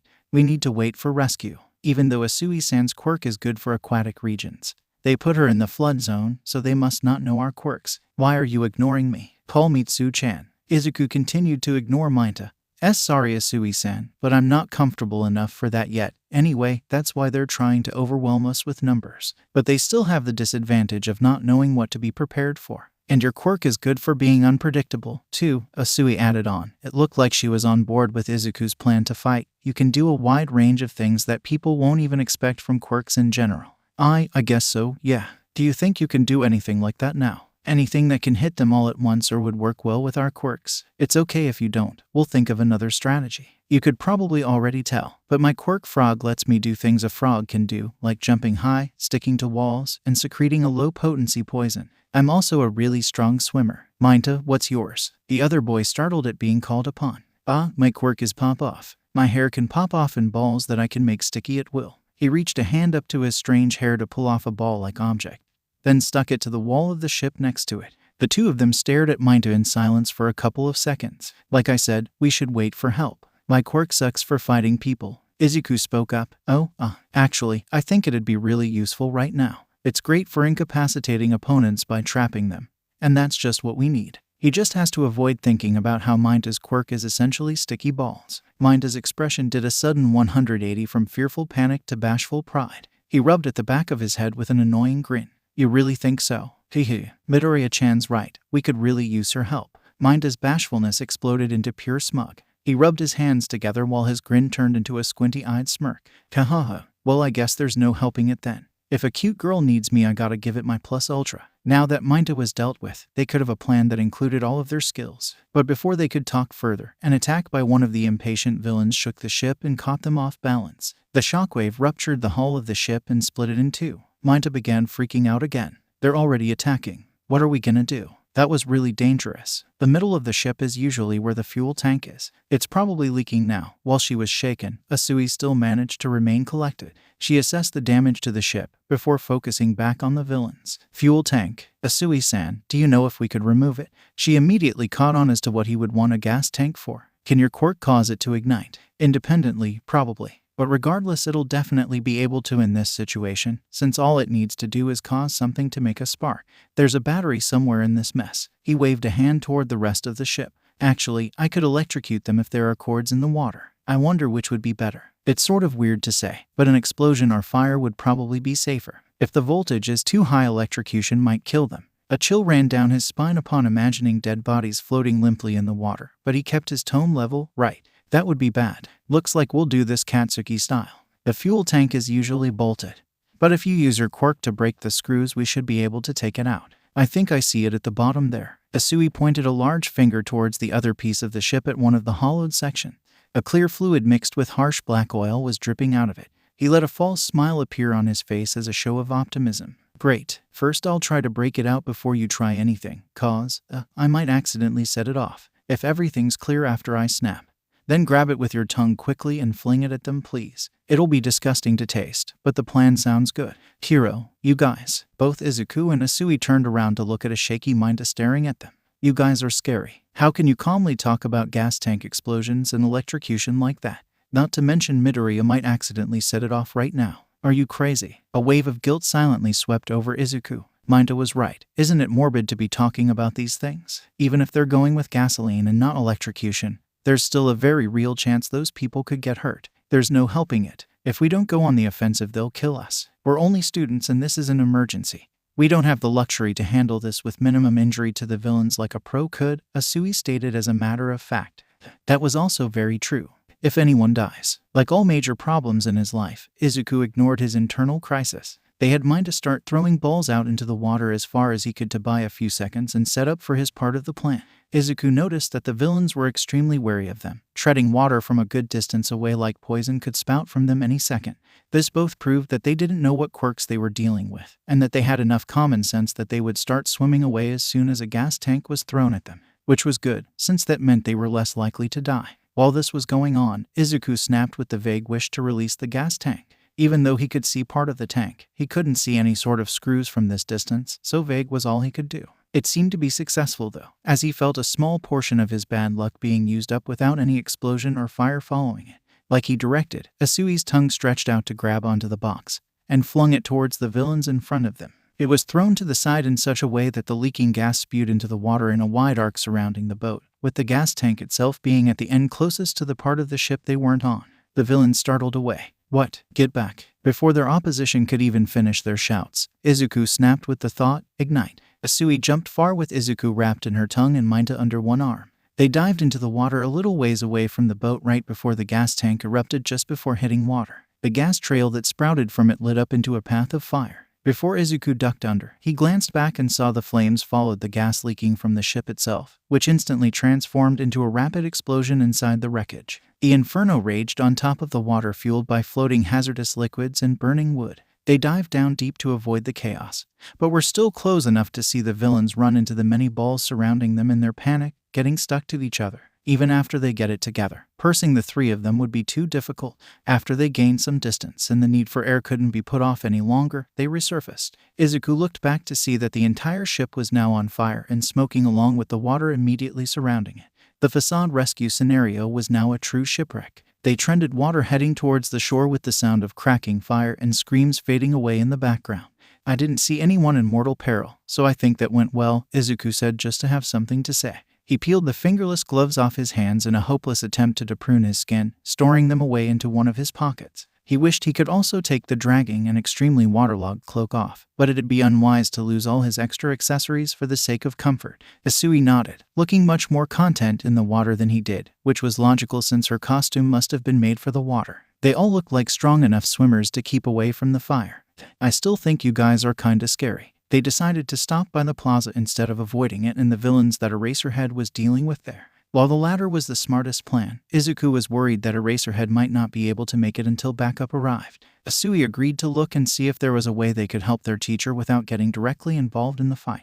Her quirk is suited for that kind of subterfuge, so I don't have a problem with trying. Hero, we just have to be careful about being seen. But don't you think that's just asking for trouble? We've got someone that's straight up unlucky here. Our odds aren't good. The fact that we made it past one set of villains is already. Mineta, don't say that. Asui cut the boy off with a shout. Instead of her usual neutral expression, she was glaring at the startled Mineta. Izuku felt himself tense up. What? Don't you realize how mean what you said was? Just because his quirk makes bad luck doesn't mean Midoriya-chan's bad luck. You should apologize. Mineta looked away awkwardly. I guess, yeah, but you have to admit he might be. I usually wouldn't care, but in this kind of life or death scenario I don't want to risk anything pushing me over to the death category, even if it's superstitious. Asui was still obviously discontent. Before she could argue though, Izuku stuck a hand into one of the hidden pockets of his cloak, which were thankfully water protected, and took out his blessing omikuji roll. Here, Mineta-san, these omikuji are good luck. If you have a strong one on, my quirk is less likely to affect you. You should have one too, Asui-san. Mineta blinked in surprise, and an uncomfortable smile came on his face. Oh, really? Thanks Midoriya. I'll take one. Big black eyes glanced at Izuku, Asui's frown shone in them. Midoriya-chan, you don't need to. It's fine. I insist, actually. Izuku smiled at the frog girl and held out her own great blessing. He's right that it's better to be safe than sorry. If you really want me to, Asui finally relented, though she still didn't look satisfied. As much as he tried though, the omikuji wouldn't stick. His classmates were too wet everywhere for the sticker side of the paper to work, so instead he just gave them some to hold on to. It was nowhere near as effective as actually wearing them, but it would give both Mineta and Izuku peace of mind at least. His eyes traced over the black ink of the kanji, and he ignored the deadened feeling weighting down his chest. This is probably his fault, isn't it? What were the chances that their class would be the only on to face an attack on UA grounds like this, a place that was known for its top-of-the-line security? There's no way it's just a coincidence. It was straight-up misfortune. They were jinxed. It's just like what happened with Mom. If anything happens, if anyone dies, it'll be his fault. But he didn't speak about any of this. Instead, they made their way to the shoreline of the plaza in anxiety-ridden silence. Izuku hadn't truly been hoping for the best. That always just ends in disappointment for him, but he hadn't been expecting the worst either. And when they arrived, they weren't presented with the absolute worst, but it was about to dissolve into it. Within the average scene of a plain concrete plaza and fountain, there was the lanky grayed-out man with hands that he'd seen from the entrance, and there was a hulking mass of black muscle with a beak and a brain on full display that he wasn't sure was human or not.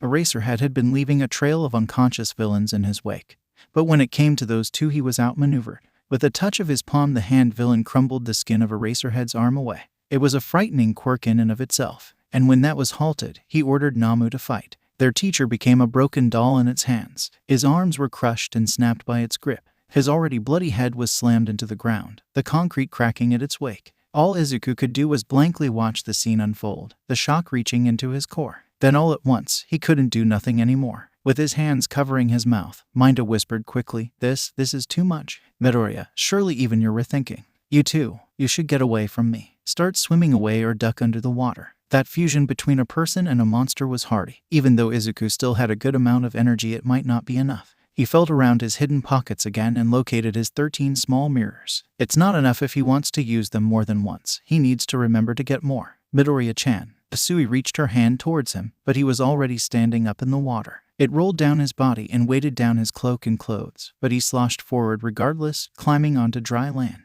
I'm about to make myself a really big target right now, he continued with a calmness that didn't betray the dangerous waters rushing underneath the surface of his skin, so you should stay away from me. If anything happens, if anyone dies. The Namu pulled up Eraserhead's head up in preparation to slam it into the ground a second time, but the main villain's attention was drawn away. He looked at Izuku through the gaps between the fingers on his face, his eyes a striking red color. At first he looked surprised, then his surprise turned into sadistic amusement. The villain's voice was as dry as it was full of malice. One of the kiddies came out of hiding, trying to save your precious sensei. No one would blame you if you run, you know. He's only been your teacher for how many days? You'll be better off leaving him for dead. This Namu is built to match All Might's specs. Even if that's the case, I can't do that. It's not my lucky day, but it's not yours either, was all Izuku replied. His face felt different than usual, masking itself with a blank expression instead of one of fake happiness. And unlike usual, that blankness wasn't a reflection of his deadened emotions, but instead a sign that even now he continued to push down the raging tidal wave of dread, anxiety, and fear so that it was felt by his entire body except for his face. It'll be his fault. He can't let it be his fault. He can't let anyone die. He can't let Sensei, Hitoshi's hero, die. He can't. The only acceptable causality today was himself. No one else. Just as the Namu brought the hand clutching Eraserhead's head down again, Izuku snapped for the 4th time that day. There was an echoing crack and a shriek of pain. The Namu's grip involuntarily let go of Eraserhead to let the limp man's face land harshly on the ground again. But it was better than a full attack. The hand that had been holding the hero's head was shaking in a partly clutched form. Izuku guessed that the metacarpals had been broken based on the way stark white bone peeked out of the black flesh. The Namu examined the injury like it didn't understand where the pain was coming from. The other villain took a step back. Izuku vaguely noticed he seemed startled. Namu, another snap, and all the mirrors in his pocket broke in one loud shatter. The effect was instantaneous. Jinx kicked into overdrive and the amount of energy in his body amplified much more than 13 times. There was so much of it that it was physically painful to the point where he wanted to cry. He couldn't even contain all of it. Some leaked out like that gas tank from just before, a fuse waiting to ignite. It was visible for the first time ever as a sickly green glow, wafting into the air around him. But he didn't care, and he didn't cry. Just like always. Now that the danger was obvious, the villain grew weary and started to move. But Izuku had already started rapid-firing snaps. 6, 7, 8, 9, 10. There was a shriek for every snap. The strength of the 6th broke the spine. The 7th misfired and only broke an already broken finger. The 8th broke one arm, and the 9th broke another, and the 10th broke a leg. The Namu fell into a broken heap. He didn't have any particular body parts in mind other than bones, so it should have been hard to keep track of what broke when, but the green light emanating from his misfortune made it much easier to keep track. Like a noose, it wrapped around whatever its target was in the same moment he snapped. He'd always known deep down exactly what Jinx was capable of, He was willing to admit that it's good at destroying. It's good at breaking. Whether the thing that it breaks is technology or buildings or anything in between, if it's something that can be broken, it can break it. The hand villain started blurring towards him during this, but he was already on snap 11 with his target adjusted. The villain tripped with a loud and angry curse as his ankle broke underneath his weight. Compared to breaking the Namu's bones, the amount of energy it took was significantly smaller. He hadn't wanted to admit that people were so easy to break. He'd always imagined it would be harder, like the exorbitant decline in the morality of such a thing would physically translate into the action.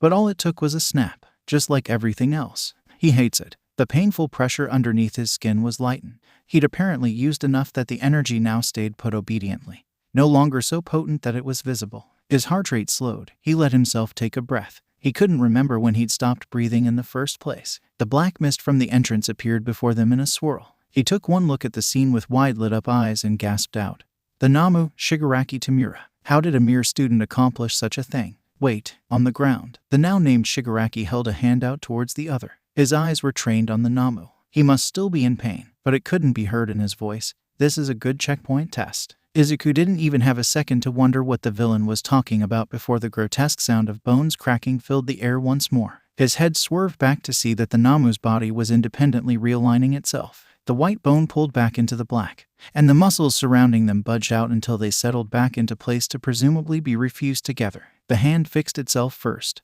then the limbs, its arms dragging it across the ground where its legs still failed it, and then finally the spine was fixed, as its legs regained their movement to allow the thing to stand up again. It was like a B-horror monster, except on steroids and genuinely terrifying.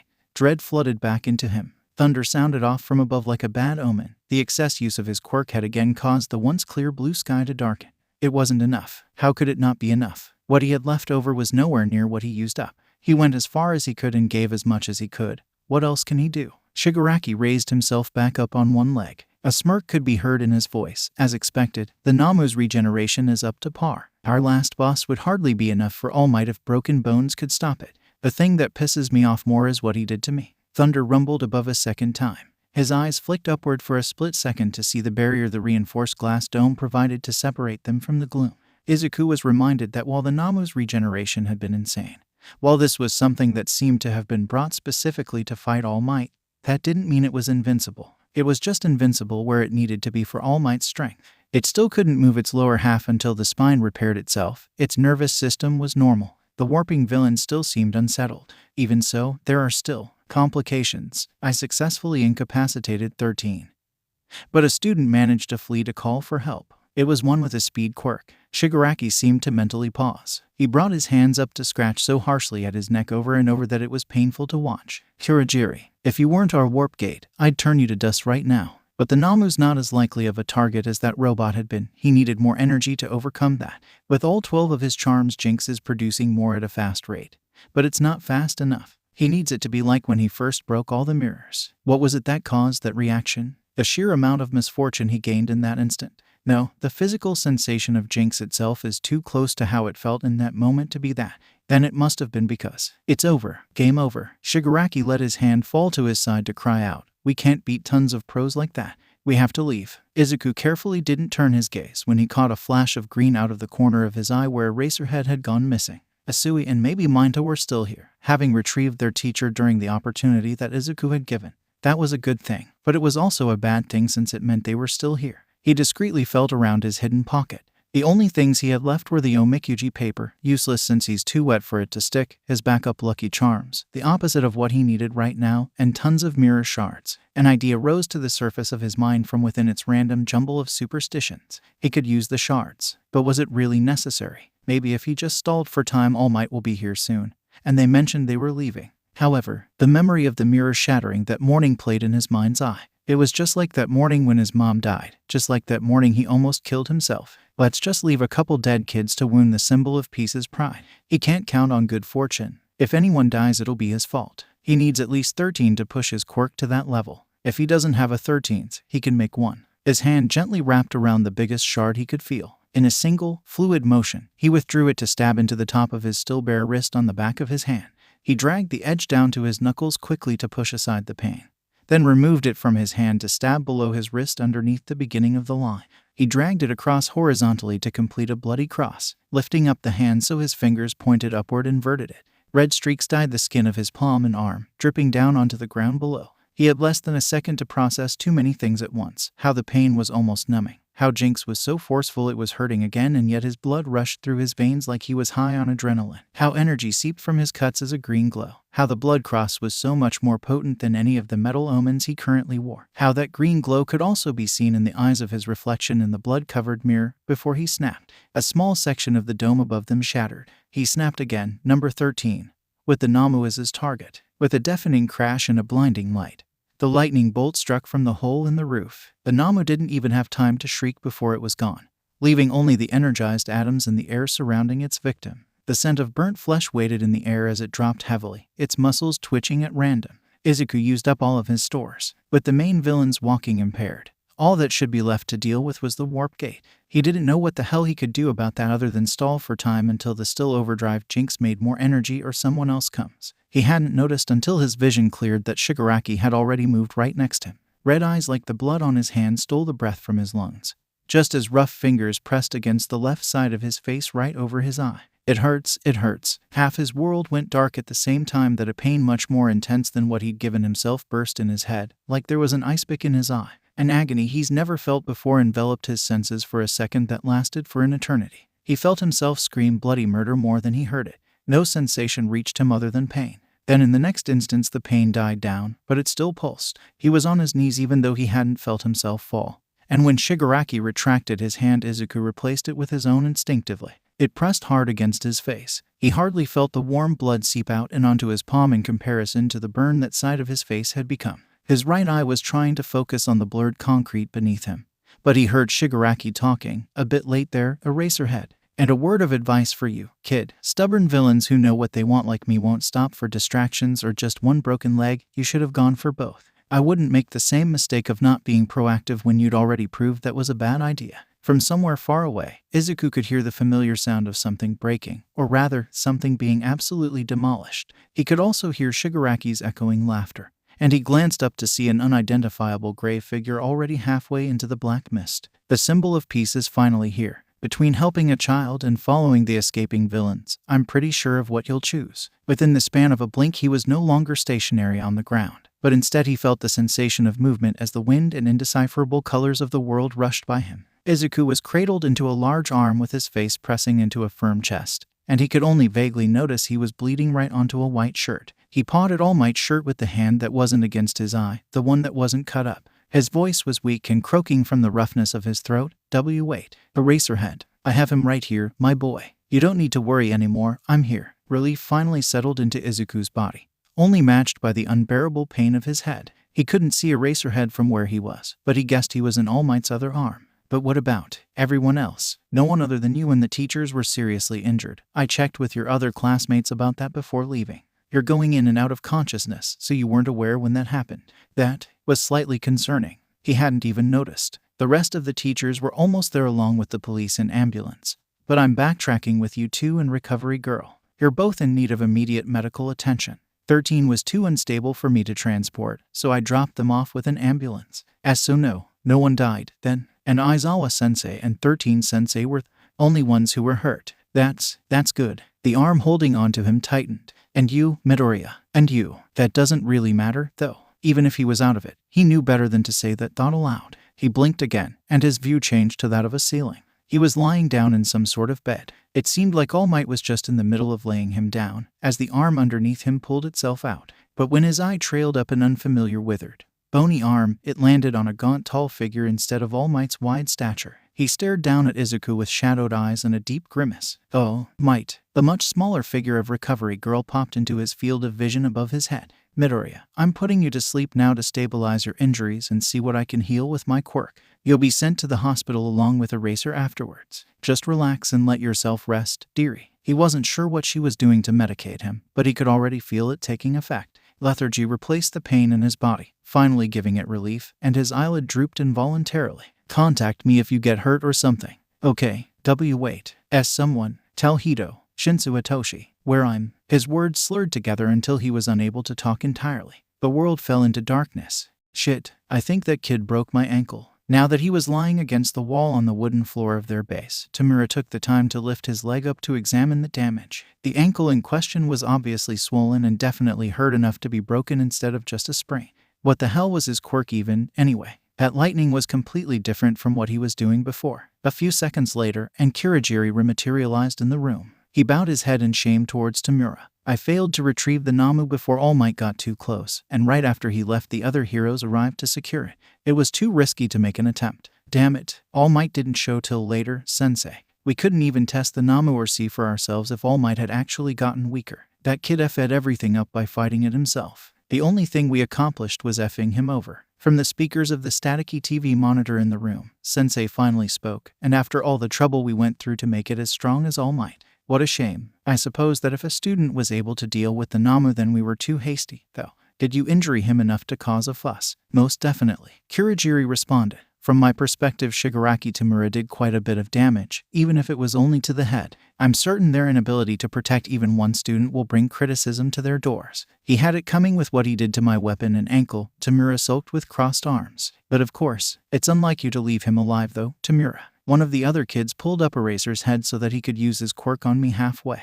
But if you wished to kill him, it would have been simple for you to destroy enough of his head to do so even if the time was short. That suggests you held back. Tamura mentally paused at that. Thinking back on the moment, it was true that he'd been more focused on hurting the green-haired kid rather than killing him, but it's not like he'd wanted to spare him either. Tell me more about this child's quirk. You mentioned that it was unusual, but also that it was effective against the Namu. Did he have strength similar to All Might's? No, it was completely different. Tamura was able to answer that at least. He powered himself up somehow. Then all he needed to do was snap to break my ankle. He also broke the Namu's bones like that. Then after the Namu regenerated, Tamura hesitated as he realized that the kid's actions were even weirder looking back on them than they had been in the moment. He cut his hand to repower himself. Then when he snapped, the Namu was struck by lightning. I messed up his eye after that. That's a strange change in ability, indeed. What sort of theme was his hero costume? They tend to reflect their abilities in their design choices. Kurogiri added his own thoughts. Now that you mention it, his costume was unusual, too. I wasn't present long enough to get a good look at it, but it didn't seem very hero-like. He looked like a witch, Tamura mused. He racked his nails over the flesh of his throat in agitation. It was like a try-hard witch cosplay without the hat. He was also wearing a bunch of pentagrams and crosses like an occult freak, and the cut he made in his hand was cross-shaped. What the hell kind of quirk does that match? Well, there are as many different kinds of quirks as there are quirk-bearing human beings. But regardless, we have enough information to know what you were thinking, Tamura. I think you saw potential in that boy. There was a grin in Sensei's voice when he said that last part. Huh, what's that supposed to mean? It means that when you saw what that boy could do, you realized that he had a quirk meant for destruction, just like yours. Maybe you saw a bit of yourself in him. He was nothing like me, even though he was able to trash the Namu. He didn't seem happy about it at all like I would be. But then Tamura thought of how the boy had looked in those moments. He hadn't looked happy because he hadn't shown any particular expression at all. He stared at Tamura, the enemy who had come to cast a plague upon his class, with piercing green eyes that glowed with power and nothing else. There was no fear for his life, no anger towards the forces that had been about to kill his teacher, even when he broke Tamura's and the Namu's bones as easily as breathing. There was no sense of accomplishment or distress or hatred. There was only a void, like he hadn't cared what happened, and yet he chose to single himself out. He chose to continue his attack even after that failure. He decided on his next course of action within the time frame of just a short conversation. He had known exactly what he wanted to do and had been determined to see it through, even if he had to outright hurt himself in the process. So the kid had obviously cared, and was just particularly talented at not wearing his heart on his sleeve. But regardless, that kind of emotional dissociation from such an intense situation wasn't normal. That kind of hazardous determination wasn't normal. It was a hallmark of a broken person, because quirks made to destroy break everything, including the people that use them. But I guess some things are similar. During the middle of English class on the day Izuku had his field trip, Present Mike's lecture was interrupted the ringing of the classroom phone, after he answered it in a quiet conversation.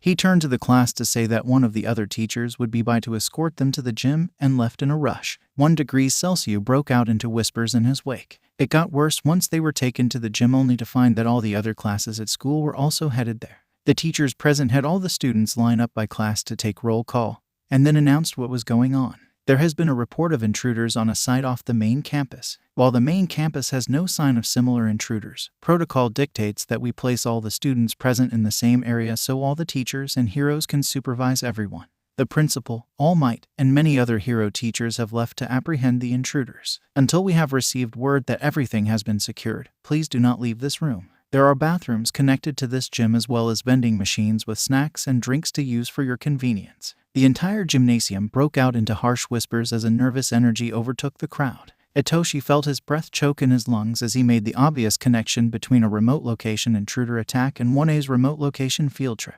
Swerving his head around, the 1A kids he'd met were all notably missing from the class lineup. Please remain calm. As I said, the UA staff is already in the process of dealing with the situation, and there are no signs that we here at the main campus will be affected. That doesn't mean the people not here won't be affected. A blonde-haired student from the third-year section walked up to the front of the gym. He spoke with a much different voice than the teacher Hitoshi didn't know. It was young, bright, and full of confidence. Don't worry, everyone. Our UA teachers are the best of the best. And All Might himself is even going. They'll take care of what's going on, no problem. The upperclassman's attitude and words seemed to permeate into the student body. The atmosphere became lighter, and Hitoshi noticed that his own class came down from their anxious tension. However, Hitoshi himself couldn't feel the same. He wouldn't relax until he knew for sure that Izuku was safe. Thank you for your kind words, Tagata-kun. Please return to your classmates now. Shinso-kun, Shinso-kun. He jolted and looked behind him towards the direction of the high-pitched voice. One of his classmates, Tomoyo was her name if he remembered right, looked at him with a worried expression. Are you all right, Shinso-kun? You didn't even notice I was calling you, and you look so pale. Another classmate with a similar look on his face, Kinomoto, joined in. Tomoyo-san's right. You're usually not very bothered by things. This isn't really like you. Do you need us to get you a teacher? Hitoshi's bewilderment transformed into annoyance at the mention of getting an authority figure. He scowled at the two of them. No, don't. He debated whether he should be honest or not before decided venting would be appreciated. He turned his scowl downwards toward the floor. I'm just worried about what's going on with 1A. I have a friend in that class. Now that you mention it, one of the hero classes are missing. Kinomoto glanced around like Hitoshi had a moment ago. When he looked back, he gave Hitoshi a reassuring nod. But you don't need to worry, All Might's going. All of the class will be safe with him there. Tomoyo smiled gently at him. I see why you would be worried. Like Senpai and Kinomoto said, All Might is going to help, so try to remember that. I'm sure your friend will be okay. Hitoshi knew they meant well, but there wasn't really anything their reassurance could do for him. It felt like a long time passed before it was announced that the heroes had finished apprehending the intruders, and that the rest of the day's classes were cancelled. He made to file out the double doors like everyone else, but was stopped right after passing the threshold. Present Mike had returned, with a serious look on his face that didn't match the laid-back attitude Hitoshi had come to expect from him. Hitoshi was sure his face paled even further. Hitoshi followed Mike, walking briskly down the hallway without knowing where they were going. He didn't particularly care, though, since as soon as they were far enough away from the other students Hitoshi could ask. Present Mike beat him to it, glancing back at him without pausing his stride to ask, Are you friends with Midoriya Izuku? He asked for us to notify you. He knew it. He knew that's what this was about. He'd noticed that Izuku had refrained from telling any of his hero class friends the full details. But he also knew it was best if the teachers were aware. Yeah, we live with the same foster family. If Mike was surprised by them being fostered, he didn't show it. All he did was nod in understanding. You look like you're on edge enough as it is, so I'm gonna get right to the point. Midoriya is alive, and he wasn't fatally injured, but he was hurt pretty badly during a villain attack. They've already transferred him over to the Musutafu General Hospital. Hitoshi felt his face pinch as fear settled further into his stomach. While it was good to hear that Izuku wasn't dead or dying, the fact that he had to be hospitalized still wasn't pleasant news. That's all I know about the situation currently, but I'm sure after the hospital's done treating him they'll tell you more. Present Mike placed a steady hand on Hitoshi's shoulder. Do you want me to take you to the hospital right now, or do you want to meet up with your and Midoriya's foster parents and go with them? They've already been contacted. I'd rather go right now. He didn't even need to think about his answer. Present Mike nodded again with a pat to Hitoshi's shoulder. He must have already guessed what Hitoshi's answer would be, since their walk through the halls ended at the entrance to the school's main driveway and parking lot. They hopped into what Hitoshi assumed was Mike's car and drove off. The only time Mike spoke after that was when they arrived at the hospital parking area. As he led Hitoshi into the building, which was a bit unnecessary, since he didn't need a chaperone for this, he stated, He'll be okay, little listener. Even if Midoriya is hurt, he'll still be okay. Hitoshi didn't reply, but his thoughts responded with, "That was easier said than believed." The receptionist informed them that Izuku was currently being operated on. Present Mike asked after Eraserhead and 13, which made Hitoshi feel even more uneasy to know that 2 of the UA teachers, especially Eraserhead, also landed in the hospital. But it also explained why Mike had come in with him. They were also being operated on, so it would be a waiting game for both of them. They sat in the nearby waiting room together with the hero trying to make small talk. Hitoshi answered for stuff he thought was relevant, like when he and Izuku first met, who the Harukas were, and what their living situation was. But for other basic questions like what his hobbies were or how school was going, he just gave non-committing answers. Eventually, Present Mike accepted that he didn't want to talk, and they sat in silence. It felt like a lot of time passed before both Haruka Nori and Naru showed up, but there still wasn't any new news. Haruka Nori fussed over Hitoshi before squeezing him in a hug that he awkwardly accepted, while her husband introduced them to Present Mike. Mike re-explained the situation with the addition that the principal would visit them soon to discuss things in detail, and that UA was taking full responsibility for what happened and would thus cover any medical costs. The Harukas didn't linger on that part too much, but Hitoshi got the sense that they were somewhat relieved. That was understandable, considering having an unknown amount of medical bills on top of providing for 5 children would be a lot to handle. But Hitoshi didn't care about any of that shit. He just wanted Izuku to be okay. "He'll be okay, Shinso-kun," Haruka Nori quietly spoke from her seat next to him. "I know you won't accept just assuming everything will be okay, so I'll just say that. Even if there's lasting damage, they say that having a positive outlook is half the battle when it comes to recovery. I'm sure that Midoriya will bounce back with a smile, like he's done before." Hitoshi knew that she really meant well. Technically, she was even approaching it from an okay position since she was taking into account that Hitoshi thinks the regular "he'll be okay" sh tick is unfounded bullshit. But by God, does she not even know what she's talking about? And he knew that Midoriya had purposely made it so that the Harukas didn't know shit about how he actually felt.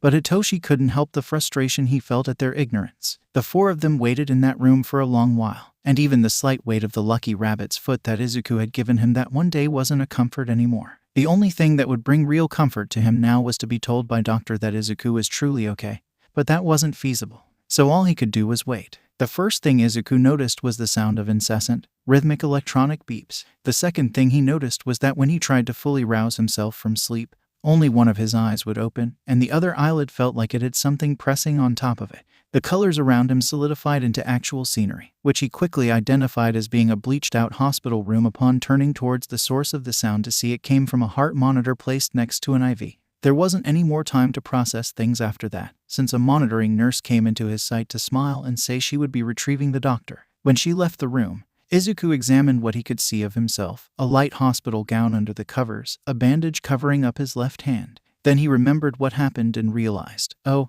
that's why I'm here." The doctor entered with a short but kind introduction, running through the normal set of patient checkup questions, and informed him that he had been sedated for a full day. She sat down so that she wasn't towering over Izuku, and seemed like she was trying to provide a professional but comforting atmosphere. Izuku immediately knew what bad news he was receiving. "While the damage to your skull and skin was repaired, we unfortunately couldn't save your eye. The villain's quirk disintegrated the majority of it to the point that Recovery Girl's quirk couldn't fix it." The doctor gestured at the diagram she brought featuring the cartoon rendering of a bisected human head. "The flesh of your eye socket was healed and cleaned up, and we've inserted a temporary plastic piece to keep it from collapsing. The only follow-up left is to watch for possible infection and eventually insert a prosthetic. Current-day prosthetics have advanced quite a lot compared to previous generations. Depending on the kind you choose, you can regain full vision, though admittedly those types tend to aesthetically mimic biological eyes less, whereas many non-functional prosthetics often pass at the real thing. Ultimately, the decision is fully up to you. Price won't be a problem since UA is footing the bill." As the doctor stood up, she held a leaflet out towards him. He took it without unneeded drama, hoping that the average response of a person finding out they were missing an organ was to face it with quiet acceptance. He really didn't know how else to react. It didn't seem like quite the right attitude. The doctor carefully looked over him, probably looking for signs that he was still impaired by the drugs. "This pamphlet lists most of your available options from a variety of medical device companies, but you don't have to look at it right now. Your family is waiting to see you. Would you like me to send them in?" Izuku immediately wanted to know if said family included Hitoshi, but he wasn't sure if the doctor whose name he'd already forgotten would know. He decided to just ask, "Yes please, but, do they know about Thankfully, she didn't make him finish that question. Your family has already been informed about your eye? Yes. We finished working on it last night and we're just waiting for you to wake up. You have no other injuries apart from your hand, which now only has scarring, so after another night of monitoring you can be discharged. Thank you. After the doctor removed his IV and heart monitor electrodes, she left. Her presence was quickly replaced by Hitoshi and the Harukas. Hitoshi looked about as worried as Izuku thought he'd be, which is to say, extremely worried. He examined Izuku with watery eyes like he was confirming Izuku was awake and living, before wrapping his arms tightly around Izuku's torso with his face pressed against a shoulder. Izuku returned the hug, bringing a hand up to soothe the back of Hitoshi's head. The Harukas stood back for the moment, just giving Izuku small, concerned smiles. They were letting Hitoshi have this time. Hitoshi released a shuddering breath into Izuku's shoulder. He grimaced at the sound. Sorry I scared you. Izuku, please don't effing apologize for being hurt. You did nothing wrong. He tastefully chose not to comment on that last sentence. Still, I feel bad about it. Do you know anything about what happened to Eraserhead or 13 Sensei? Hitoshi finally let go of Izuku, leaning back into the chair placed at the side to rub at his eyes. Yeah, I heard from Mike Sensei that they're both here too. Last I heard 13's still out, but Eraserhead woke up. And before you ask, they're both slated to recover fine, and no one else needed any treatment. Izuku remembered that from his blurry memories of All Might. But that brought with it a whole other set of questions Hitoshi couldn't answer. He chose to focus on his teachers for the time being. I see. Hopefully 13 wakes up soon, but at least they'll both be okay. I guess things didn't end too badly. Hitoshi's kind gaze turned into an outright jaw-clenching glare. Izuku leaned away and backtracked. Oh, other than what happened to my eye, of course. Hitoshi's glare shifted into something that wasn't angry but was much more pain. As his friend ran a hand over his face, Izuku thought he would have preferred Hitoshi staying angry. The Harukas took that as their cue to approach the Bensai. They glanced at each other, and Haruka Naru spoke up. It's good to see you're up, Midoriya-kun. How are you feeling? Empty on the inside like always. I'm a little tired, but I don't feel any pain. I'm okay. Haruka nodded with an awkward smile. That's good. I know this is a huge shock, and you'll have all the time you'll need to process it, but there are some things we need to talk to you about. You're bringing up that bullshit now. He's only just barely woken up. Hitoshi scowled up at Haruka with a cutting edge that was matched by his voice. Haruka Nori stepped forward to try and calm Hitoshi. We know Shinso-kun, but some of the UA staff are coming tomorrow along with the police for his statement, and they're sure to ask about it then. We need to give Izuku some time to think of his answer. But the reason why they're asking is different from your view on it. Izuku didn't have to deal with the other's vagueness for long. As Haruka Naru promptly stated, the school is asking if you want to withdraw from the hero department. You can choose to join the general or business courses, apply for another school, or stick with the program. No matter what you chose, they'll still cover them. Haruka involuntarily glanced at his bandaged eye. Medical expenses. Hitoshi loudly interjected. The principal said they're only asking because you went through a traumatic experience that might change your mind about pursuing heroics, which is true, and if you feel that way, fine.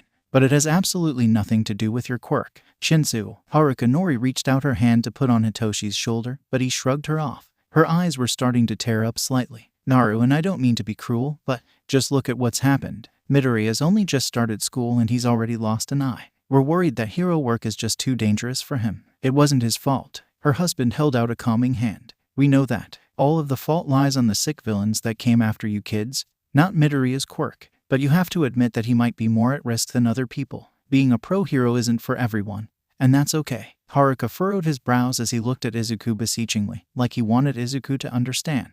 We just want you to be safe, Midoriya. I know the both of us, me especially, haven't handled certain things well when it comes to you, but that's always what we care about the most. That all of you kids are safe and well taken care of. It's why we started fostering in the first place. Izuku had known that the Harukas were normally kind people and that their superstitions towards his quirk just got in the way of that kindness. But this was the first time he could truly see it. Even after they agreed to take him in, he just felt like it was out of some moral obligation and had been waiting on eggshells for when they saw Jinx in action. They reacted as he expected, but he hadn't expected them to still think he mattered as a person afterward. His teachers and middle school classmates hadn't. Perhaps if he was more optimistic, he would think that they might eventually change and come to see his quirk in a better light, too. Are you telling me to drop from the program? Haruka Nori gave him a kind but sorrowful smile. No, we're just asking that you think about that when you decide what you want. We won't stop you from making your own decision. It isn't our place. She stepped away from the bed, linking her arm with her husband's as she did so, and they both walked to the door. I think we've overstayed our welcome, so just relax for now and enjoy your time with Shinso. Yue canceled school today so he can stay for a while. Shinso-kun, we'll be in the cafeteria when you're ready to go. The door thudded closed, and in the quiet they could hear footsteps fading away. Hitoshi sighed and finally looked back at him. I know you probably think getting hurt was your own fault cause of your quirk, but it wasn't. Okay. You have control over what it does, remember that? Well, if I'm being honest, I do think that, yeah. But also it was my fault for more than just that. I acted out and that made me a target. Can you tell me what happened? All that we were told was that you were hurt by the leader of the villains that infiltrated the USJ. Izuku went on to explain what happened the best that he could, starting with the sudden entrance of the villains and what their goal had been. How he was split from the group and worked with 2 other classmates to get past some average grade villains, and ending with the very not average grade villains that took out Eraserhead. He explained how he couldn't stand by, and how he took out the villain that had been brought to combat All Might and how he thought he impeded the leader. I figured that I had a good chance of me ending up injured or... He paused, skipping over to admit, but I didn't really care what happened to me. Understanding the end of Izuku's unfinished sentence, a look of grief overcame Hitoshi's face. Didn't you say you wouldn't try anymore? I wasn't trying to die. I promise, Izuku shouted in alarm. He grabbed one of Hitoshi's hands to hold it between his own. I couldn't let anything happen to anyone else. I didn't want it to be my fault again. Hitoshi's hand trembled in his grasp. Izuku swallowed harshly when he saw his friend's eyes became watery again. When a couple of teardrops spilled over, Izuku realized this was the first time he'd seen Hitoshi cry. Why can he never do anything right? Izuku, what happened to your mom wasn't your fault. And what happened at the USJ wasn't your fault either. It's just your paranoia that's making you feel that way. Please try to understand that. When Izuku glanced down at their hands with guilt and failed to respond, Hitoshi pulled his hand out of his. Izuku panicked for a second, thinking that Hitoshi was leaving him.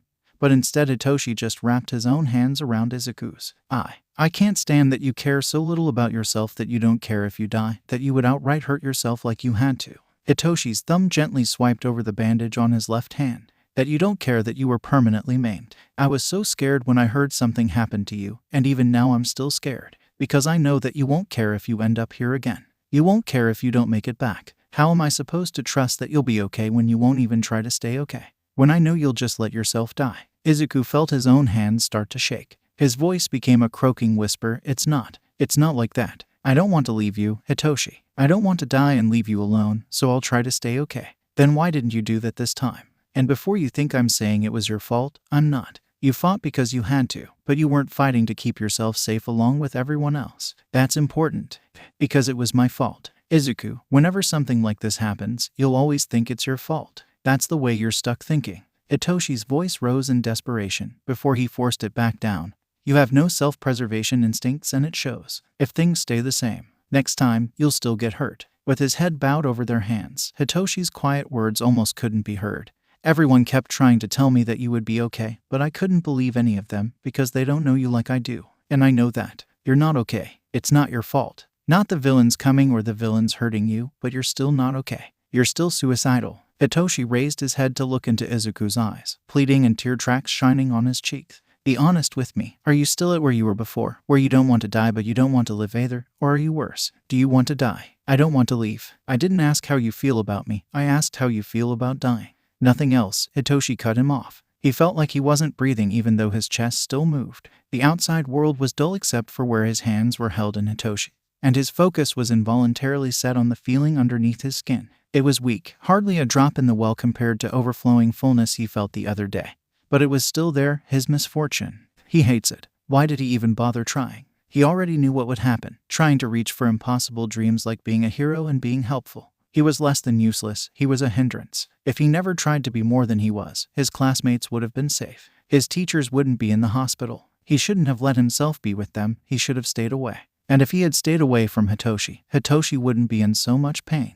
If only he had succeeded that day last year, then maybe none of this would have happened. No one would have gotten hurt. Izuku wanted Hitoshi to feel better, but he knew Hitoshi didn't want him to lie. He knew Hitoshi saw right through him, and he couldn't deny what the empty void in his heart told him. It's worse. I want to die. Hitoshi nodded solemnly without a change to his expression, like he had already known Izuku's answer. Izuku, whatever you choose to do, can you please think of telling someone that you need help, and Hitoshi scowled down into his lap, his self-frustration clear. I don't know what to do. I can't always be with you to make sure you're safe, especially if you stay in the hero course. Someone else that can help you needs to know. He grimaced at the thought. changes to his expression come so naturally when he's around Hitoshi now. I don't want to tell anyone. I'm sorry. Just think of it, Izuku. And I have to tell you that. Hitoshi hesitated, then sat up straighter as a sign of commitment to his decision. If I think you're going to get hurt again, I'll tell someone. We know at least one teacher that cares about you, even if it's not what you want. It's the right thing to do. His jaw dropped in shock, not at the fact that Hitoshi would report him, but the fact that Hitoshi had someone he trusted enough to report to. You trust Aizawa-sensei that much, even though you haven't even met him? Hitoshi's eyes drifted closed. I overheard some of the nurses talking to his doctor. If his head had taken more damage, it might have been fatal. He tried that hard to protect you and your classmates, and even though he was heavily injured, he pushed past it to save you. You're missing an eye, but at least you're here. Hitoshi opened his eyes to look at Izuku with confidence. I feel like you've regressed to the point where I need to be prepared to tell someone, so if I have to, he's the best option. They sat in tense silence. There was nothing else to be said. Izuku knew nothing he said would change Hitoshi's mind, and Hitoshi knew nothing he said would change Izuku's. So all that was left were conflicts that couldn't be resolved. But that was okay, because Hitoshi was still sitting with him. As long as he had that, he didn't need Hitoshi to not go against his wishes. Izuku removed his hands from Hitoshi to pluck a tissue from the box placed on his bedside table. He gently rubbed it over Hitoshi's face, even as the other showed obvious confusion. Sorry, I just want you to be comfortable. Hitoshi flushed slightly, then pulled the tissue from his hands to wipe his eyes himself with a pout. I don't need you doing shit I can do myself. Izuku braved a small smile. But I want to, Hitoshi-kun. Hitoshi didn't respond, but Izuku got the sense that he was transitioning from bashfulness back to melancholy. They just sat together in silence for a few minutes, with Hitoshi's gaze going back and forth from Izuku's face to his bed. He was still processing Izuku's injury, whereas Izuku felt like there wasn't much for him to process at all. With how horrible his luck is, he always figured something like this would happen. It may just be that he isn't processing it and is just emotionally ignoring it. It made sense, though, that someone who had been planning on killing themselves wouldn't really care about lasting bodily damage. Izuku was about to reattempt conversation when there was a short knock on his door. He and Hitoshi glanced at each other and he announced, "Come in." The door creaked open. There was a shuffle of feet. A thoroughly bandaged mummy with long, stringy black hair slowly creeped into the glaring light of the patient room. Hitoshi shot up in alarm, stepping back from the cryptid while keeping Izuku behind him. Izuku had to stare at the sight for a few seconds to comprehend the situation. The light bulb of recognition went off in his mind. Aizawa-sensei, should you be walking around like that? Aizawa, Eraserhead. That's her teacher. Hitoshi did a once-over of the still approaching mummy, trying to see a person beneath the bandages. It made sense that Hitoshi didn't recognize his hero with his face covered, considering that even though he knew what he looked like, he'd never met him in person. Eraserhead spoke in a muffle from behind the bandages. Sorry to disturb, but I wanted to speak with Midoriya about school matters real quick. Can you come back in 20 minutes to continue your visit? Izuku was still confused. Sensei, you should be resting, not working. Can't this wait? Eraserhead denied his obvious logic. No, UA is going to want an answer from you as soon as possible, and I'm well enough to walk within the hospital. That's all I need for right now. You've heard about that already. While in the hospital, Hitoshi looked from Eraserhead to Izuku, and shrugged with a sigh. I wouldn't want to get in your way. I'll be back soon, Izuku. While Hitoshi left the room, Aizawa slowly made his way forward to sit in the now vacant seat, making sure to avoid bumping the casts for both his broken arms into anything.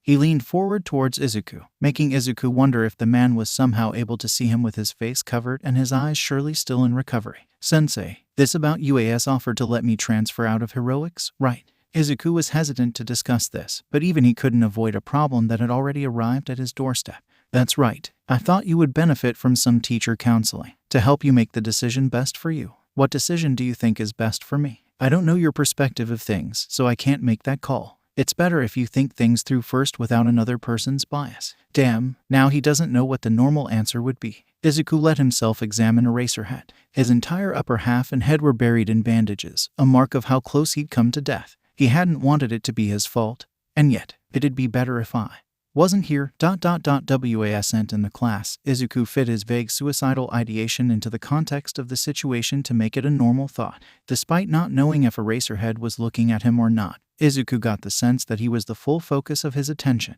Why do you think that? Are you afraid of getting hurt again? Izuku thought about what was okay to admit and what wasn't. He must have taken too long. As Eraserhead continued to speak, it isn't a sign of weakness if you feel that way. Losing an eye is a big toll, especially for a child. And it's true that as a hero you'd continue to face that kind of danger and more. If that makes you rethink what you want from your life, that's okay. No, that's not the problem. Izuku forced a smile at Eraserhead, despite not knowing if it would be seen. It's just better if I'm not there to put everyone at risk. Since we're only students, I hadn't taken that threat as seriously as I shoulda. I'm sorry. Eraserhead straightened his posture in a sudden movement, and Izuku immediately knew he'd given a wrong answer. There was no inflection in the hero's voice as he said, "So let me get this right. You think that you are an active threat to your peers, and that the USJ was related to that threat because of your quirk." Oh no, he was used to people just accepting that his quirk was a risk by default. But he'd assumed too much. Aizawa-sensei acted differently about his quirk, and he'd failed to translate that to it, reflecting he didn't see Izuku's quirk that way. Now he looked suspicious. He kept his casual smile and went on the defense, trying to make the thought sound more reasonable. I mean, I'm only being realistic. My quirk causes random misfortune to happen to me all the time. It's logical that that would apply for bigger events too. Maybe that wasn't the case here, but I can't say for sure that it isn't. I just want to be transparent with the school about that possibility. It felt weird to have to argue the point that the Harukas had naturally assumed just a little while ago. While having people like Hitoshi, Uraraka, Asui, and Eraserhead say that Izuku wasn't a threat to his friends and family was nice, it also made him feel worse to know they had expectations of him that he couldn't match. He'd tried so hard to keep it under control, but Katsuki still got hurt, Mom still died, villains still came to the school. Can't they understand that? It's better if they all stay away. Eraserhead stared at him a bit longer, then fell back against the seat rest. His tone was still carefully controlled. I pride myself as being a hero that understands what's practical. Will you hear my opinion on that side effect of your quirk? He felt like this was leading into a trap, but there wasn't any other answer he could give. Yeah, if you've seen evidence of you being unluckier than the people around you, I could see your point, and your quirk may be influencing some of those things. However, his tone became firmer. This was the trap Izuku had been expecting. I think you're overestimating the capabilities of your quirk. Izuku couldn't help but blink at that. Overestimating. Someone had to have told Aizawa-sensei how he'd thoroughly broken the Namu's bones and struck it with light. Right.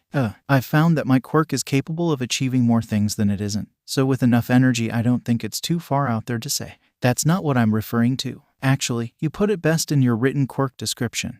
That example you gave about possibly using your quirk to make the police arrive at the scene faster, do you know what I'm talking about? The mental concept he'd come up with to explain his quirk emerged from his mind easily. Of course, if you have enough energy to make the events necessary for it to happen, Jinx can do it. And if you don't have enough energy or it's physically impossible, then it can't, Eraserhead reiterated. Then moved to his point. What you're failing to consider is that causing the attack on the USJ is an event that falls into being physically impossible. Izuku felt his smile fall as his mouth opened in surprise, then realized he'd kept his smile on for that long.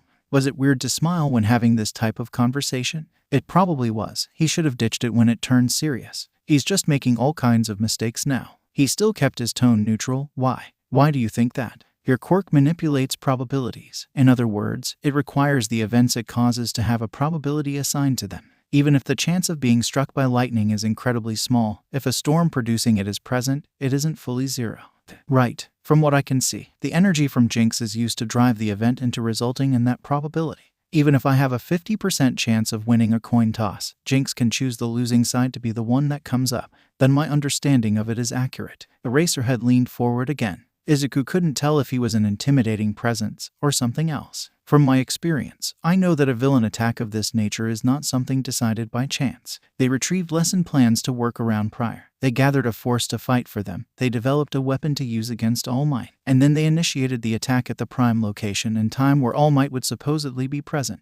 There was no randomness. It was all planned. Izuku's mind blanked for a bit, and Eraserhead leaned forward even further. Considering all that, do you really think it's possible for your quirk to be the deciding factor of their arrival? He faltered at coming up with another explanation. Well, not that, no, but it might have influenced our class being the one that was with All Might at that time slot instead of 1B. That wouldn't require as much. The skeleton of the lesson plans is decided before the school year starts. The specifics are decided at least a week prior, including the scheduling of the 2 different hero classes. Do you think your quirk is capable of influencing an event a week prior to it happening? And on people that you aren't in contact with during the moment that would be the deciding factor?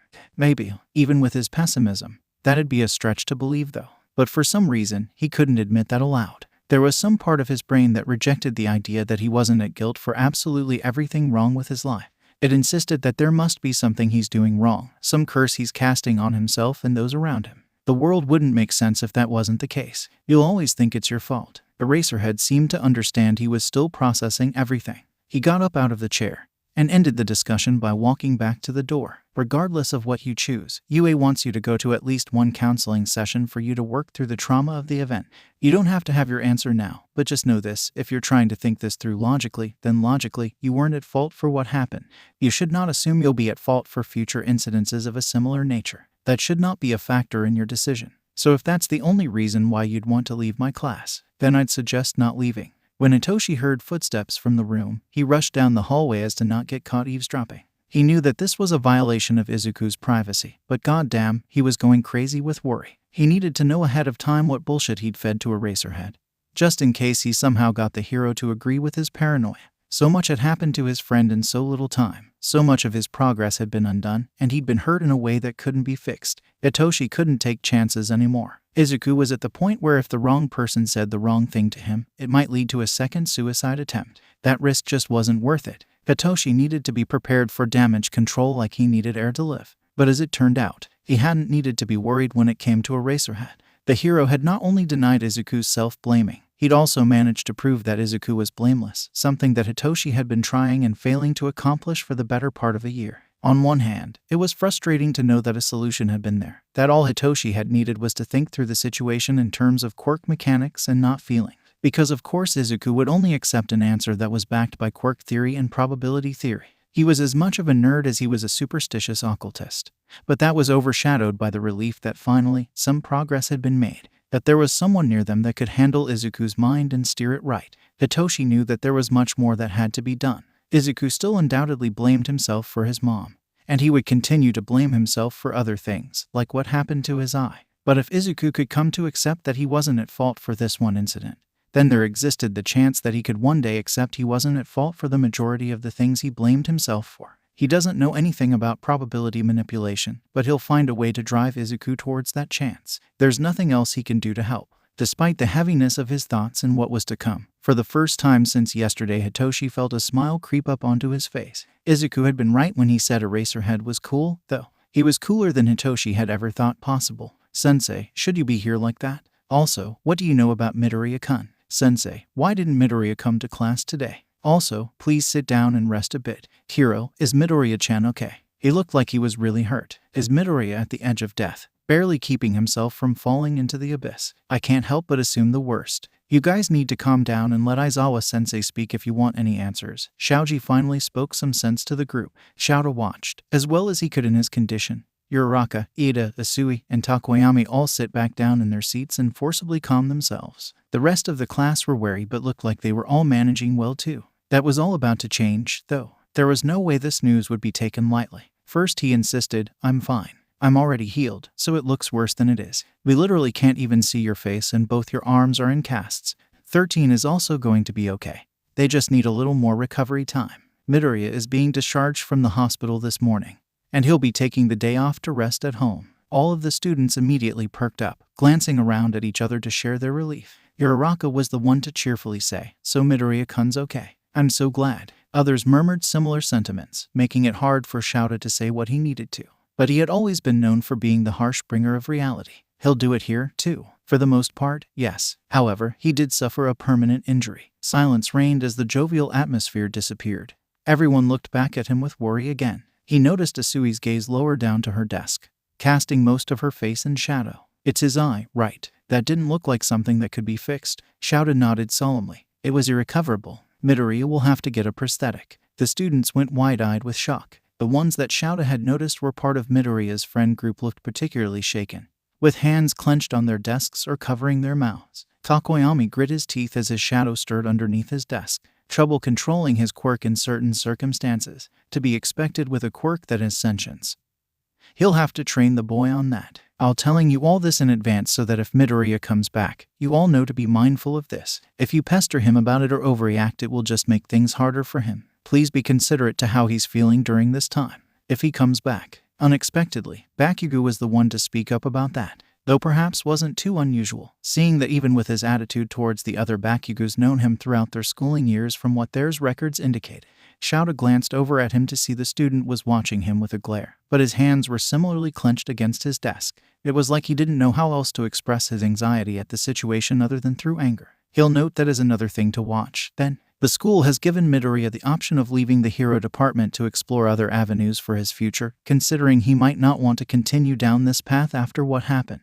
They are expecting his answer today. Shouta's eyes roamed over all of them. I implore all of you to consider that possibility for yourselves as well. Hero work is not and will never be something everyone can do, even without factoring in quirks. This is a frontline emergency responder position that will risk your lives at times. What happened at the USJ was the fault of the school. None of you should have been subjected to that level of danger this early, but down the line it will be expected of you. If after seeing it firsthand you're having second thoughts, now's the time to back out. Silence. No one moved a muscle, until one person raised their hand in the air. Sensei, I want to switch to general education. Mineta spoke quietly at his desk, even with his hand partly raised. He didn't look up at Shouta. Several students startled. The nearby Zero questioned, Mineta, why? Why? Are you stupid? Why wouldn't I want to switch? Mineta changed from quiet whispers to brash shouting. He stood up abruptly with his hands slamming on the surface of his desk, and he looked at the rest of his peers with fear in his eyes. I was there, you know. Those villains beat Sensei halfway to death.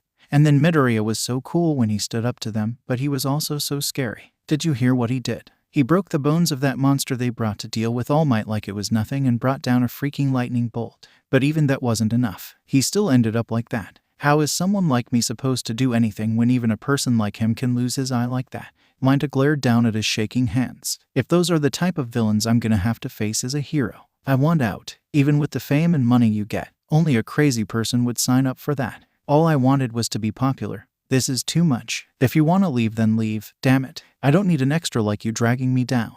Bakugo stood up so harshly his chair clattered onto the floor behind him. His glare and words were both boiling over with rage. But don't think just because you're too chicken shit to be a hero that the rest of us can't handle it. Stop shouting. Both of you calm down. Shouta had to raise his voice to interrupt. Mineta, we'll do the paperwork for your transfer today, so don't worry about that. Bakugo, just because Mineta wants to leave doesn't mean he's chicken shit.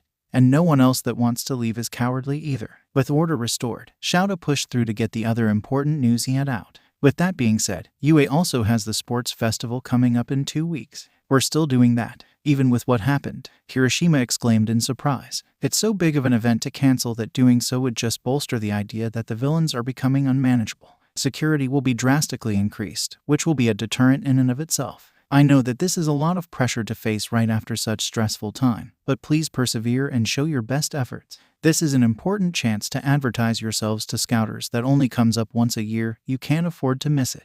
With homeroom time almost up, he started walking towards the door. Mineta, come with me. As for the rest of you, don't worry about what Midoriya chooses. It's out of your hands and you'll know soon enough. Just worry about yourselves and what you want from your own futures. If you want to transfer, come speak to me. And if you want to stay, get started on training for the sports festival. That's all you can do for now. Mineta walked over with his stuff in tow, and Shouta had him go out the door first. Before he'd even left, the students fell into whispers, taking his leave as permission to discuss everything. And as he walked through the doorway, he heard soft sniffles. It's my fault, Kiro. I was right there but couldn't even help him. He told me to stay away because he was going to be a target, and I just did what he said. No, even more than that, even if I stayed with him, I don't think I would have been strong enough to do anything. Uraraka's voice answered her, Tsu-chan, it's not your fault. You stayed out of sight to save Sensei. I'm sure that's what Midoriya-kun wanted. Part of what he was doing was making himself the distraction. But was that really the right choice to make? Midoriya wouldn't have been hurt, but Sensei might have died. I just don't know. Shouta's jaw clenched painfully as he closed the door behind him. Nothing screamed failure as a teacher and hero more than your students feeling responsible for your own shortcomings. I heard you're going with the principal to visit Midoriya. Why? Toshinori jolted in his seat in the teacher's lounge. Not only was Eraserhead's voice harshly blunt, but when covered in casts and bandages the man looked remarkably like a mummy. It put Toshinori on edge, matching with the guilt that bubbled up at the visual reminder of how he'd failed. He didn't take Eraserhead's brash attitude personally, though. Toshinori was aware the teacher was going through a lot, with Midoriya missing the first day back for a short medical rest and another one of his students dropping from the course. Not to mention how the rest of the school was becoming combative towards one due to their newfound fame from the villain attack and the incoming sports festival. And ever since the day before and continuing into today, the media has been blaring about how UA let one of their students be heavily injured, with no care given to how both teachers at the scene put themselves in the hospital trying to prevent even more injury. They managed to legally enforce Midoriya's privacy as a student and minor to avoid both his name and the extent of his injury being investigated and reported. But that wouldn't last for long with the sports festival. Unless Midoriya chose to get an eye that perfectly replicated a biological one, it would be obvious who the victim was and how he was affected. At that point, the media would get even worse. If he hadn't been so careless, none of this would have happened. I want to see how he's faring. And also, he caught sight of me at the end of my transformation. I just barely got you both settled when I ran out of power, Toshinori admitted shamefully, gaze falling onto his lap. I need to check and see if he remembers that. We're going before school lets out so that I have the chance to talk to him alone. Eraserhead sighed in frustration, like Toshinori expected, but didn't comment on his second failing. Whatever, I need to tell all of Midoriya's teachers this before he comes back to UA. Or rather, if he comes back to UA. But if you're seeing him, I need to tell you now, if you see any red flags when it comes to emotional distress, concerning behavior, or living situation, report it to me immediately. Toshinori unconsciously straightened his posture in alarm. Is something wrong with him? Though, I suppose with a missing eye, that's to be expected. That's the problem. It seemed that when it came to his eye, there was nothing wrong with him. He handled it too well. And on top of that, he was under the impression that the entire situation was his fault to begin with because of his quirk. His jaw dropped slightly at that. His fault. He's the last person at fault for this. He's the victim. I know. But I had to explain to him in detail how it was impossible for his bad luck to trigger a planned villain attack. The only concern he brought up about staying in the class was that he considered himself a threat to the other student. Is that because of how others have reacted to his quirk in the past? That poor boy. Eraserhead sighed again. People with villain quirks are often at the receiving end of harassment and unwarranted blame. I recognized certain behaviors from him that suggested he was subject to that as well. But he was so certain that his quirk was a threat, that along with a lack of reaction to a major injury makes me worried about his mindset. Perhaps he does care about it but won't show it. Perhaps he didn't care because he thought of it as his punishment. Perhaps he doesn't care enough about his health to care about his eye. Asui mentioned how swiftly he turned to self-harm as a way to increase his power against the Namu. We don't know the details, but none of these are signs of anything good. Worst-case scenario is that he's an active threat to himself. The lines on his face deepened as tension pulled at his mangled gut. How do we help him? The only thing we can do now is identify behavior that we can confront him about. He's evasive. If we try to talk to him without hard evidence, he'll probably lie and come up with an excuse. That's the impression I got whenever I've spoken with him. Is he really so? Deceptive was too negative a word in this context, but it was the only word that came to mind. He couldn't see Eraserhead's face, but the air he gave off was unimpressed. What the hell do you think he's doing? Doesn't pretending to be okay with a smile ring any bells? He's acting the same way you do. Toshinori was still processing that thought as Eraserhead left the room. Izuku had been aimlessly lying around with everyone either gone to work or school, trying and failing work up the energy to be productive. Hitoshi and the other kids were set to come home soon, along with Haruka Nori, who had a half day so she could retrieve Izuku from the hospital and come home early to speak with the people that came from UA. He had ultimately decided on taking advantage of the empty living room to watch horror movies. Usually the artificial fear of the murderers and ghosts on screen helped breathe life into him. But he was too distracted by how offsetting it was to only have half his field of vision. Even just walking around the house had been tedious. The process helped reassure that a functioning prosthetic was his best bet, even if that meant giving up some of the veil of normality that he always tries so hard to maintain. He knows he would get used to it eventually, but the chance to have it back to normal was too good to pass up. The movie was mainly a backdrop to his scrolling through the internet. He'd started with Hero News. Then after seeing how the headlines were congested with the USJ attack and UAS unidentified hospitalized student, he quickly migrated to that one forum page he frequents listing current cryptid sightings in Japan. There were disappointingly few new entries since the last time he visited it.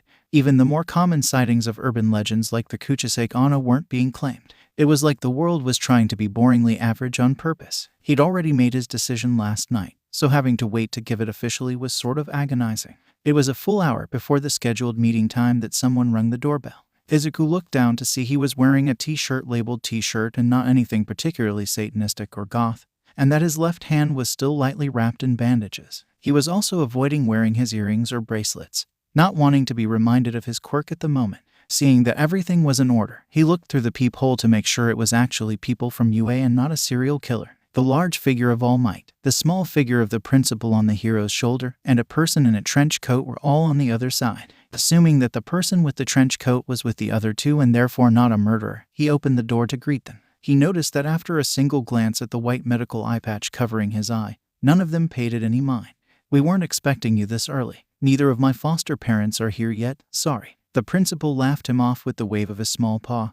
"There's no need for that. We came here early on purpose, after all. It's us that should be apologizing. As this is our first personal meeting, I'll introduce myself. I'm Nenzu, the principal of UA. Am I a bear, or a dog, or a mouse? Who knows? And nice to meet you, sir. I'm Midoriya Izuku." Izuku led them through the threshold, only to hear a blood-curdling scream from the TV, and realize he forgot to turn it off. As they all sat down at the nearby dining table, he quickly grabbed the remote to shut it off, then turned to them with an apologetic smile.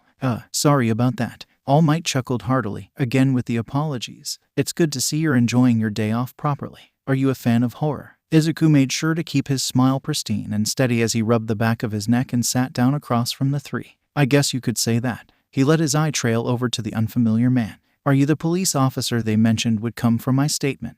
"That's right, I'm Tsukachi Naomasa. A pleasure to meet you, Midoriya-kun." Tsukachi pulled out a badge to display. "I'm the detective on this case and a friend of All Might's. That's why I was the one sent." Izuku glanced up at All Might in surprise. "You two are friends? Wow, I haven't heard of you being friends with anyone not in the hero industry." "Well, being the #1 hero comes with a lot of risk. We tried keeping it under the radar to prevent villains from trying anything. Though he's not quite a civilian, so the risk wasn't at the same level." All Might's tone trailed off into something less cheerful. "In a way, that sort of thing is related to why we came here before your guardian got back." Izuku's mind flashed to the memory of the frail man who had placed him in Recovery Girls' ward when it should have been All Might there instead. He had been turning that scene over in his mind. And while the body type was obviously different, both the skin tone and the hair color still matched. "Considering that was you that I saw before, wasn't it?" All Might's gaze lowered to the table. There was a sudden puff of steam, forcing Izuku to look away. But when he glanced back as it dissipated, the same frail man that he'd seen before was now in All Might's chair, the iconic hero suit laughably loose on him. He bowed his head toward Izuku. "Precisely. Allow me to fully introduce myself. My real name is Yagita Shinori, and this is how my body looks when I'm not using my quirk. I was in an accident years ago that greatly affected my health and resulted in me only being able to use my quirk for a limited amount of time." It was startling news even with his previous suspicions. All Might lifted his head to stare straight at Izuku. He was frowning, much like how Izuku had seen him before. "This information is all top secret, with Naomasa being one of the only people to know outside of the UA staff. But I already decided I'd explain everything to you if you remembered, so that I could take full responsibility." His hand, while withered, was still large. It came up to clutched at the now loose fabric of All Might's hero costume. "The day of the USJ, I used up most of my time during the morning commute when I stopped numerous times to resolve incidents. During the time I thought this was the right thing, but because of that carelessness I wasn't there when you all needed me the most. If I had been there from the start like I was supposed to, your eye wouldn't have been a casualty, and you wouldn't have had to defeat the Namu on your own." All Might inclined into a low bow. "Because of this, I must give you my sincerest apologies." Izuku froze like a deer in traffic at the absurd sight of All Might bowing at him. There's really no need. It's okay. I mean," he was about to say it was his own fault, before he realized All Might could react similarly to a racerhead about that. He didn't need even more scrutiny. "You were just trying to save everyone you could like always, and you had no idea a villain attack would happen. There's nothing wrong with that." All Might straightened up back into the hunched posture he'd previously shown. Izuku noticed that with current gauntness of his face and without his normal smile, All Might's shadowed eyes were considerably more intimidating. "Even with that, I still wasn't living up to my responsibilities as a teacher. But thank you for your kind words. I'm also here to ask that you please keep what you saw and this new information a secret.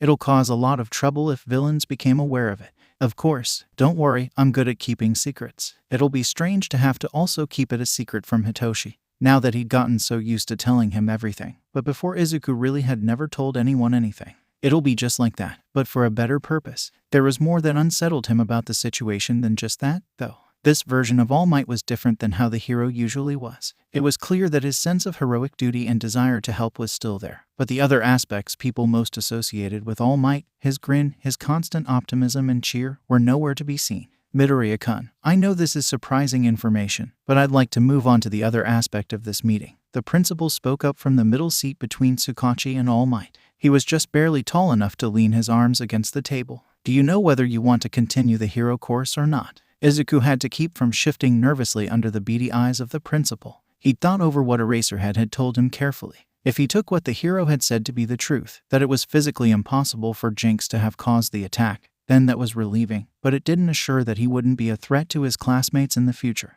Why did he even bother trying? If that's the only reason why you'd want to leave my class, then I'd suggest not leaving. He'd try to ask Hitoshi what he wanted Izuku to do, but was seen through right away. Hitoshi told him that he didn't want this to be a decision Izuku made for Hitoshi. He wanted it to be a decision he made for himself. He'd asked him, "What do you really want, Izuku?" He doesn't know. All he knows is that he wants to stay by Hitoshi's side and he wants to die.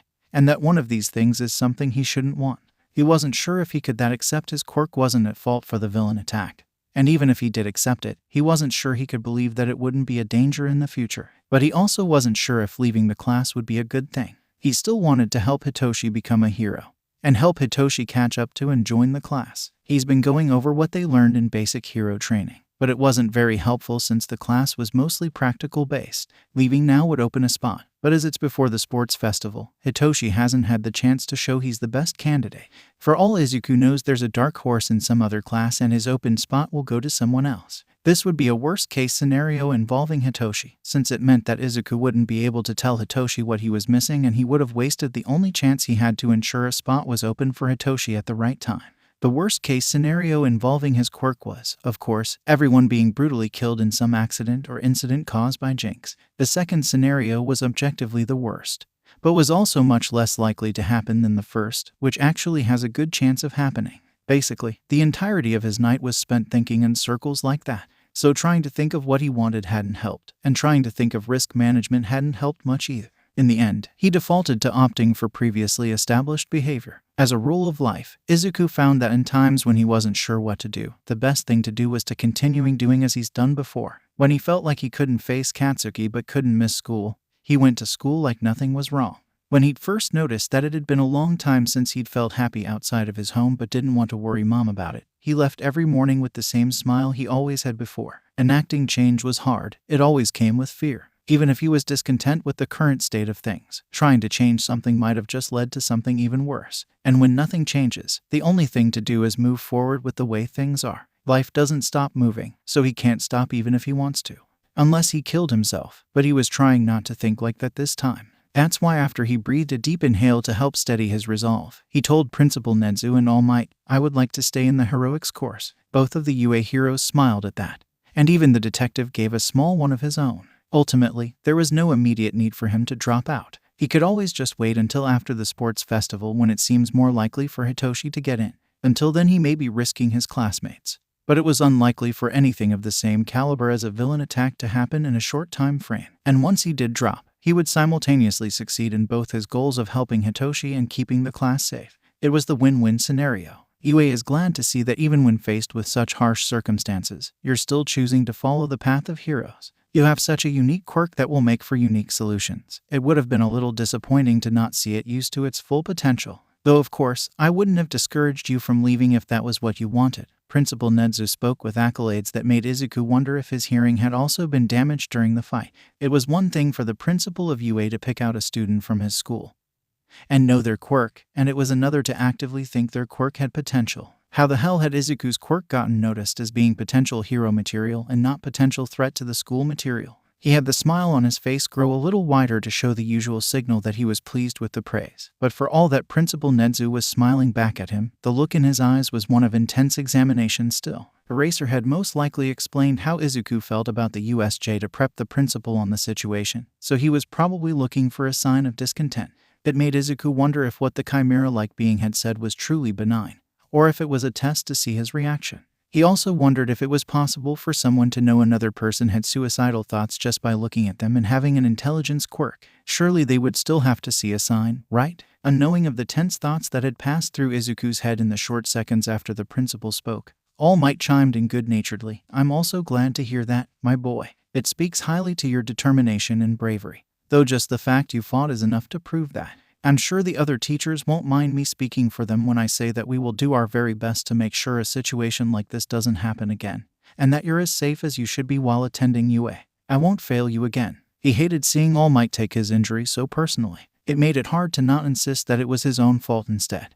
and that Izuku fighting had nothing to do with determination or bravery and everything to do with his guilt complex and lack of self-preservation. But he was nothing if not an expert at withholding his feelings. That means a lot to hear you both say that. Especially you. All Might, you. His smile became less tense, as it turned from a forced expression to simply being there due to Izuku's genuine feelings toward the legend in front of him. You've always been my favorite hero, the one I looked up to most when growing up. All Might humbly bowed his head. I'm glad I could bring hope to you. Thank you for your support. You don't need to thank. I'm sorry, I don't mean to be that guy, but Sukachi gave All Might a suggesting look. I've known you long enough to know that if you have someone responding to you in kind, this kind of thing can go on for a while, and I still need to take his statement. All Might flushed slightly and coughed into his fist. Right, go ahead. And so Izuku gave his account of the USJ attack, not going into extreme detail with the knowledge that Asui and Mineta would have told the police anything he could tell them, but making sure to include the more significant aspects.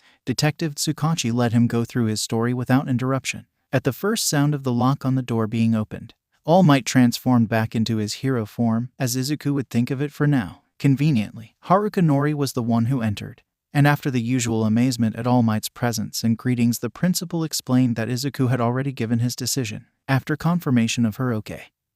He explained their request of Izuku to have one or more sessions with a counselor. Haruka was pleased and agreed, while Izuku pretended like the idea didn't bother him. After that were talks of the medical costs, and how they would be billed to UA. Principal Nedzu looked between Izuku and Haruka as he said, "We suggest that Midoriya decides on what model prosthetic he wants within the next week so that he can have it for the sports festival. Of course, if he wants to take longer to decide, there's no problem with that, but it would make competing easier for him. Once he knows the model, it will be ordered as quickly as possible and Recovery Girl can install it."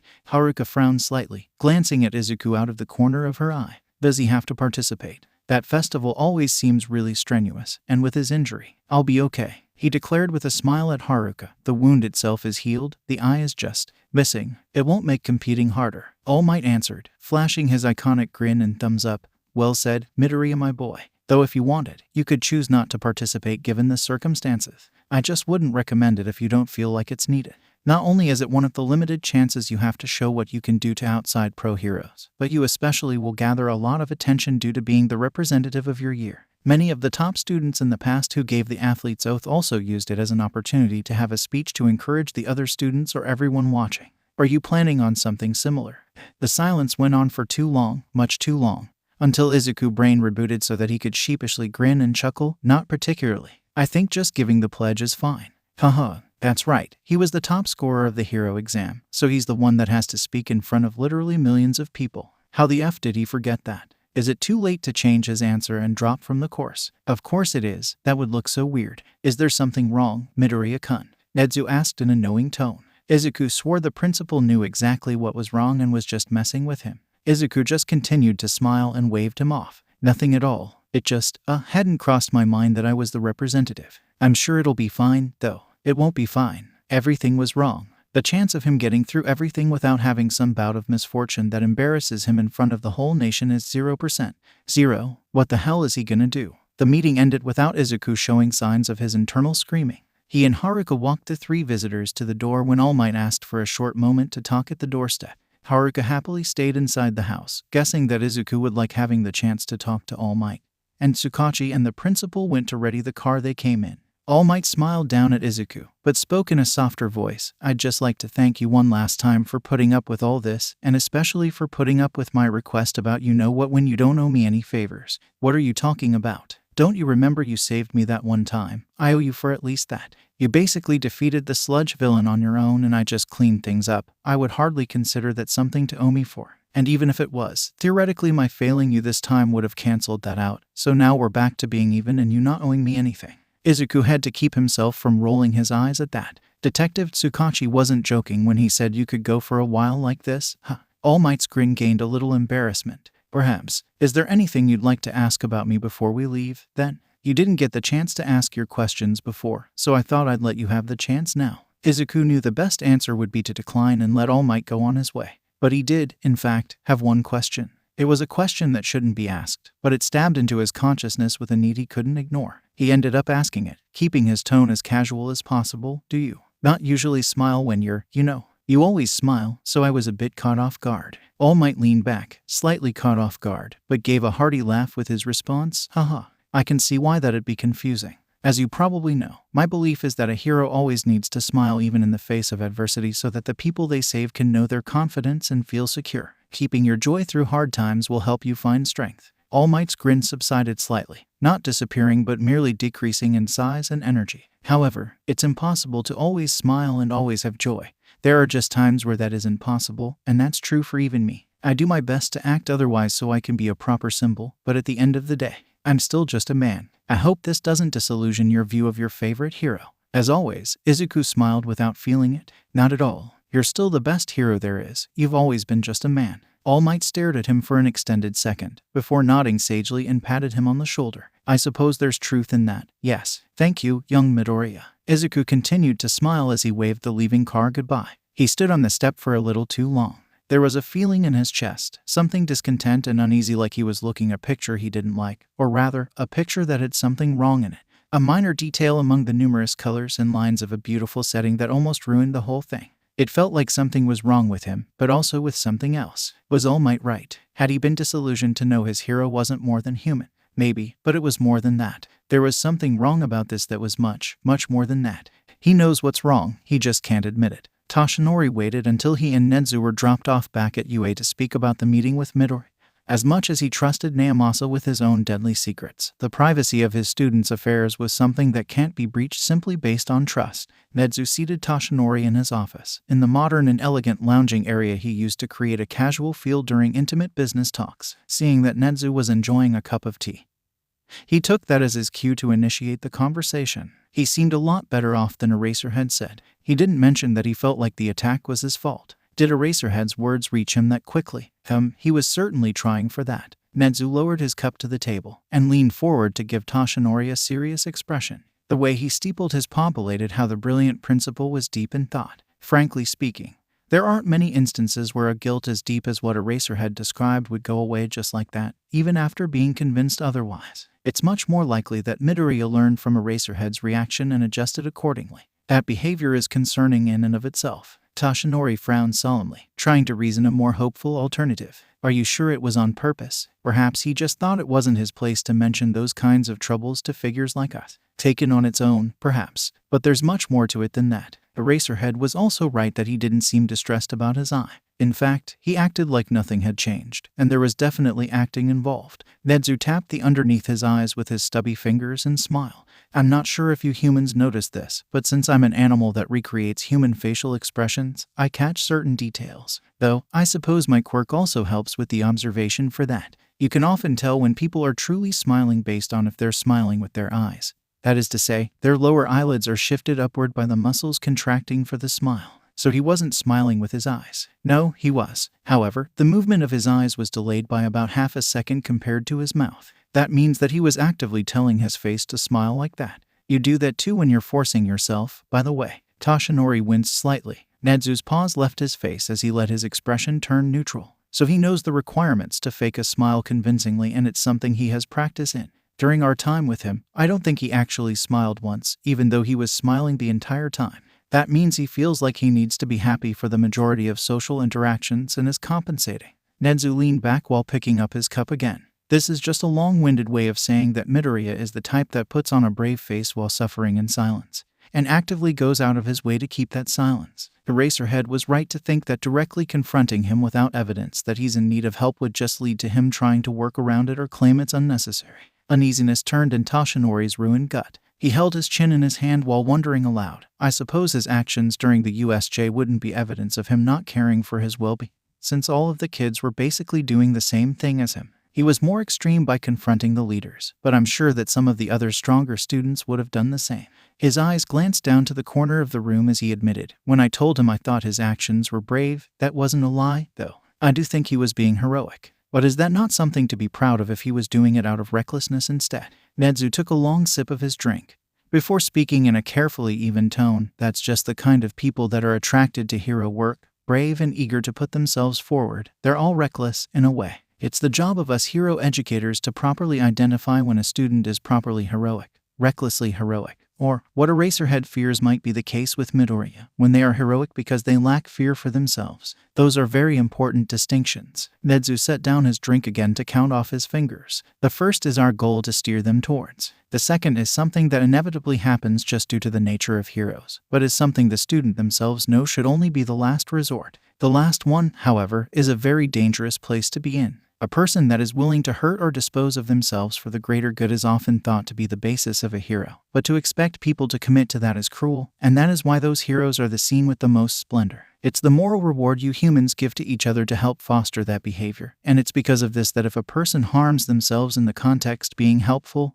that is rewarded. Nezu stared at Toshinori with a look in his beady eyes that made him want to shrink back, despite the other being less than half his size. Let's look at a certain symbol of peace, for example. You've hurt yourself irreparably to finish All for One, and then continued your career despite the toll you knew it would have. You do this for the people, but the reason you can make such a decision so easily is because you've already cast aside yourself as a priority. You've accepted the future night I saw for you, because you won't let you care for yourself. And yet the public, unknowing of the details, continuously praises you and your heroism, making you even more determined in your decision. Is that wrong? Toshinori's frown turned into almost a scowl, though it was more of sadness than of anger. I still stand by that decision. It was the right thing to do. That's not the point of this. The point is that heroes that don't care for themselves are more likely to put themselves in positions to get hurt. They are more likely to take unnecessary risks. And ultimately, they are more likely to die because of them. A student that is praised for their actions because people saw them as being recklessly heroic will not recognize that their decisions to take those risks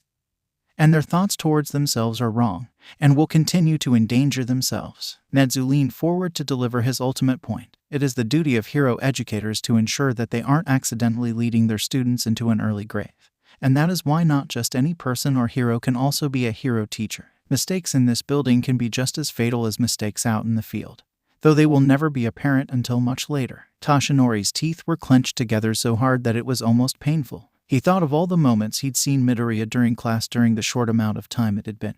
The only time anything truly seemed wrong with him was after Toshinori's blunder in asking after his mother. Every other time, from when All Might was talking to the boy himself or when Midoriya was talking to his classmates, there had always been a smile on his face. It was the kind of typical positivity seen in hero hopefuls and children in general, but it seemed even more prominent when taken together with his quirk. To have a quirk that literally created misfortune while still looking upon life brightly, it showed strength. It was the thing that All Might looked for in heroes. To think that same smile, every time he'd seen it, might have just been a mask. It was sad, not just because Midoriya hadn't been happy those times, but also because he forced himself to pretend like he was. What purpose did he have to do so? Was it for the benefit of his classmates? To make sure his teachers didn't worry? Was it because that behavior was rewarded, like what the principal had talked about? When strength is proven by smiling through adversity, and everyone tries to fix unhappiness by bringing joy, wouldn't the most prudent thing be to always be happy, even when you aren't? Being unhappy is the wrong state and being happy is the right. Therefore, if you cannot be happy, you must force it otherwise to make yourself right. That was the method used by All Might himself. When on job, he couldn't afford to not be a symbol of strength. He couldn't afford to bring worry by being unhappy. That was the purpose of his eternal smile. Doesn't pretending to be okay with a smile ring any bells? He's acting the same way you do. Is this my fault too? The words slipped out of his mouth without him even having thought them beforehand. Nezu glanced up from his tea to make sure Toshinori was looking at him, before saying, I wouldn't go that far. Humans have always encouraged happiness over any other emotion because happiness is the most enjoyable, even though expression of all emotions is necessary to maintain healthy functioning. It's a folly produced by the biologically driven desire to continue behavior that feels good. However, it is true that your brand as a hero supports that ideology. It's an ideology that inspires hope and helps stabilize the security of our society during the era of all for one's fear. But that doesn't mean it doesn't have pitfalls. Toshinori didn't know how he should feel about that. He's brought the reign of peace that he wished for, but had his method not been the right one, or was that the best that could have been hoped for? As much as people tried to claim about All Might, there was no such thing as a perfect person, and therefore there was no such thing as a perfect hero. He knew that intimately and strived to be the best that was physically possible. But even that best was not the best. And that was why they were in such straits with Toshinori having to pass on his quirk. Will Tagata be an effective pillar in time for All Might's departure? Even though they've only just started the learning process, it was clear that One for All now was more than what All Might had handled. And Tagata wasn't the freak of nature natural at it that Toshinori had been. There was so much for him to learn before graduating. Toshinori leaned back to stare up at the ceiling with a sigh. Why is it that even after you think you do something successfully, when you look back at it, all you can see are the ways you could have done better? The natural desire to learn from deficiencies to improve is what helped humans evolve. Nezu answered the rhetorically question with the same analytical thinking he always used. As he took another sip of tea, it seemed like he gained a little amusement from Toshinori's sulking. It's also true that that tendency has plagued you all with terrible anxiety, though, or at least those of you who are most prone to that thinking. Another folly of nature. Despite the seriousness of his called-out anxieties, Toshinori rolled his eyes. Mice are known for being anxiety-ridden too. But am I a mouse? Or am I a rat? Or a bear? Or a dog? Who knows? That's the second time you've used that joke today. And yet it still isn't any less true. How about that? Toshinori let himself heave a great sigh, playing up the moment. But he knew it would pass, and he would go back to worrying about the state of the world and of his new students. Tomorrow when Midoriya returned, when the teachers would be able to keep close watch over him, when the sports festival began in 2 weeks' time, those will be the moments that decide how much of their worries are unfounded and how much were true. There was nothing to do for now but wait and observe. Though, he supposed there were other things concerning Midoriya he could look into for the time being. Things were awkward in the Haruka home. Everyone except Hitoshi was trying to act like everything was normal. But they kept having to force themselves away from looking at his eye patch when they talked to him. Even the usually bold Natsume was hesitant to start anything. Whether that was due to her own discretion or how it was also hard for her to interact with Izuku, he wasn't sure. The hardest reaction besides Hitoshi was Little Aki's, who looked up at Izuku with watery eyes and fled to her room without a word. He knew that the last time she had to deal with people being hospitalized and heavily injured had probably been during the crash that killed her parents. No other explanation was needed for why it would be hard on her to see such things a second time, even if Izuku wasn't particularly close to her. In their shared room, when Hitoshi caught sight of him changing the bandages on his hand, his friend examined it in concern. The scar that had been left over wasn't very big, but it was long, stretching from exactly where he'd cut into above his wrist down to his knuckles, complete with the short perpendicular line that crossed right below the start of it at the wrist. It doesn't hurt and there's nothing wrong with it. I'm just covering it up so I don't have to deal with its effects. He let the hand rest at his side and felt the small dam it provided to Jinx's energy, then held it back up again to feel the flow overcorrect. It changes from a regular cross to an inverted cross just by me moving my hand. It's inconvenient to have to hold it a certain way all the time. They weren't able to heal it without scarring. They said they didn't know why it wouldn't heal, actually. It was shallow enough that Recovery Girl's Quirk should have gotten rid of it completely when she was healing my eye socket. A sarcastic smile overcame his face. Hitoshi scowled at it. I guess that's what happens when you run bad luck through an injury like a current. It's probably cursed now. Are you going to use it? Like how you use your other things? An unfocused green eye drifted down to his hand. He continued through the motions of wrapping the bandage. And as soon as the cloth was crossed over the image for the first time, the bad luck it emanated dissipated. He slowly wrapped it again and again.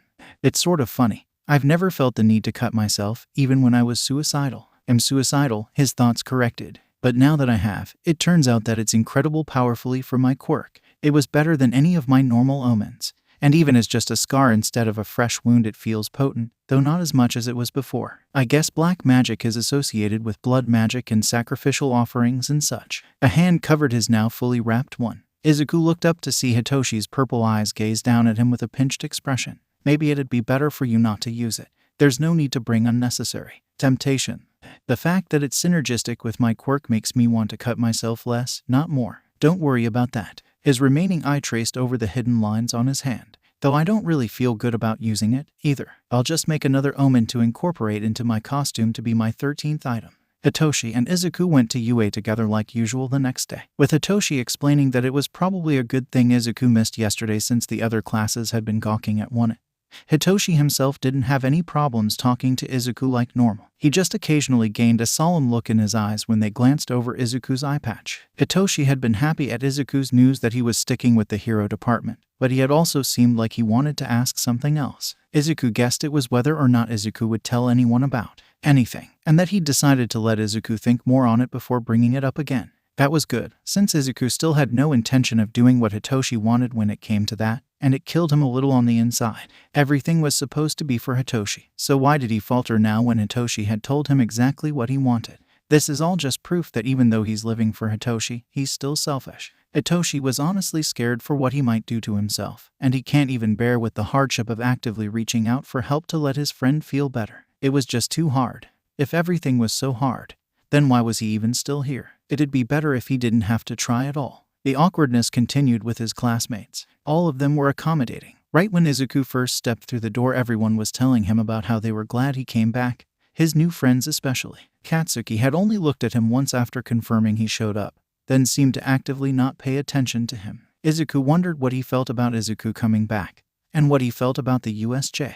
He probably thinks it's Izuku's fault, right? Or at the very least the losing his eye part. Katsuki knew what his quirk was like, after all, and had been plain about its status as a villain quirk since its inception. But he could feel the rest of the class's gazes linger, and he could feel the tension of the classmates that he wasn't so familiar with yet. And of course, his friends examined him with worry that they waited until lunch to address. Midoriya-kun, are you doing okay? Uraraka was the first one to step up, eyebrows furrowed together, including her, Izuku, Hitoshi, Takoyami, Ada, Shoji, and the new addition Asui. There were 7 people at the table, but all the attention was focused on him. He didn't let his nerves show in his smile. He decided that going too in on being alright wasn't the best approach for this situation, so he tried for something more in the middle of the road. Izuku let his smile become a bit weaker. Yeah, I'm just adjusting still. Shoji nodded stiffly with his arms crossed over his chest. When I form and deform eyes, it was quite disorienting before I got used to it. It must be even worse to lose a real one. Ah, Shoji-kun,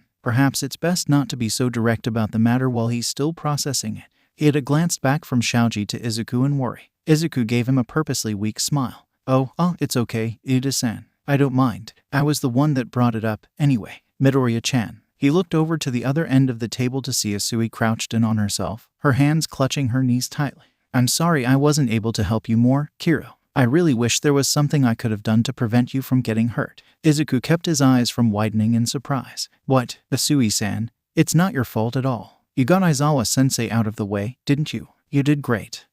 He stumbled over his words as he repeated the phrase he'd known intimately since he was 4. I just wasn't very lucky, is all. The pep talk didn't seem to help Asui's mood much. She still stared down at the table without moving her chopsticks to eat the food that was growing cold in front of her. Izuku tried to push the conversation into a different direction. Come to think of it, where's Mineta-san? He wasn't in class today. He also helped with sensei, right? So I thought he came out okay. Those who had been eating paused their movements, and Izuku realized he'd just moved from one landmine to another. Takoyami was the one to look at him and say, Mineta dropped from the hero course to general education. Next to him, Hitoshi straightened his bad posture in shock. Izuku also allowed himself to lean back a bit as a show his own shock.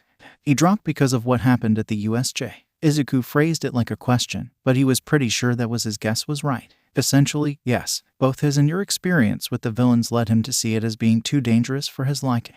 Takoyami-kun, is it really okay to say it like that? Uraraka spoke up again, glancing at Izuku in earnest. Don't misunderstand and think it's your fault, Midoriya-kun. It was still the villains that scared him off. He sorta does think it's his fault still, but he can also see that Uraraka's logic that it was what the villains did to him that was the real factor, not him. Technically speaking, Mineta did have the most normal reaction to that kind of threat compared to everyone else, Kira. Bakugo gave him a hard time about it, but he also didn't get up close to the leader in Namo like us 3, so I'm not sure if he truly understands or not.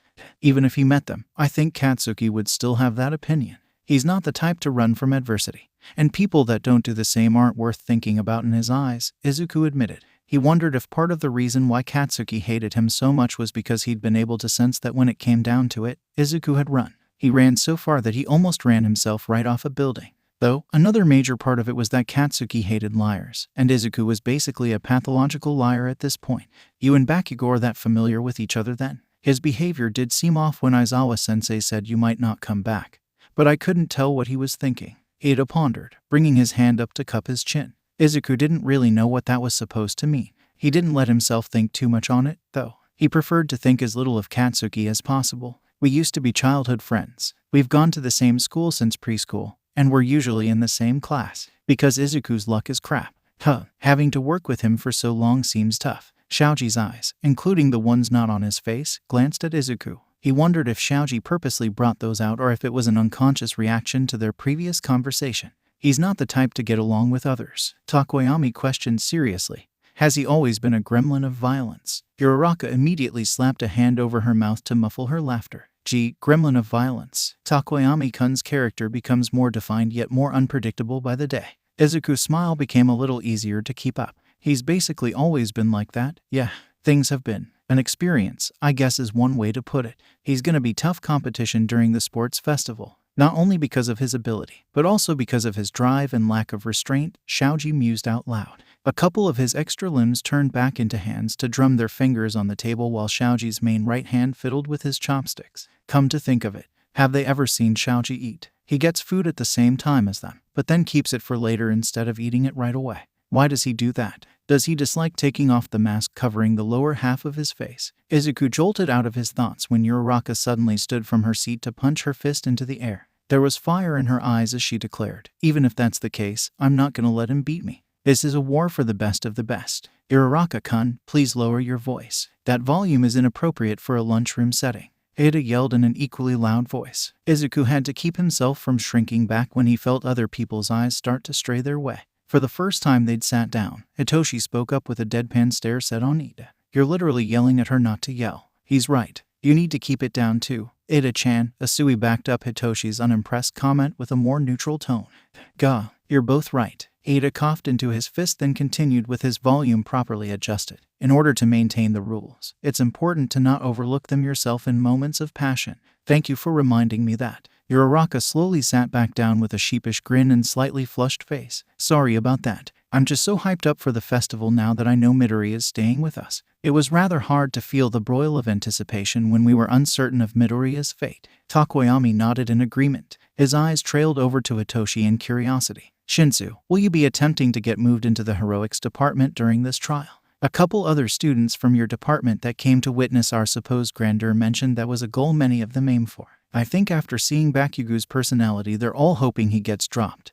But I doubt that's gonna happen. Asui added on. Hitoshi's posture straightened up again as his gaze turned from uncaring into something more serious. The way he stared back at Takoyami was almost confrontational. It made Izuku tense up a little. Yeah, that's right. What about it? I was just thinking that the chance of someone being transferred into our class would be high, since there's already a spot open. This was good timing for you all. It really was good timing. Izuku had been thinking on that ever since they mentioned Mineta, just as Hitoshi surely had been. He didn't want to feel excited about one of the class leaving, but he knows that he would be lying if he said he wasn't glad things ended up this way. Whether a spot would open up for Hitoshi had always been the most unpredictable factor in whether Hitoshi would get into the hero course. That was why Izuku had been so determined to plan dropping the course at precisely the right moment for him. Technically, someone else might end up taking Mineta's spot. Still, but now they had two chances to get Hitoshi in. If he doesn't get chosen for this spot, Izuku still has his own to give up. But it also brought up the possibility of Hitoshi getting in now, and Izuku not having to give up his spot. If that was what happened, would he just stay in the course with him?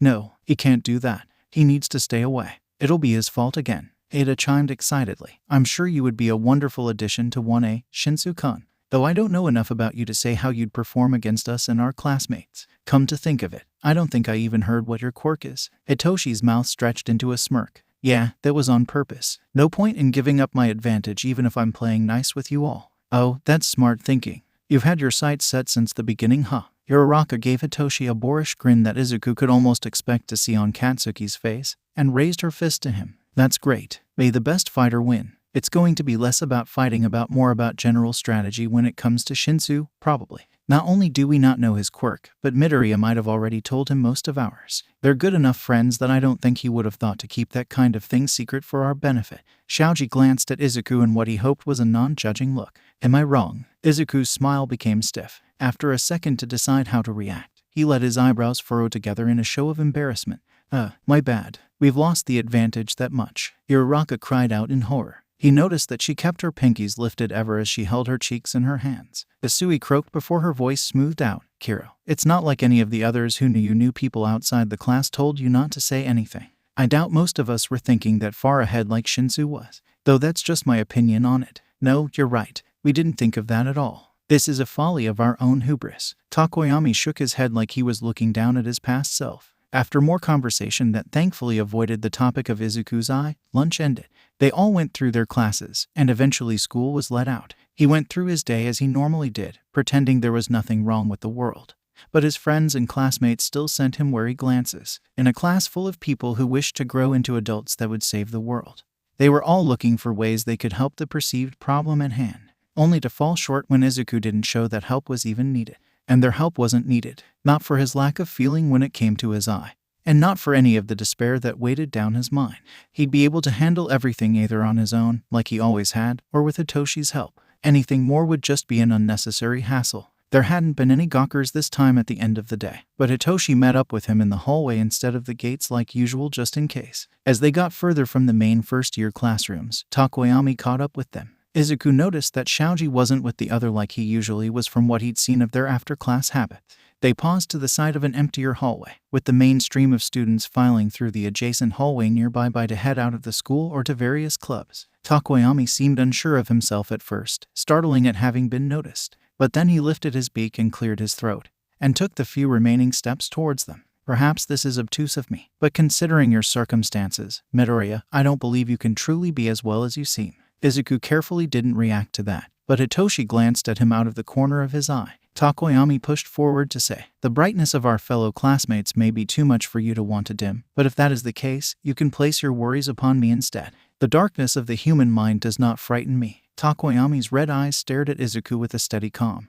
Very unlike the red eyes he was used to seeing on his old childhood friend. He placed a pale hand over his own chest to gesture to himself. Is there anything that you wish to talk about? Even if it's something you've already discussed with Shinso, perhaps a second person will help lighten the load further. Takoyami's eyes moved from Izuku to Hitoshi, and twitched in a wince. Not that I wish to imply Shinso is inadequate help. I am unfamiliar as to how to ask after these things, so please forgive any offense I might have brought unintentionally. No, it's fine. I understand what you're getting at, Hitoshi quickly responded. He watched Izuku carefully, waiting to see if he would accept the offered hand, even though he didn't say anything. Izuku knew Hitoshi wanted him to accept Takoyami's offer. His plea for Izuku to ask for help was mainly a plea to get the guidance of their teachers, the people that would most be able to help with keeping Izuku safe from himself. But he also probably figured that any branching out for help was a step in the right direction. Maybe it was a step in the right direction, but it still wasn't the direction he wanted to go. As a compromise, Izuku thought of something that had been on his mind for a bit that wasn't as heavy but had still filled him with indecision.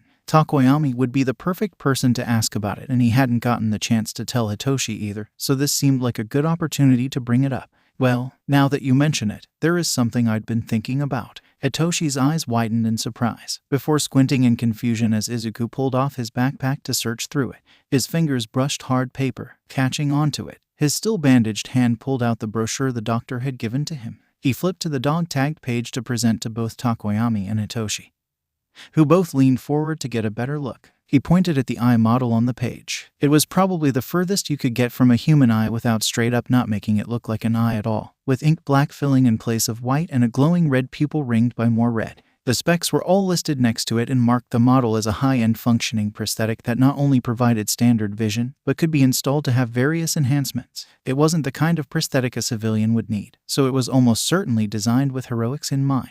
Do you think this would look too weird? Out of all the options, this is the one that I like the most. He could feel Hitoshi stare at him with a squinty-eyed look, like he was trying to say this isn't the worry you should be prioritizing. But Izuku did his best to ignore it. Takoyami's eyes lit up even as he scoffed. Who cares what the plebeians think? The aesthetic is perfect. Like the combination of a ghoulish supernatural and a robotic overlord. What more could you want from an eye? Izuku pointed at Takoyami excitedly, and tried to make his smile match that excitement. Exactly. That's exactly the kind of aesthetic I want. If I'm already missing an eye, I might as well replace it with something cooler than a normal eye, right? Yes, precisely. Not how people normally think about losing an essential organ. But okay, Hitoshi commented under his breath. It's just that I don't want people to be intimidated by it, you know. Izuku turned the page to look at it himself. It'd probably be creepy on an actual person. Isn't the point of the aesthetic that it is creepy? Takoyami asked, tilting his head in a bird-like manner. Well, yeah, but that doesn't mean I want to creep people out. I just want to look in the mirror and go, wow, so cool. ... if that makes sense. It does. Don't worry, I'm following your logic. Hitoshi didn't comment on that part, so Izuku wasn't sure if he was following Izuku's logic, but he did ask. It says you can modify it to have 2 additional features. Is that part of why you want it? Which ones would you get? Izuku internally brightened at Hitoshi picking up on that. Yeah, I want the far distance vision, which would let me see details for up to a couple kilometers, and night vision. Hitoshi responded with an agreeing nod. With your sight-based quirk, that would be perfect. You should get it. Don't worry about other people. Izuku glanced away with an uncertain hum. If that was the only thing I was thinking of, I would. But he glanced up and found a corner of his mouth curling into a guilty half smile. I think I really like the eye patch look too. You want to keep the eye patch. I didn't want to say anything lest it be seen as unsightly. But I also think the eye patch is a great look on you, Takoyami admitted in a sheepish tone. Are you guys serious? Right. But I also still want to be able to see out of that eye. So I don't know if it's worth giving up half my vision just for aesthetic. It's not. Please don't. Hitoshi deadpanned with an incredulous stare. Takoyami scratched his beak in deep thought, before his eyes lit up in realization. I think the solution to both your problems is right in front of you, Midoriya. He pointed at his own eye, and reveled his wisdom. Why not do both? Do both. Izuku repeated in confusion. Do both. Hitoshi repeated in exasperation. Get the eye, but also keep the eye patch. That way people won't see the eye on a regular basis. But in times of need, it can be revealed to even greater effect. Takoyami covered his eye with his hand, then suddenly pulled it away as a form of demonstration. By day, an average human, by night, a cursed being of the dark. That's the kind of image you could have. Takoyami. Izuku uttered the name in reverence, his lips fully curled into a true smile at the mental image he had been given. You're a genius. How are you so good at this? That's perfect. I really don't want to rain on your parade, but how are you going to still be able to see out of that eye if you wear an eye patch most of the time?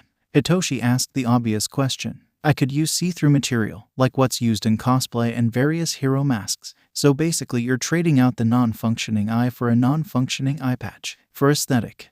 Is that weird? After staring at Izuku for an extended second, Hitoshi shrugged with a smirk. Maybe, but it's also very you. Go for it. With the smile still on his face, Izuku rode that high that came from both Hitoshi and Takoyami's agreement as well as his own imaginings of his robo-eye patch combo. Then came the time where he had to explain that idea to a regular person, where he realized that actually, it sounded really stupid and unnecessary. So you want this eye model, but you also want to have an eye patch that it can see through too. So you can still wear an eye patch even though you have a working eye. Izuku had to keep himself from squirming under the raised eyebrow that recovery girl gave him. Despite being much taller than the elderly woman, Izuku felt smaller than her within the confines of her infirmary. He tried not to think about what happened the only other time he'd been here. Izuku made sure to keep his casual smile firmly in place. He spoke hesitantly and carefully. Is that a problem? For my normal eye patch, I was thinking it could just be something that looks like the medical one I already have. And then I would order a different design for my hero costume. Recovery girl waved him off with a sigh, causing the tension in his chest to relax. You aren't the first hero to use an eye patch just for the sake of it. Though, admittedly, I don't understand these current day trends you youngsters have. It's just that the high-quality function of the prosthetic will be impaired by the eye patch even if it's see-through. You'll have to take it off to use the telescope and low-light processing. Is that okay? Yeah, that's no problem. I expected that. Alrighty dear. Recovery girl turned to her clipboard to write some things down. We'll put in an order that should arrive in a couple days. Inserting a regular prosthetic eye is fairly simple. You just plop the thing in there. But with a functioning one, it's important to make sure the orientation is precise so that it can properly connect to your nerves. It'll be a quick procedure still, though, so you'll still have time to adjust to it before the sports festival. Speaking of the sports festival, Izuku had been doing his very best work at ignoring problems when it came to the fact that he was going to have to speak in front of the entire nation. Even as he begrudgingly started wearing his inverted cross earrings and Leviathan cross bracelets to stock up on energy again. He tried not to think about it, but as he managed to store more and more energy, even keeping his amulets on during his sleep to utilize the extra hours, the little accidents that tended to occur around his quirk started up again. More broken dishes, more almost tripping on the sidewalk on the way to school only for Hitoshi to catch him. Just the usual set of misfortune that had been gracefully light ever since Izuku started using his quirk on a regular basis at school. Hero basic training provided the perfect outlet for stray energy, but when building up his reserves there was no getting around the side effects. The minor but errant activity of his quirk increased his internal tension, along with him noticing over time how all of his teachers seemed to be watching him careful. They weren't outright staring, but he could feel their lingering attention on the back of his neck. Were they looking to see if he was breaking? If his injury was getting to him? Or was there something more to it? He couldn't tell for sure. So during his meeting with the counselor, he put on his best performance of a child having lost something great but was coming to accept it and start to move on, which after some thinking and research is what he decided would be the most expected response from a kid in his situation. The counselor listened kindly and reaffirmed Izuku's thought that that thought process was normal, then suggested at least one follow-up after the sports festival to see how he'd progressed. It was the perfect setup, since it meant in that meeting he could show that he'd recovered and finally put an end to those worries in a realistic time frame. All that was left to deal with was the festival itself. It was the night before he was set to install his prosthetic when the light in his and Hitoshi's room flickered out again. and he leaned back from where he had been doing homework to admit defeat. I'm going to die of embarrassment on national television, and it won't even be on purpose, and it wouldn't come with the benefit of literally dying. But he wasn't going to say that to Hitoshi's face. Despite being rudely put into darkness, Hitoshi didn't seem to mind it from where he laid on his bed. Izuku couldn't see him that well, but he could tell the other was looking at him. I'm gonna ignore that last part for the sake of continuing the conversation, but don't think I didn't notice it. Are you talking about your athlete's oath? If you practice it, you should do fine. Speaking without messing up is only one part of it. Izuku counted on his fingers as he went through his mental list. I have to walk toward the stage without tripping. I have to walk up the steps and onto the stage without tripping. I have to speak into the microphone without breaking the microphone or speakers. I have to actually say the oath. And then I have to step back off the stage and walk back to my spot without tripping again. Frankly speaking, I don't think I'll be able to do all of that without messing up at least one of them. It sounds like your main problem is potentially tripping. That kind of thing happens by accident, so try paying a lot of attention to how you're walking to catch any slip-ups. As for the microphone and everything, try to keep your energy contained like you normally do when you're being paranoid about it. If no energy is directed at it, nothing will happen. And like I said before, practice is the best way to help with the public speaking portion. Even though he knew Hitoshi couldn't see it in the dark, Izuku sent him a thankful look. You make everything seem so much easier than how I think of it in my head. What would I do without you? Then he frowned to himself as he mentally answered his own question, and said, wait, don't think about that. Sorry. As he stood up to fix the light, he felt more than saw Hitoshi hold his face in his hand. The next day, Izuku was excused from his morning classes so that Recovery Girl could insert his prosthetic. Before heading to school, Izuku allowed himself the one chance to look at his empty eye in the mirror to tap at the white plastic piece that was soon to be removed. The vibrations it transferred to his flesh were loud and uncomfortable to his ears, not to mention how it made his head feel like someone was tapping on it like the wall of a fish tank. But it also gave him the physical satisfaction of having resolved an unimportant curiosity. A blush entered his cheeks when he was caught by Hitoshi in the middle of this, but his friend just chuckled at him with a strange fondness. That was very much not the reaction a person should have when seeing another person poking at their eye for no good reason. He wondered if whatever caused him to have unusual tendencies was contagious, and Hitoshi was finally showing signs of having been infected. The school offered to let one of his guardians be present for the procedure, but Izuku declined, seeing as it wasn't that big of a thing anyway. All Recovery Girl really did was put it in. He didn't even have to be unconscious for it. And after a few adjustments to the eye that felt extremely weird but weren't actually painful, Recovery Girl had him close his eyelids to let the eye boot up on its own. When he next opened his eyes, his vision was just like how it was before losing one. Recovery Girl had him track the movement of her pen for a bit, then watched the movements of his eye closely, then had him go through a color chart, then tested his depth perception. Basically, the bulk of the time he missed class was solely for quality checking the installed eye. Finally, at the end of it all, he was given a mirror to look into. His reflection showed his normal, green-colored eye, the color he got from his mom, and a polar opposite false black sclere with a dimly glowing red pupil. His first thought when seeing it was that if he covered the normal half of his face, he'd probably look like a demon of some sort, similar to Dark Shadow's eyes but in human form. Wow, so cool. He was given a new eye patch that looked exactly like his old one, but when he pulled the strings over his ears and set it in place, the eye was able to adjust to the one-way translucent material and see like normal. Recovery Girl explained that regular see-through material would still be disorienting to work with for single eye use due to the color of the material. So they made him an eye patch with the material that was used for full eye covering hero masks, which allowed the hero to see through it without the masking filter normal cloth would usually have. He was a little touched that UA went so far for what was surely an unusual request. But once again, Recovery Girl waved him off. This school is known for two things, being the best of the best, and being accommodating to the hero teacher's freestyle method. If we can't also accommodate for freestyle student methods, then how could we be the best? He went about the rest of his day normally, but the false smile on his face was much easier to keep up than usual. It was probably the most content he'd felt since the USJ. And at the end of school, he excitedly pulled the only two of his friends that knew in full detail what eye he had gotten into an empty classroom to pull off the eye patch with what he'd hoped was a dramatic flourish. Takoyami got equally excited in that way Izuku now knows he gets, where he tries not to let it show but it shines through in his vocabulary and mannerisms. And Hitoshi gave an approving nod in agreement it was cool, though he mostly just looked happy that Izuku was happy. The whole experience of being able to share his excitement with two people instead of the none he was used to before Hitoshi pushed it to new heights, and the smile on his face became real again for that moment. He wasn't sure when he'd let his other classmates see it. He didn't know what they'd think of it, and he didn't know what they'd think of him still wearing an eye patch purely for aesthetic. So like many other worries with his life, he decided to push it back as much as possible and not think of it at the moment.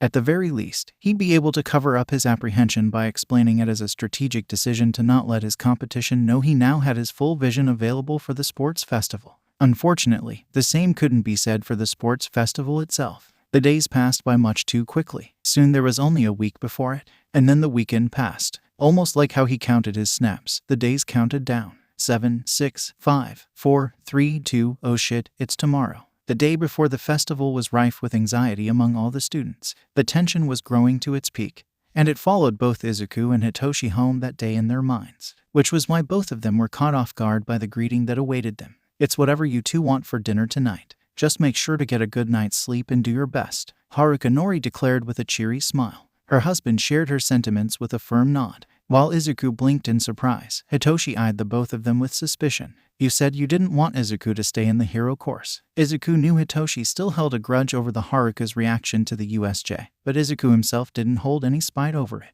It would be hard to, considering he mostly agreed with their judgment that his quirk does make things more dangerous for him, even if everything isn't his fault.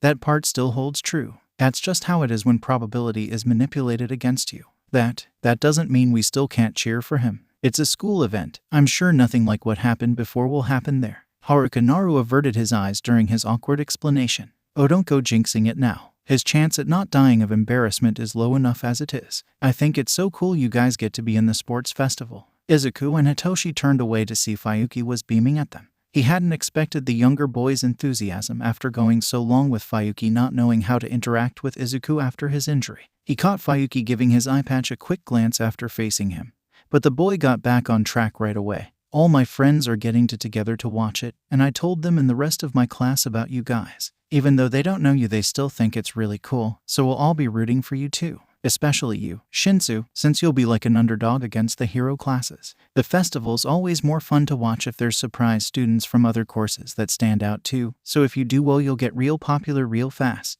Hitoshi seemed taken back by that, but Izuku brightened at Fuyuki's words. This was proof that Fuyuki had gotten used to Hitoshi's villain quirk, and was now at the point where he can root for Hitoshi instead of thinking he wasn't hero-like enough to do well. Thinking back, his change in thinking probably started when Hitoshi was accepted into UA. He'd also congratulated Hitoshi about that even though it had come as a surprise. And now he's gotten used to Hitoshi being in UA enough to look forward to how he'll do at the school. And through Fuyuki's own acceptance, he was able to pass on that attitude to his friends as well, who might have written off Hitoshi for his quirk under normal circumstances. This is exactly the kind of thing Hitoshi wants to do by becoming a hero. He wants to prove to others that people are more than just their quirk, that someone like him can overcome all the odds and doubts to reach for something people say he can't. By just getting into UA at all, he's already started that change, even if it's just with someone he knows. Natsume's unimpressed voice broke the moment. That's only if they do well, you know. There are a lot of nobodies every year too. Fuyuki looked over at where Natsume was sitting on the couch to glare at her, and she seemed surprised by it. Fuyuki usually worked around Natsume's more obtrusive personality, so this was probably the first time Izuku's seen any tension between the two of them. Even if we don't know how they'll do, we could at least cheer for them still. And at the very least, Midoriya is guaranteed to do well since he placed first in the practical. Do you really not care how they do even after living with them all this time? This might be the only chance you get to root for someone you personally know from UA. Natsume flushed in embarrassment and stumbled through her words. I'm just saying. And it's not like we're friends. Haruka looked back and forth between all of them with discontent coloring his expression. He nervously tried to bring the mood back up again. Let's just have a nice dinner. Please try to be a bit more positive about this for Midoriya and Shinso, Natsume-chan. It's a big moment for them. Natsume glanced away sullenly but didn't object. It was also true that, just like Fuyuki's perspective had gradually changed, other people would be harder cases. Natsume had always been more judgmental about their quirks compared to Fuyuki, so it made sense she still doesn't consider Hitoshi or Izuku to be hero material. They had a filling dinner of katsudon, bringing back slightly unwanted memories of his own mother's katsudon that made it harder to enjoy what used to be his favorite meal. And afterwards, before Izuku and Hitoshi could start getting ready for bed early, they were stopped in the hallway by Haruka Nori. Aki-chan has something she wants to give you too. They both turned to see Haruka gently smiling down at Aki, who came out from behind her legs with a nervous pout. The quiet little girl looked down at the colored papers in her hands, before holding one out for each of them. Izuku and Hitoshi both accepted them. and Izuku examined it to see it was covered in messy hiragana and stick figure drawings. Aki kept her gaze down towards where her hands were fiddling with the hem of her shirt, and spoke hesitantly and softly, I told my friends you're going to be in UAS festival, and Emi-chan said she always makes a card for her big brother when he has a big game, so we made those together to say good luck. Looking over the card, Izuku was able to spot several different kinds of handwriting all spelling out good luck, and the set that he recognized from bits of Aki's homework that he'd seen floating around also had the small scroll of get better soon next to it. You both have scary quirks, but you're both always nice too, so I hope you do good. The familiar pressure of wanting to cry pressed against his normal eye and unexpectedly against his fake eye as well, even though no tears came to them. Is it because of the card, and how he's never gotten anything like this from someone that wasn't his mother before? Was it because even now, this little girl still thought his quirk was scary? Or was it because even though she thinks that way, she still wants to tell him good luck? He doesn't know. Hitoshi also seemed greatly affected. When Izuku looked at him, he was trying to give Aki an uneven smile. Thanks, Aki, that means a lot to us. Hitoshi speaking helped Izuku find himself again.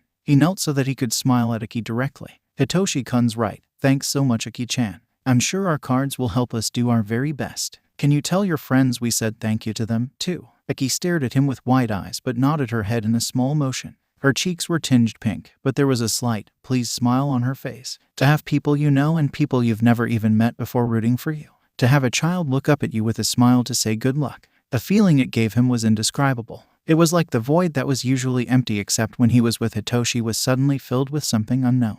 Is this what it feels like to be a hero? That thought stayed with him through the night and into the next day. Even after parting with Hitoshi and sitting amongst the bustle of Class 1 in his PE uniform, he carried the thought that there were going to be people watching from their homes to see him on the screen, and in a few cases, were specifically looking forward to seeing him. He had, though, that without his mom, he wouldn't have any of those. To know that perception was wrong was almost jarring. What would they see when he did these trials? Would they see a hero in training trying to keep up with his classmates? Would they see a poor boy that didn't understand he was meant for a different path? Would they think he was normal? Would they think he was strange? Would they think this is the kind of person I could see saving me? Would they think this is the kind of person that might eventually hurt me? Izuku had thought that he had been numb to others assuming the worst of him, because it was the attitude he first expected, because he'd already given up on trying to change it or continuing his life, so what was the point of caring anymore? Because Hitoshi was the only person that really mattered to him, so why should he worry about what other people thought of him? But it was only now, right before the moment of truth, that he realized if he came home to Aki or Fuyuki or the Harukas being actively fearful of what he could do,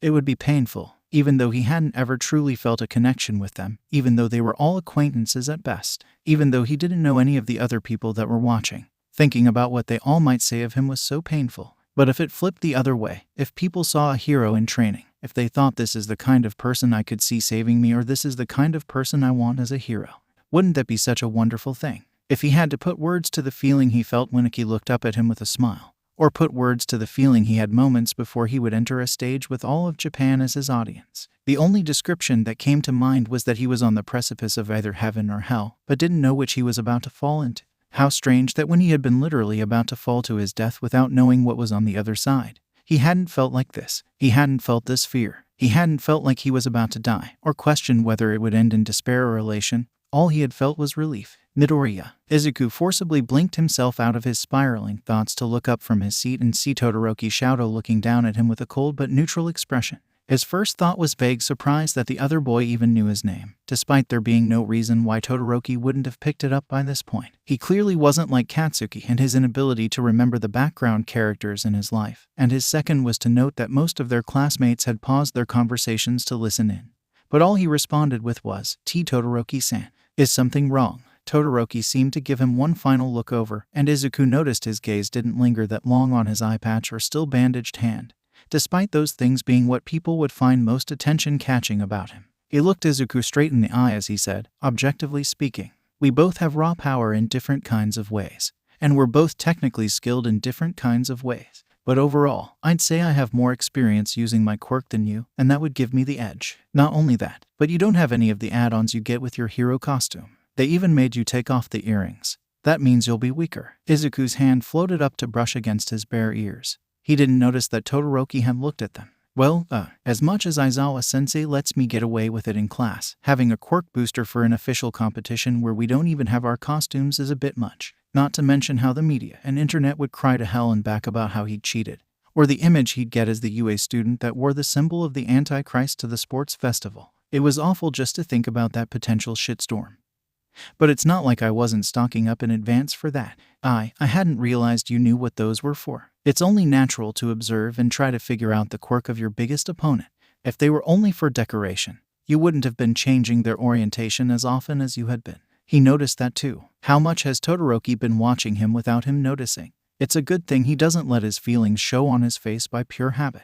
None of the details really matter, though. Todoroki's eyes narrowed to the slightest degree, but the effect it had on his gaze was immense. The only thing that matters is that I will beat you. A declaration of war between the strongest kids in the class, Kaminari exclaimed in both shock and excitement. Kirishima, despite seeming like the kind of guy that would like these sorts of declarations, pulled at Todoroki's shoulder with a frown. He was shrugged off nonchalantly. Hey man, we're about to go on. Why are you picking a fight? I don't really care. I'm not here to make friends.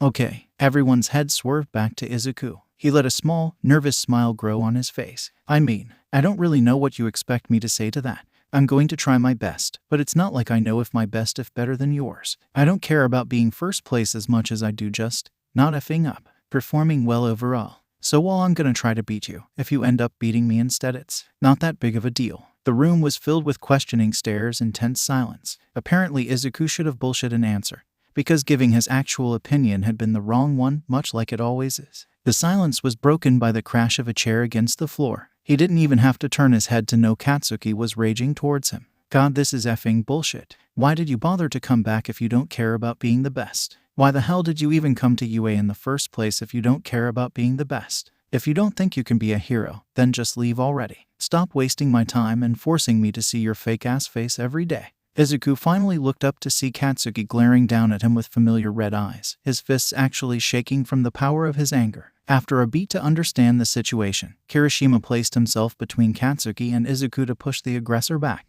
What the hell is this, dude? That was way too harsh. I know you're more manly than that. Shut up. You don't even know what you're talking about. A sense of déjà vu overcame Izuku as he weakly smiled up at Katsuki from his seat even as his heart thumped loudly in his ears, just like how he had in middle school and all the times before that. I don't need to be the best to become a hero, Kaken. Just getting to be a hero and doing my best at that is enough. Or at least that's what he would think if he was actually trying to be a hero. Katsuki glared him down with increasing intensity, before all at once, he turned his back to Izuku. Everyone parted out of his way as he stalked towards the door, watching him leave with nervous glances. Izuku watched his back as he got further away, like he always used to do. Katsuki's still angry voice was almost quiet as he said, "You haven't effing changed at all." The whispers erupted as soon as the door slammed shut. Izuku was instantly surrounded on all sides by his friends, various looks of worry on each of their faces. And Midoriya-kun, are you all right? Uraraka was the first to ask. Izuku kept his smile weak on purpose as he nodded minutely at them. Yeah, that's just how Katsuki is. He takes everything personally. Even if he thinks it's personal, it's still horribly unjust to speak to you like that. We're all aiming to be heroes in our own way, Ida announced with his arms crossed over his chest. It said a lot that he wasn't even trying to chase after Katsuki to wait in the room with the rest of them and follow proper procedure. There were probably only a few more minutes until the proverbial curtain call, so as long as Katsuki stayed close by it shouldn't be a problem. They spoke more about what happened, but Izuku didn't absorb any of it. The fear of the precipice had been swallowed up by his emptiness. And while he felt more level-headed now, he didn't know if it was a good thing. Katsuki's words had been an unwanted reminder. He doesn't hate Katsuki, exactly, but there were things about him that Izuku almost felt strong enough about that some might consider it a dampened form of hate. And the thing that he's always hated most about Katsuki wasn't his words, or his attitude, or his actions, or anything like that. It was that despite knowing so little truth about Izuku, Katsuki also somehow knew so much. Too much. It all made sense in the end. Katsuki hates how Izuku's a liar. And Izuku hates how Katsuki can tell he's a liar. By their very natures, they were never meant to be friends in the first place. But even with that knowledge, whenever Izuku watched Katsuki's back as he left, just as he did now, there's always been that tiny crack of regret in his chest that came with him wondering what could have been if things had been different.